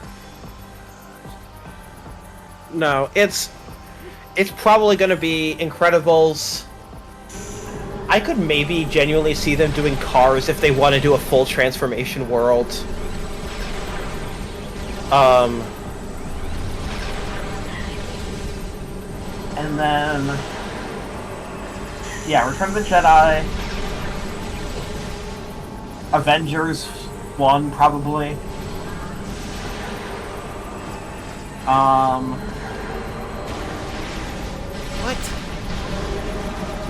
What Disney? What fucking Disney movies have come out since? Wish. No, that came out too late. Is the problem? Don't you want Wish though? No. It came out way too late, so the cutoff would have been probably Raya and the Last Dragon is as late as it could go.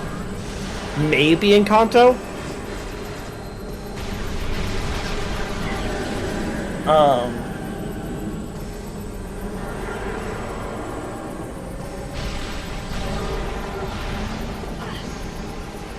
Frozen 2 if they hate me in particular. I hated that movie.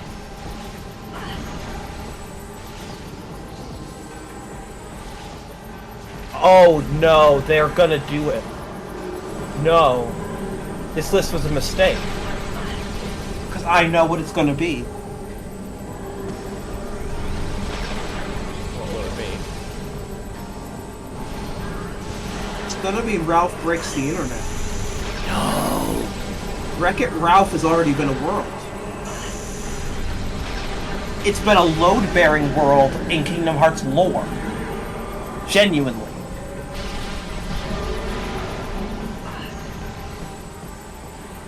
It's been more involved in Kingdom Hearts lore than any Disney world has ever been.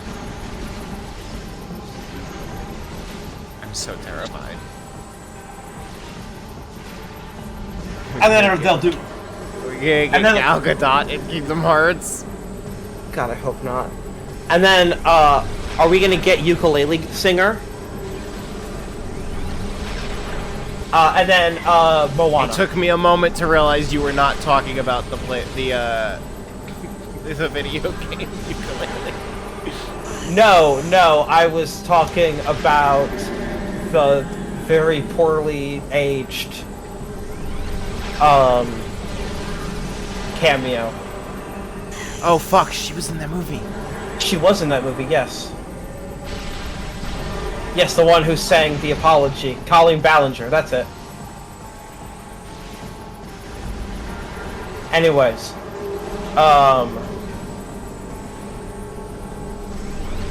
No, it's probably gonna be also Moana. Moana's just like a gimme. Like, that's not even like a maybe. That's just a gimme. Yeah, that would also be a pretty alright one. Because they asked, is Moana gonna be in Kingdom Hearts 3? And they said no. We locked in our movies before we got to see that.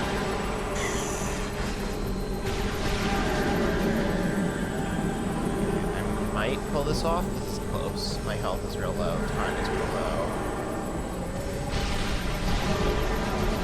Alright, well, I'm pretty sure we just gave the full world list for Kingdom Hearts 4. Like, I genuinely feel... That'd be funny.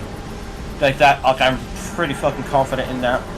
I was 95% correct on Kingdom Hearts 3 when I did my first round of guessing. So, like, I don't know.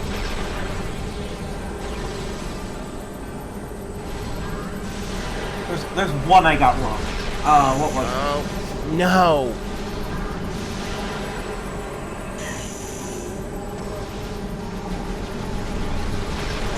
Bullshit. Oh, I got Olympus wrong. I didn't think Olympus was going to be there. But joke's on me, because Olympus is in all of them. Remember in the GameCube version where if you died against Dark Samus, you had to fight Emperor Ing again? Yeah, hit it. Oh shit, no, Olympus is already confirmed. That's right, Olympus is going to be in 4. Hmm. Speaking of Olympus is in all of them. Razzle says, if only ... Shut the fuck up, Fossils. You like Quadraxis. Your opinion doesn't count.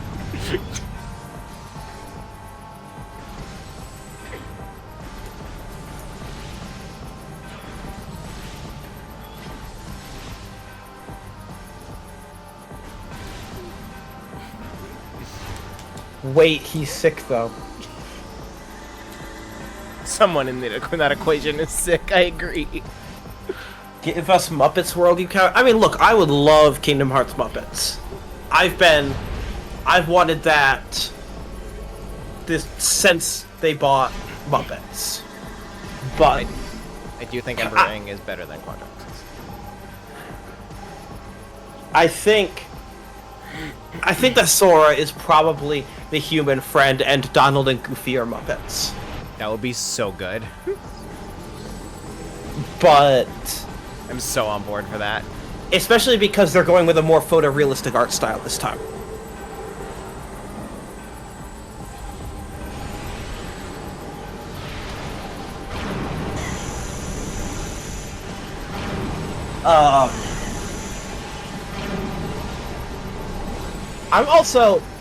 I have tried to stay away from spoilers, and being off social media has helped with this.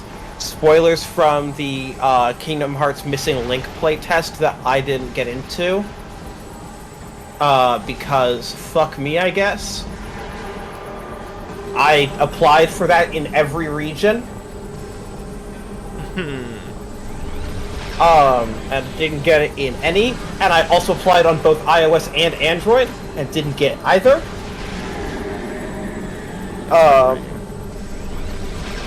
They put a lot of fucking story in that closed beta that just ended up online immediately. Despite Square Enix being like, please don't spoil this. And everyone's like, my lore videos are coming, don't worry. Whatever you say, Square Enix. It's set for launch this year. I am excited for it. That is not an approachable game in the Kingdom Hearts franchise by any metrics. But it is set between Union Cross and Dark Road, and I have enough sunk cost fallacy that I need to know.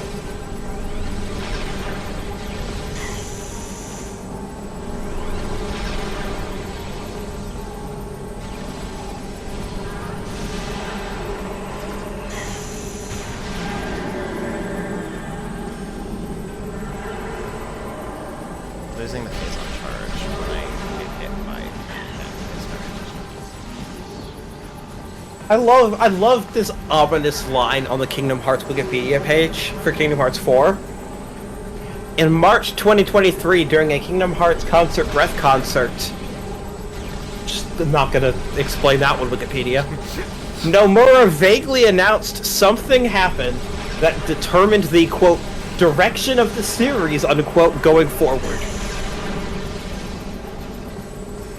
No one has edited this page. No one has ever looked at that. That is not up to Wikipedia standards, but fuck it, who cares?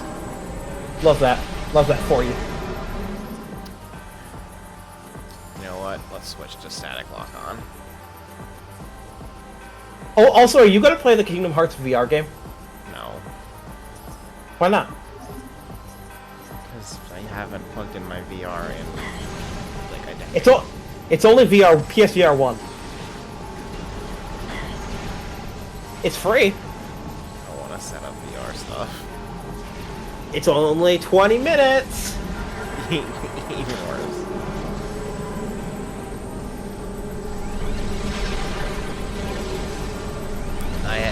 Honestly, one of my VR controllers broke, like 5 years ago, I think.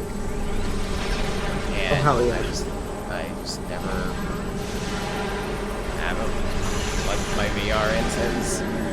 Are you gonna play the Kingdom Hearts game that was released for Vcast, Verizon Wireless's broadband service in 2005 in the United States? What are you saying to me? What's up? Why do you do this to me? It's a real game. It has an original storyline. It was made with no involvement whatsoever from Square Enix. I'm sure someone emulated it. What GX. did I do to earn this wrath? Disney made it. The game's storyline features Sora struggling to free himself from a nightmare induced by Maleficent's magic. It's just a game where... already. No, they have not actually. This is the only game in which that is the story.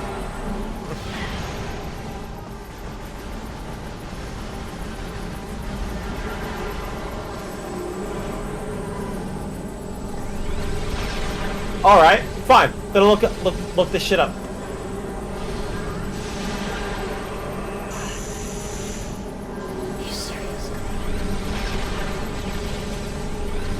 There it is.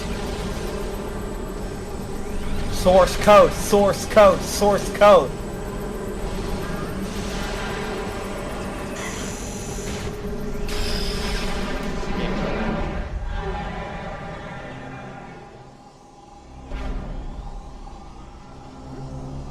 Someone dumped the ROM. Of the Vcast one? Yes. Which begs the question, but no one knows if there... I don't think there's an emulator.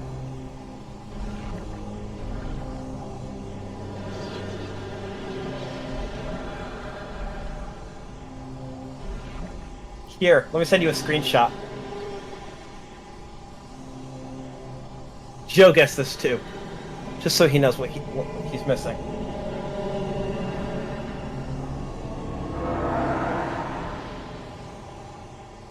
Neat. It's Kingdom Hearts 1, Sora. Fuck. Sure is.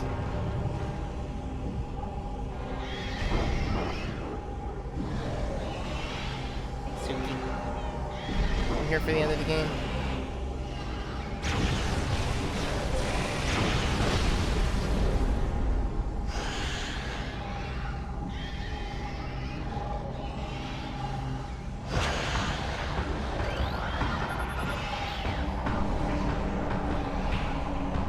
Hang on, Yep. I gotta make sure I have some other stream of Final Fantasy XIV on my laptop at 1% volume in a hidden tab so I can get those Twitch drops. God, I'm not trying to do that, but I want the Twitch drops, but I'm not willing to go through the work.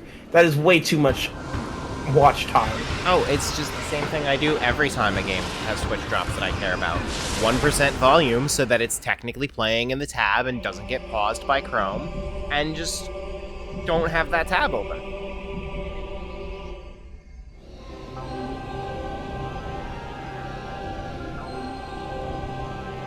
When does that end?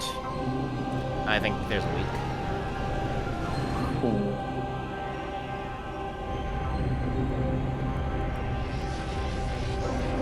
Dodging spoilers while doing this is a very fun challenge. I was gonna say.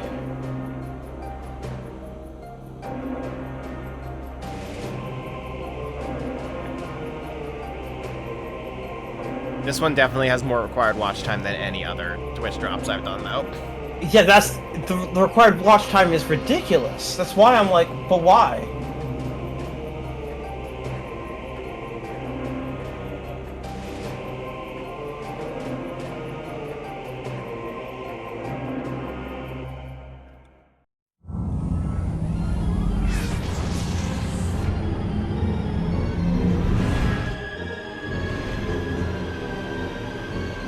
Do you like the part? Do you like the screenshot where he has to hit the N key?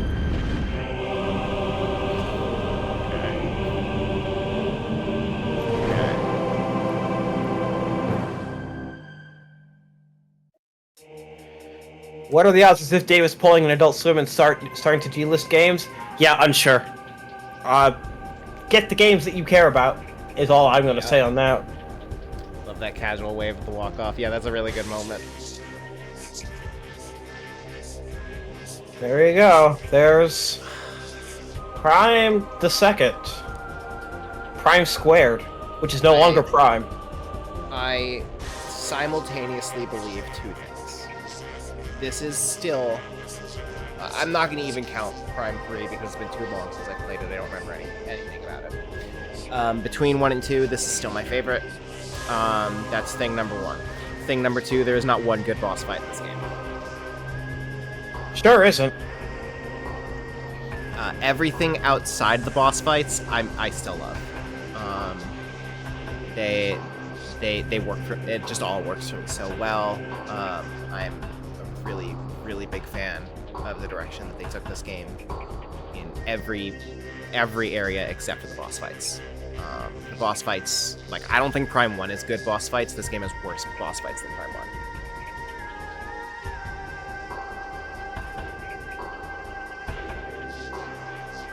I can't think of one boss fight that I enjoyed. The final Dark Samus fight is fine, I guess. Emperor Ing is almost good, but the third phase is just frustrating.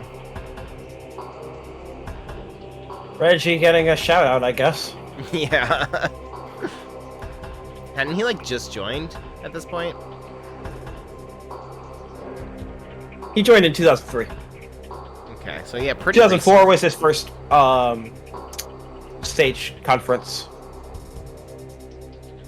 The final Dark Samus fight is the one I think is probably the weakest.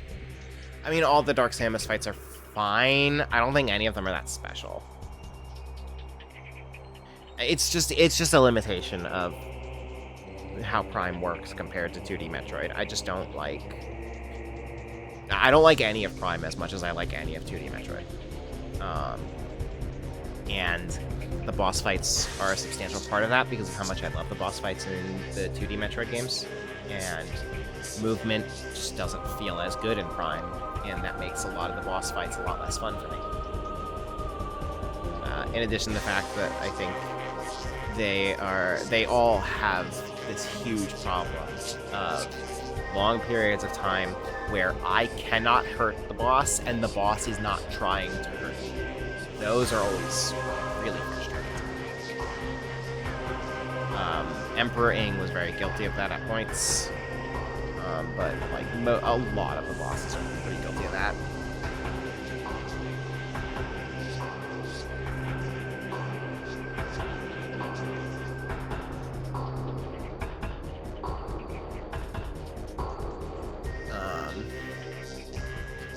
My preferred type of boss fight. I just generally I don't like boss fights where it's waiting around until you can hit them. it's not that bad when they're trying to hit you in the meantime. But like my preferred kind of boss is where you can always damage it, but you need to determine when it's safe to damage it. Emperor Ing Phase 3 is the one that I'm thinking of, where they like the long periods of time where just the mouth is closed and he's just standing there.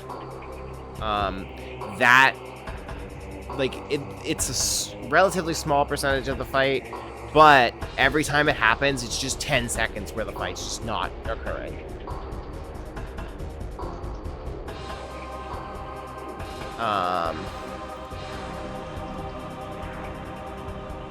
It's just generally Prime fights, like fights in the entire Prime trilogy, I just don't find as interesting as fights in 2D Metroid, and this game in particular kind of doubles down on some of the things that I don't like.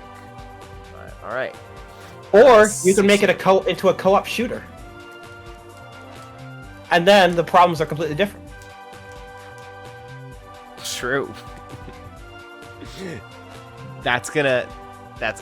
I feel like I'm not promising this. I'm predicting this. That is absolutely gonna show up on this channel sometime with like John and Neil forcing me through it. That game's real fun.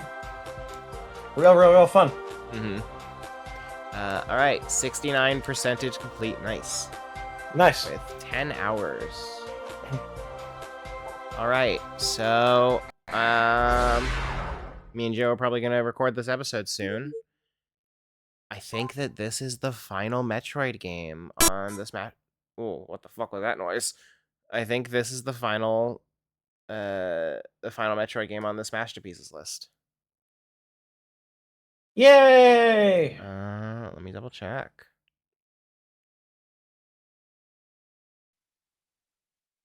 I think did we ever record a bonus episode on Dread? I hope we did. It's been much too long since Joe's played it now. Yeah. Okay. So a small recap of the immediate future of Smashterpieces. We will be recording this episode as soon as possible. And then Joe has said that he might try to get back into streaming some of these games, especially the ones that he's never played. Our immediate next game is Star Fox Assault, which is a shorter game overall. It's one of the shortest games we've played in a while. So that is... I think it's easiest for him to play that one. I will almost certainly play that one on stream just because of how short it is. Probably a pretty good time for ranking for me, if I'm being honest. There's nothing in that game. Yup. Immediately after that is Path of Radiance, which Path of Radiance and Radiant Dawn are my personal favorite Fire Emblem games. As far as like having people hang out and probably doing ranking goes, we discovered with Blazing Blade that turn-based games are pretty good opportunities for us to rank video games. Absolutely. And I hope Joe streams that. It's a long game. I don't know if he can commit to that, but I would love if he did. And then after that is Mother 3, which I will not be streaming. I refuse to stream Mother 3. I will not play that on stream. Good. And then after that, another very long game in Twilight Princess. That game is way too long. And then Crisis Core. That game is not long enough. And then Mario Galaxy, Wii Fit, and then we get to Super Smash Bros. Brawl, the Subspace Emissary. That game is way too long. It's way too long. But it's an important part of me and Joe's history together. So I am going to try to scam Joe into playing that with me over Dolphin Netplay. Oh god, that sounds like a nightmare. It does, doesn't it? Alright, so... that overall, I don't think ended up being as long as the stream as I expected to. I kind of didn't expect to actually finish it tonight, but the Sky Temple Keys did not take very long. So... Yep, so that's my thoughts. Look forward to Look forward to the episode. Joe has a really miserable week at work this week, so I don't think we're going to be playing Sonic this week. But we will get back to it next week. So, and then for Nier, we're coming up to the end of Automata. I think there's 2 more streams in Automata. Okay. And then it's up to Alex to decide if he wants to do ending E in Replicant. But the Nier journey's almost over. So, and then Joe was talking about maybe getting back to doing Nancy Drew streams. And I want to find something else to stream, because I have discovered that I was not actually burnt out from streaming. I was burnt out from having a consistent schedule of streaming. I actually kind of feel good just jumping onto a stream every now and then out of nowhere. So I will probably try to find some excuse to just do that. Maybe I'll do some of the Connectivity Game Club games, so you'll see me stream Recore, I guess. God, I'm sorry. And then after that, for the game club, is Color Splash. Fuck yeah, it is. So, and then I don't. Recore is the most 6 out of 10 game that has ever been made. It does seem like that. Even John was willing to admit that it hits a point where it's just like, oh, this is not great. But yeah, you want to know when it hits that point? When? 3 hours in. Love it. Absolutely love it. It's like an 8-hour game. The way that John described it is that there is a moment where you can this is not how video games are developed, but there's a specific point in the game where it feels like that's where Microsoft stopped funding them. I apologize. The game is closer to 12 hours because they patched in a bunch of stuff that they didn't have the budget to make originally. Love that. That's good. Okay. Oh no. Oh no, now everyone knows how I do the ending music. Oh, shit. Oh well. Okay. Windows Media Player. Oh no. Alright, so that's gonna call it. So everyone, thank you for stopping by. Soren, thank you for joining me. Yeah, and I'm gonna go rest my voice again. Yeah, absolutely. Oh god, yeah, now I feel bad that you're here and talking so much. Yeah, definitely. Alright, so, everyone have a great night. See you, probably won't see you till Monday. Have a good one.